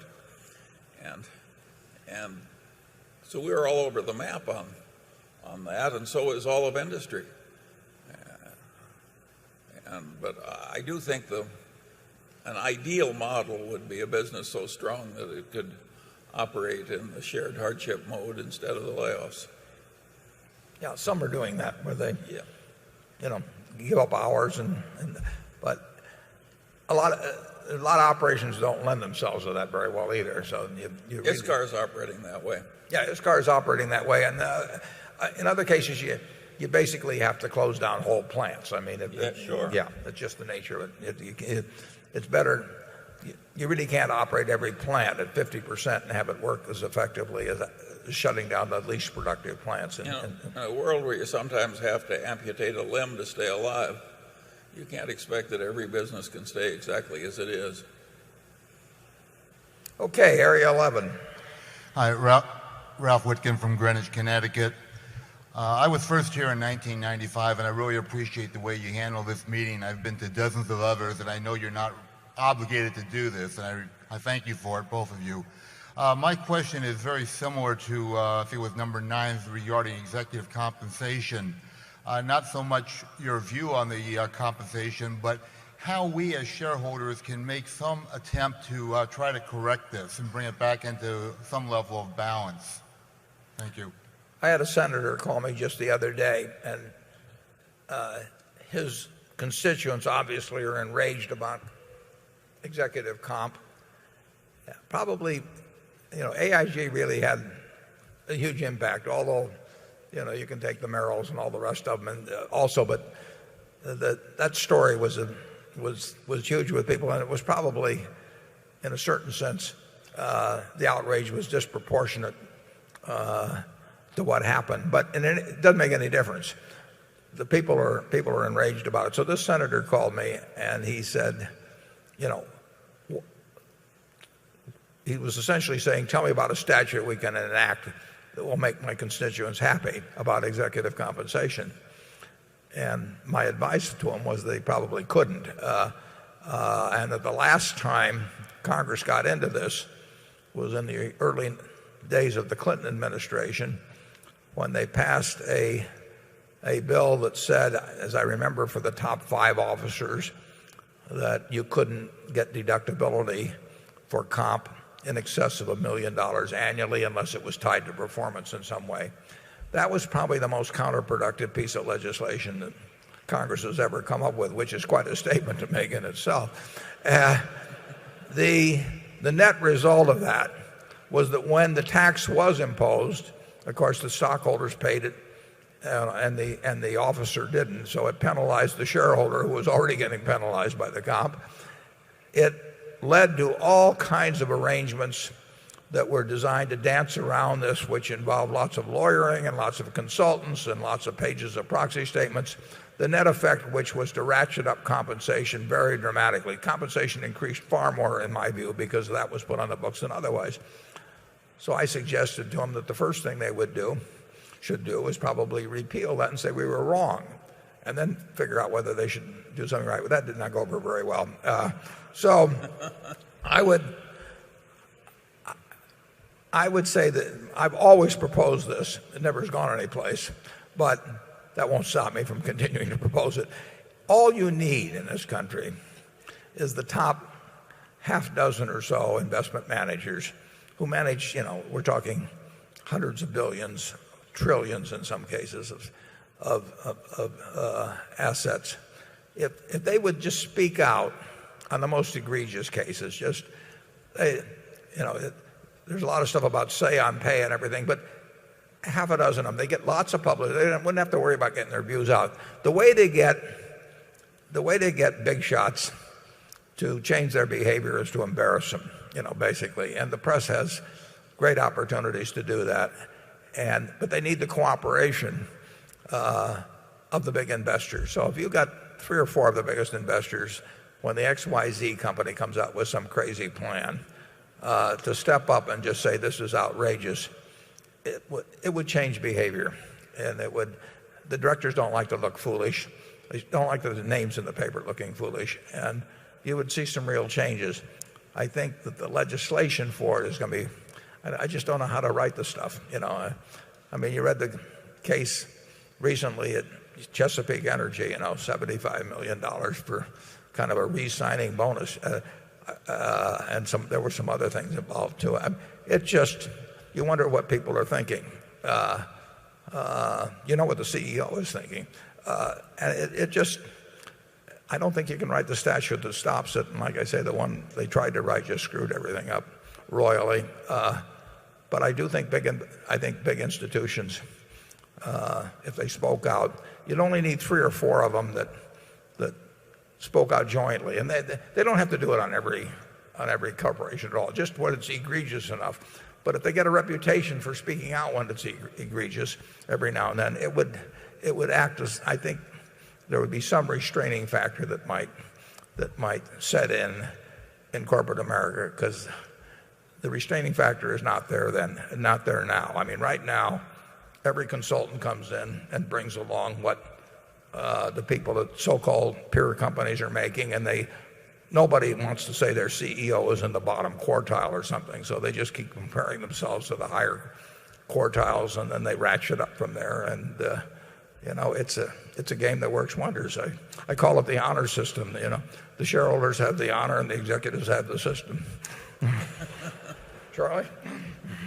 Yeah, well, I'm not too optimistic about fixing it from the big investor standpoint. The big investor groups contain many an investment manager making $20 million a year for insignificant contributions. He's like a man in a glass house that starts throwing stones. And the public pension funds are dominated in many cases by left-wing politicians and by labor unions who tend to have an agenda of their own that doesn't really relate to good management. So sometimes the cure is worse than the disease. Well, on that hopeful note, we'll move on to Carol. This is a question from Peter Poulson, spelled Poulson. He says, when you acquire companies, they come equipped with managers. And in general, Berkshire has done a great job putting the right leaders in the right roles. But occasionally you have to hire someone for an executive spot. Please describe an interview that you might have with a prospective Berkshire operating executive. What do you look for? How do you evaluate a person's potential to become a great manager?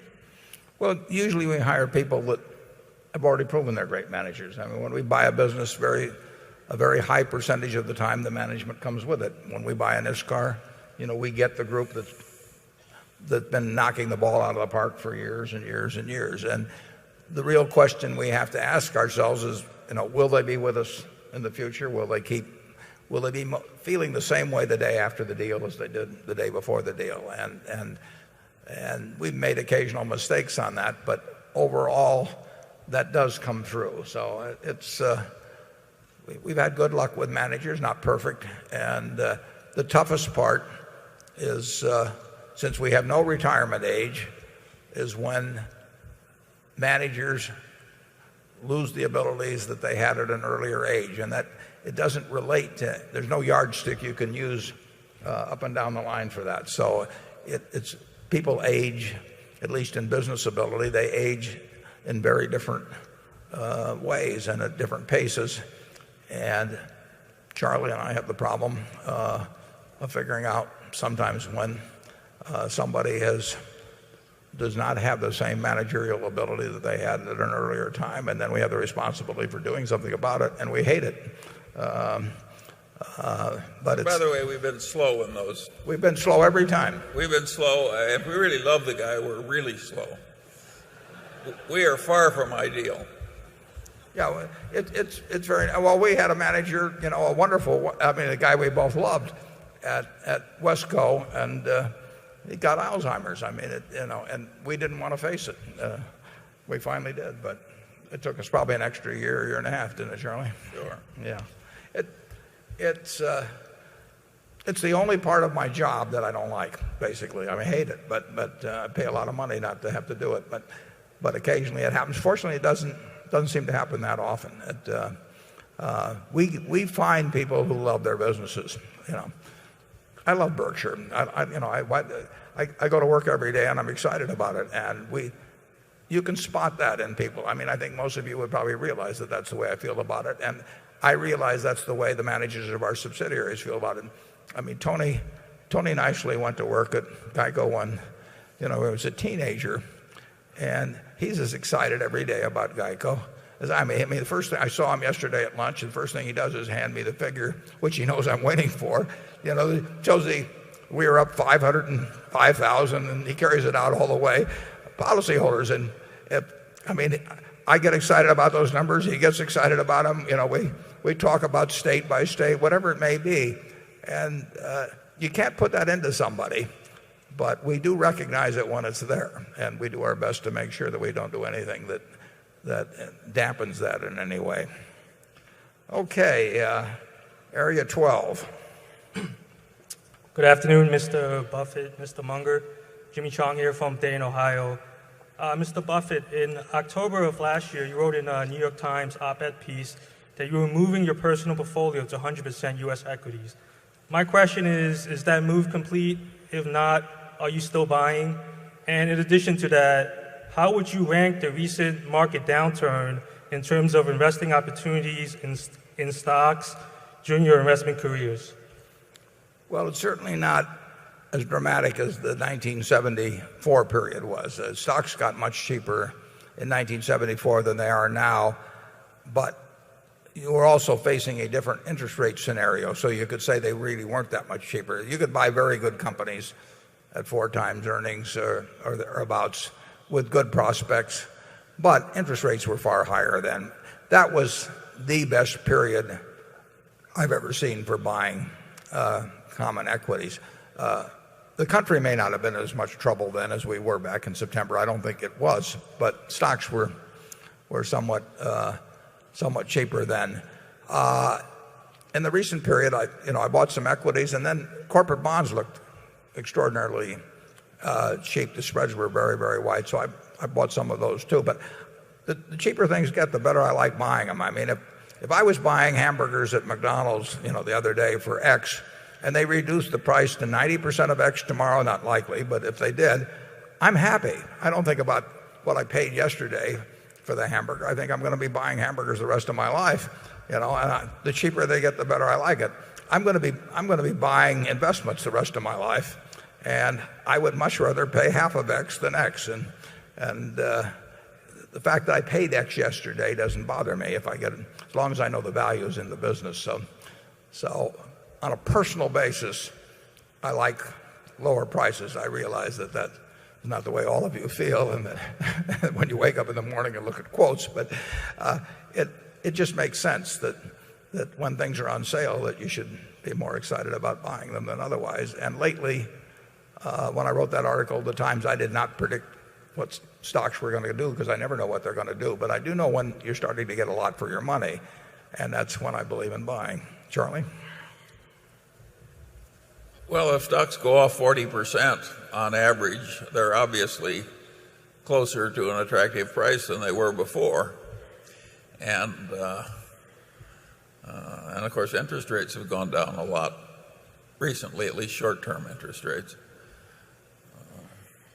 It's nothing like 73.4. No. I knew when that happened that was my time and my only time. I knew I was never going to get another trip to the pie counter like that one. Unfortunately, I had practically no money available, which is... That's why it happens. That's why those times occur. Yeah. So, if I were you, I wouldn't wait for 1973-4. No, we don't try to pick bottoms, or we don't have an opinion about whether the stock market's going to go tomorrow or next week or next month. So, to sit around and not do something that's sensible because you think there will be something even more attractive, that's just not our approach to it. Anytime we get a chance to do something that makes sense, we do it. And if it makes even more sense the next day, and if we've got money, we may do more. And if we don't, what can we do about it? So picking bottoms is basically not our game. Pricing is our game, and that's not so difficult. Picking bottoms, I think, is probably impossible. But when you start getting a lot for your money, you buy it. And as I say, after I wrote that, stocks did get cheaper corporate bonds, the corporate bond market got very, very, very disorganized, and we bought some fairly good sized pieces of bonds for Berkshire, and I also bought a few little things for myself. But I spend 99% of my time thinking about Berkshire. That's Warren, by now, don't we have our small life insurance companies pretty well full of desirable debt instruments at 10%? We certainly got a lot more of it than we had. Yeah, no, we got a chance to buy some corporate bonds very, very cheaply, at least in my view, a few months back, and we had money in life companies that can't be used in certain other areas, and for which this was an ideal time to just barrel in. And anytime we like to do something, we really like to do it. I mean, our idea is not to tiptoe into anything, so we buy them as fast as we can when prices are right. Yeah, that bond thing didn't last very long. No. But there were perfectly safe bonds that yielded 9% or more with very fancy call protection. Yep. And some of those bonds are up 20, 25%. Yep. So the opportunities are frequently under shell A when you're looking at shell B. Yeah, we try to look at all the shells. Yeah, we look at all the shells. Right? Yeah. Becky? This question is from Jim Mitchell from Costa Mesa, California, who wants to know from both of you. He says, years ago you taught us to beware of capital-intensive businesses like electric utilities that may be overstating profits due to understating depreciation.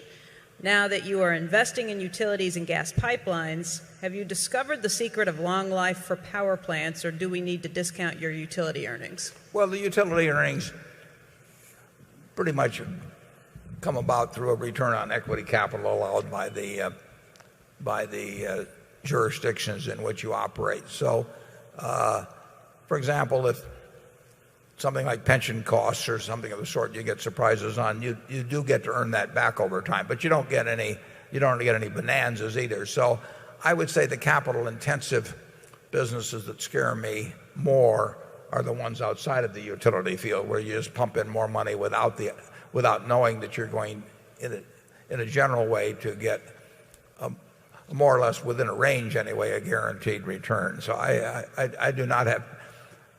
There's no way we get rich on our utility investments, but there's no way we get poor either, and we get decent rates of return on the equity that we leave in it, and we'll probably get those returns with or without inflation. Now, inflation may diminish the value of getting an 11 or 12% return on equity if you get into very high rates of inflation. So in that sense, I'd agree with Jim, who I know incidentally. He used to work with my daughter out there at Century 21. He's a good investor. But on balance, if you can find a good business that's not capital intensive, you're going to be better off than in a capital intensive business over time. I mean, the world, they're hard to find, but the best businesses are the ones that don't require much capital and nevertheless make good money. They've got some moat protecting them other than the capital required as entry in the business that's protecting them. And if you can find those that are durable, you've got a great investment and one that will do the best in inflation, which, as we mentioned earlier, seems fairly likely to come along. Charlie? Yeah, unfortunately, a lot of moats have been filling up with sand lately. The daily newspaper, the network television station, all these castles with their lovely moats. The moats are filling up. Well, on that cheery note, we have time for just one more question. And Mark Hamburg, I believe you said there was somebody who wanted to finish this off. More. Mark, where are you? Right here, Warren. Okay, I still can't see you, but I can. It's right up in front. Right up in front. Okay, good. I see you now. Hi, Warren. It's Alex from Boston. I just wondered if you could give us some advice on how we could improve the economy as we leave. What was your name? Alex from Boston.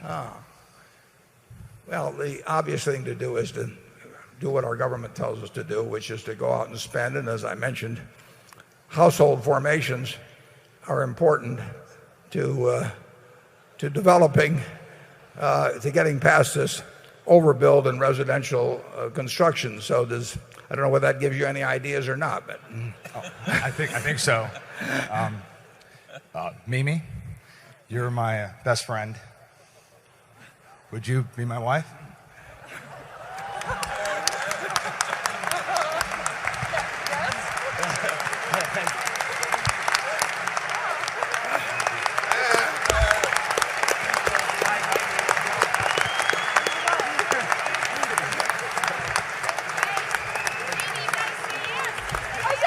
Yes.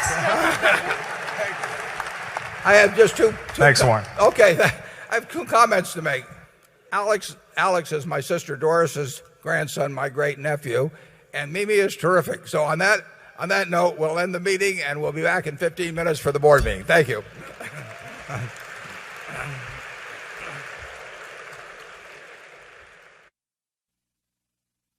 Okay, now we're going to hold an annual meeting. The meeting will now come to order. I'm Warren Buffett, Chairman of the Board of Directors of the company. I welcome you to this 2009 annual meeting of shareholders. I will first introduce the Berkshire directors that are present in addition to myself. We've got Charles Munger, got Howard Buffett, Susan Decker, Bill Gates, David Gottesman, Charlotte Guyman, Don Keogh, Tom Murphy, Ron Olson, and Walter Scott. Also with us today are partners in the firm of Deloitte & Touche, our auditors. They are available to respond to appropriate questions you might have concerning the firm's audit of the accounts of Berkshire. Mr. Forrest Cutter is Secretary of Berkshire. He will make a written record of the proceedings. Ms. Becky Amick has been appointed Inspector of Elections at this meeting.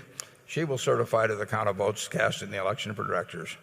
The named proxy holders for this meeting are Walter Scott and Mark Hamburg. Does the Secretary have a report of the number of Berkshire shares outstanding entitled to vote and represented at the meeting? Yes, I do.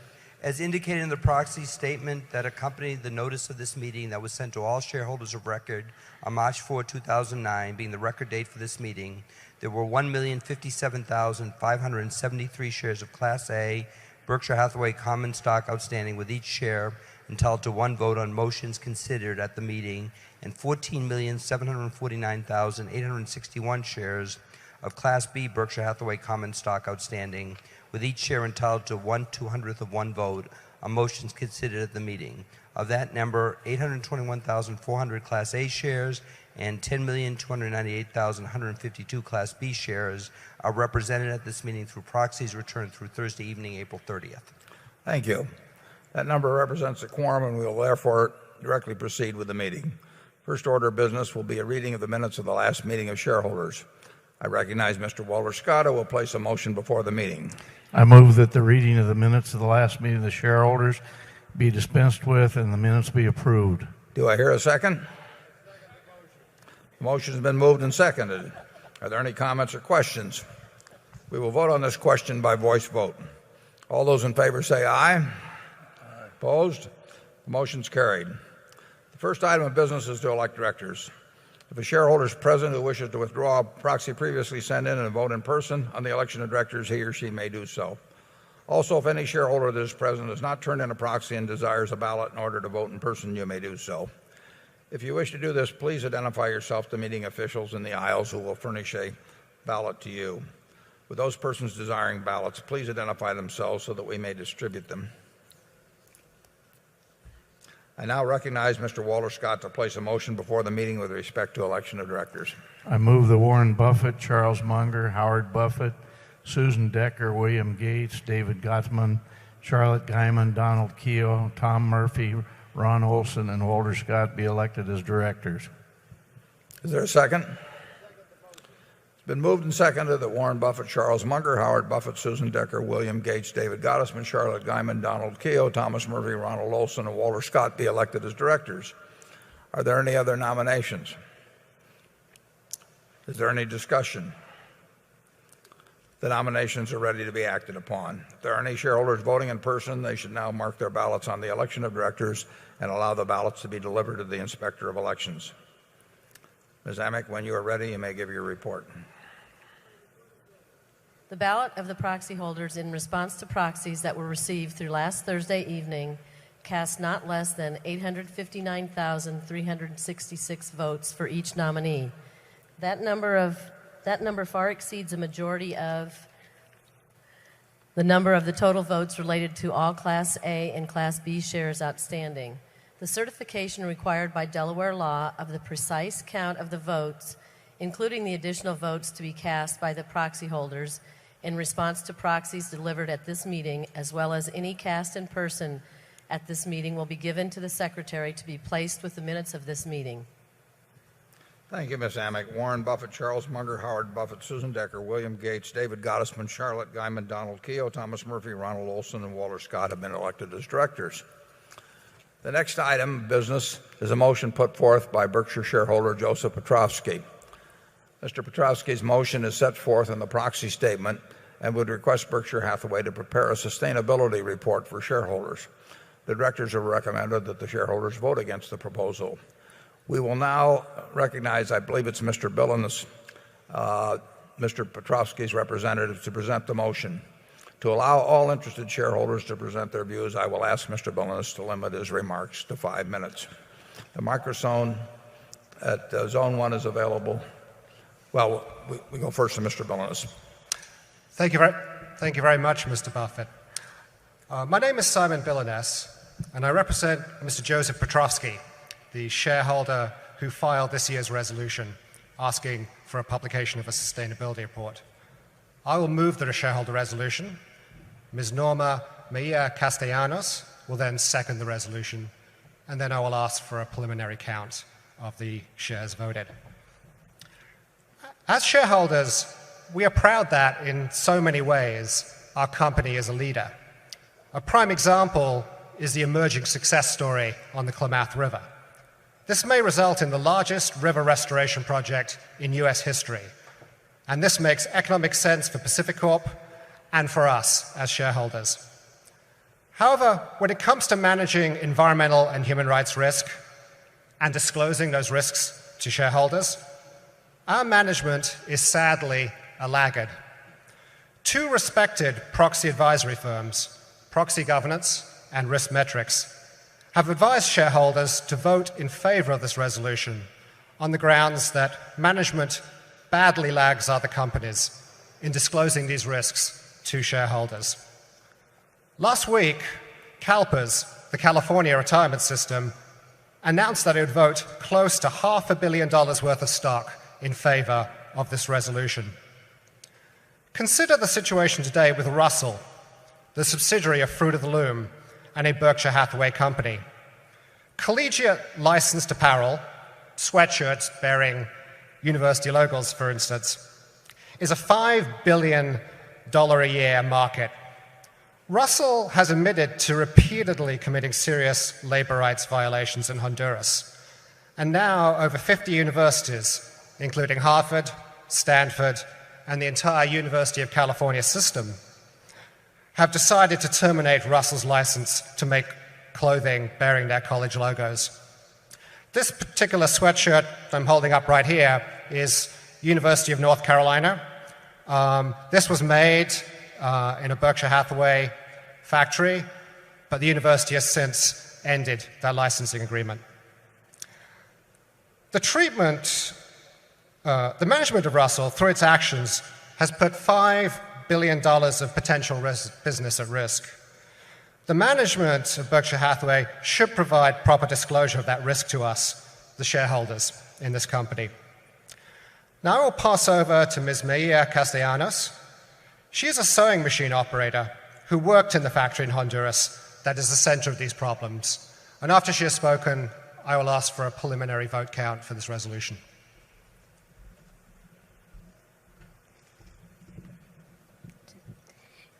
Yo trabajo como operadora de una maquila de costura en la fábrica Jersey's, Honduras. I used to work as a sewing machine operator at the factory Jersey's de Honduras. En 2006, cuando Fruit de Loom compró la empresa, las condiciones empeoraron.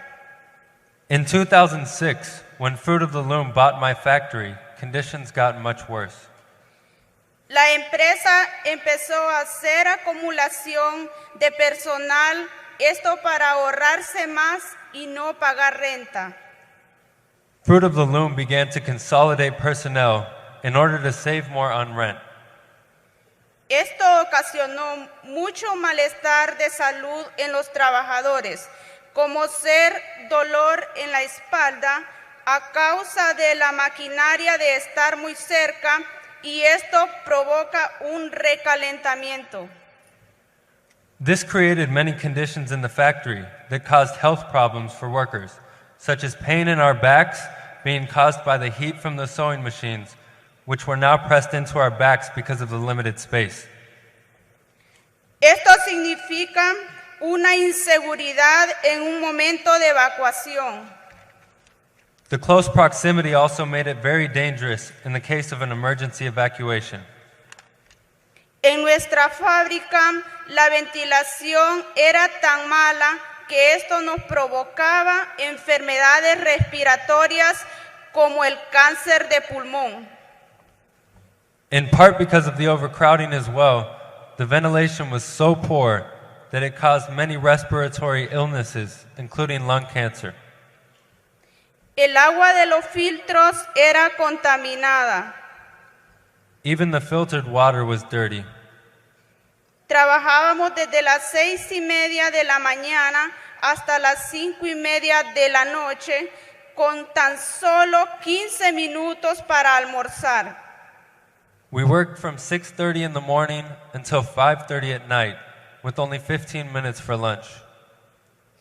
Nuestros salarios eran demasiado bajos que no los alcanzaba para pagar una niñera, y la empresa no respeta el código de trabajo de nuestro país porque no brinda guarderías de niños. Our wages were too low to afford childcare, and the management refused to provide on-site childcare even though it was required by Honduran law.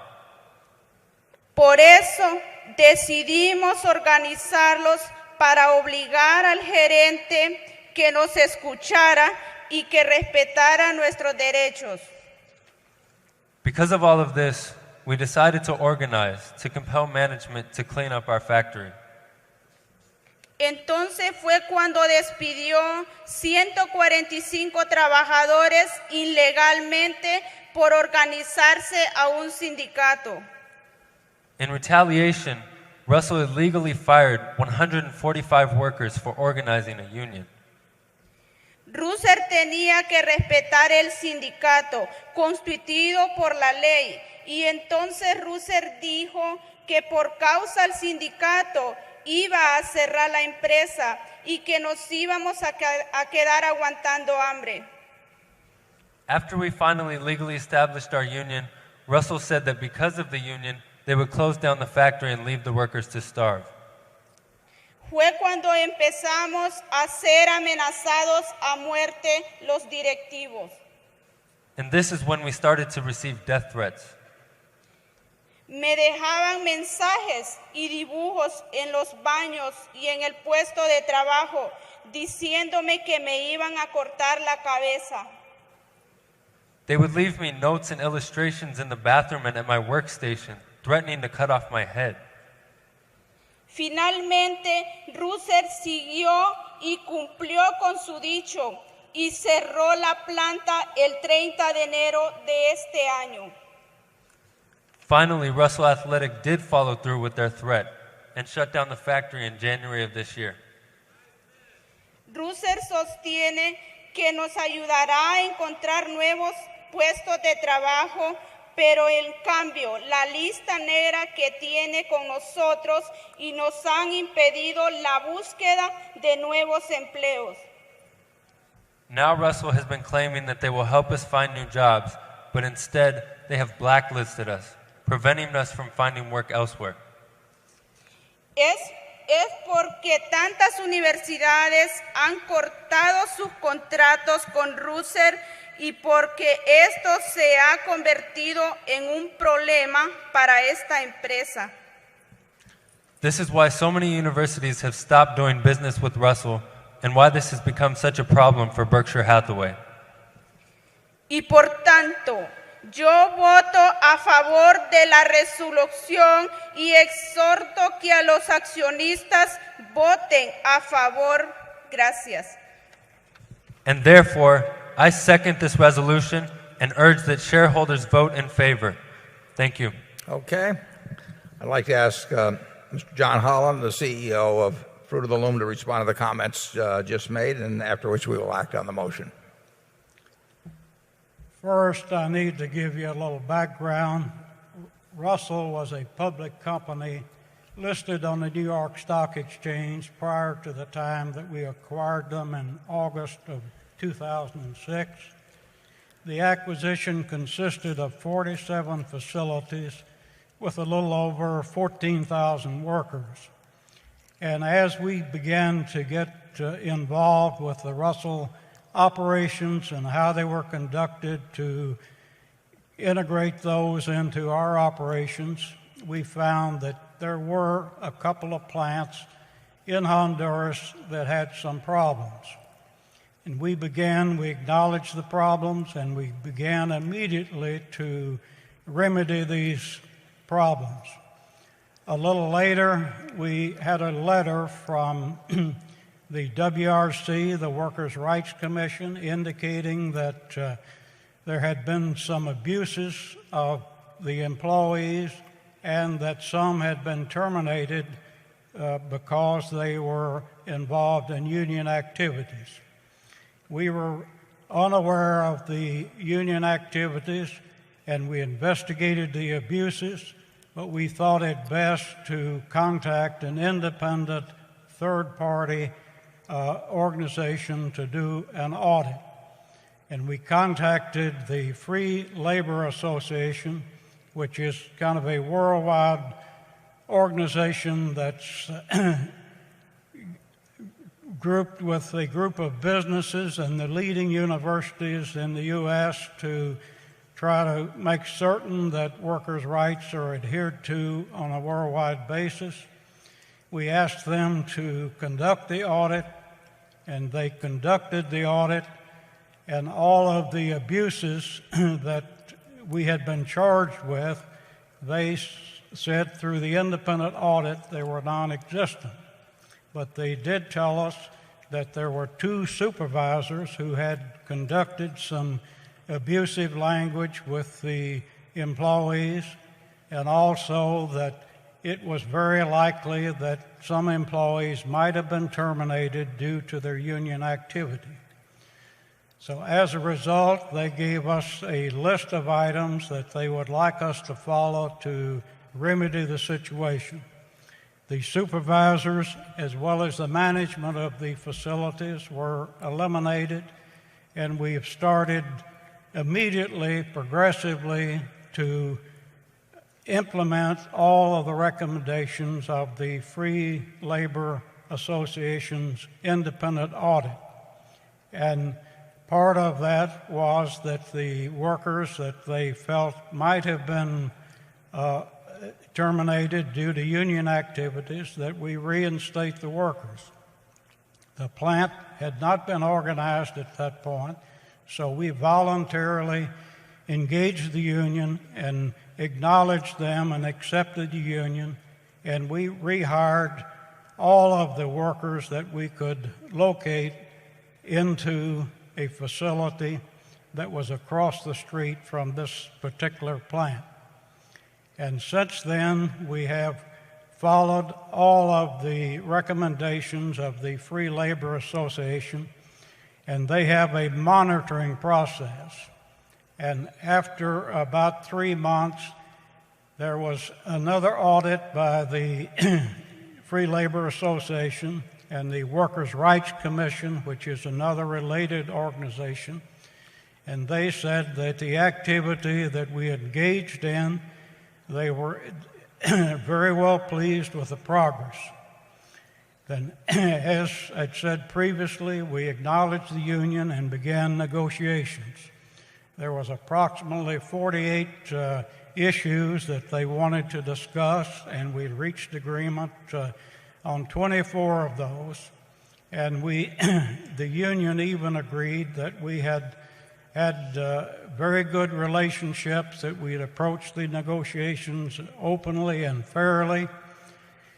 There were some other points that they wanted to move to to arbitration on that, or mediation, that we could not agree on.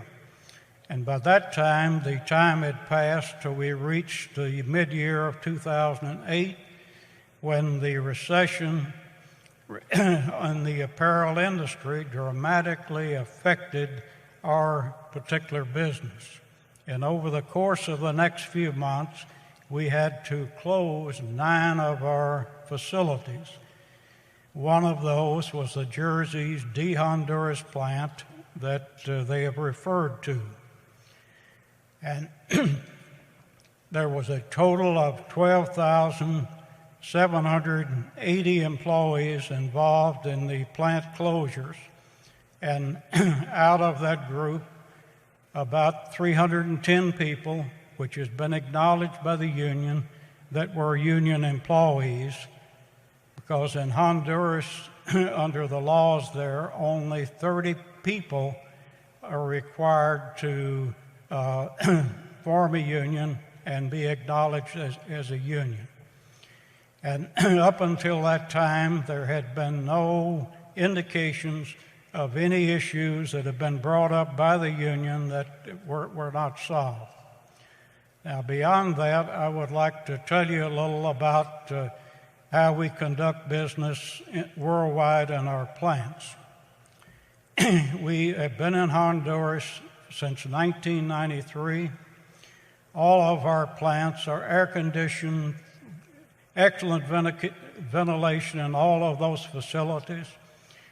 Our wages in those plants are 26% on the average above the minimums in Honduras. We offer 11 paid holidays. We have paid vacations. We have free life insurance. We have a doctor and nurse in each one of those facilities.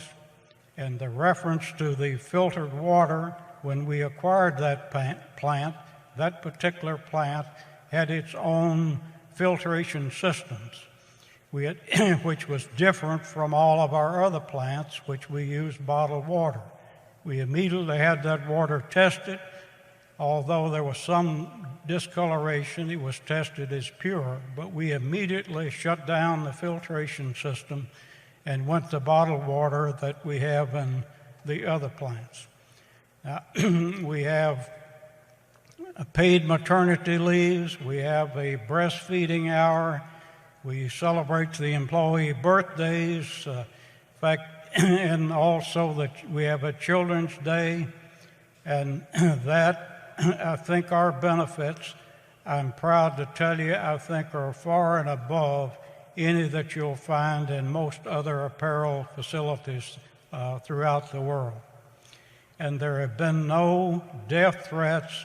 We have tried to conduct our business with honesty, integrity, and quite frankly, I've been with this company. I'm in my 48th year, and I would tell you that I'm very proud of how we operate our particular plants. We have met with a number of the leading universities to try to tell the other side of the story. We've invited those presidents of the universities and the administration to come to see for themselves what our plant facilities are like. And we've had 2 acceptances that were down this past week, the representatives from Princeton and also from the University of Arizona. And we welcome putting all of this into an open spotlight. We also have a website that's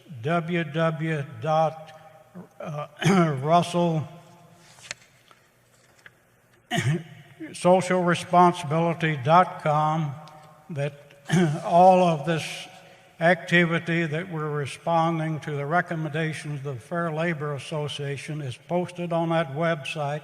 It's there for the world to see. And we continue. Fair Labor Association has a 3-step process of continued monitoring, and then they do independent audits periodically to see what our progress is, and all of that is posted on that website. Thank you. Thank you, John.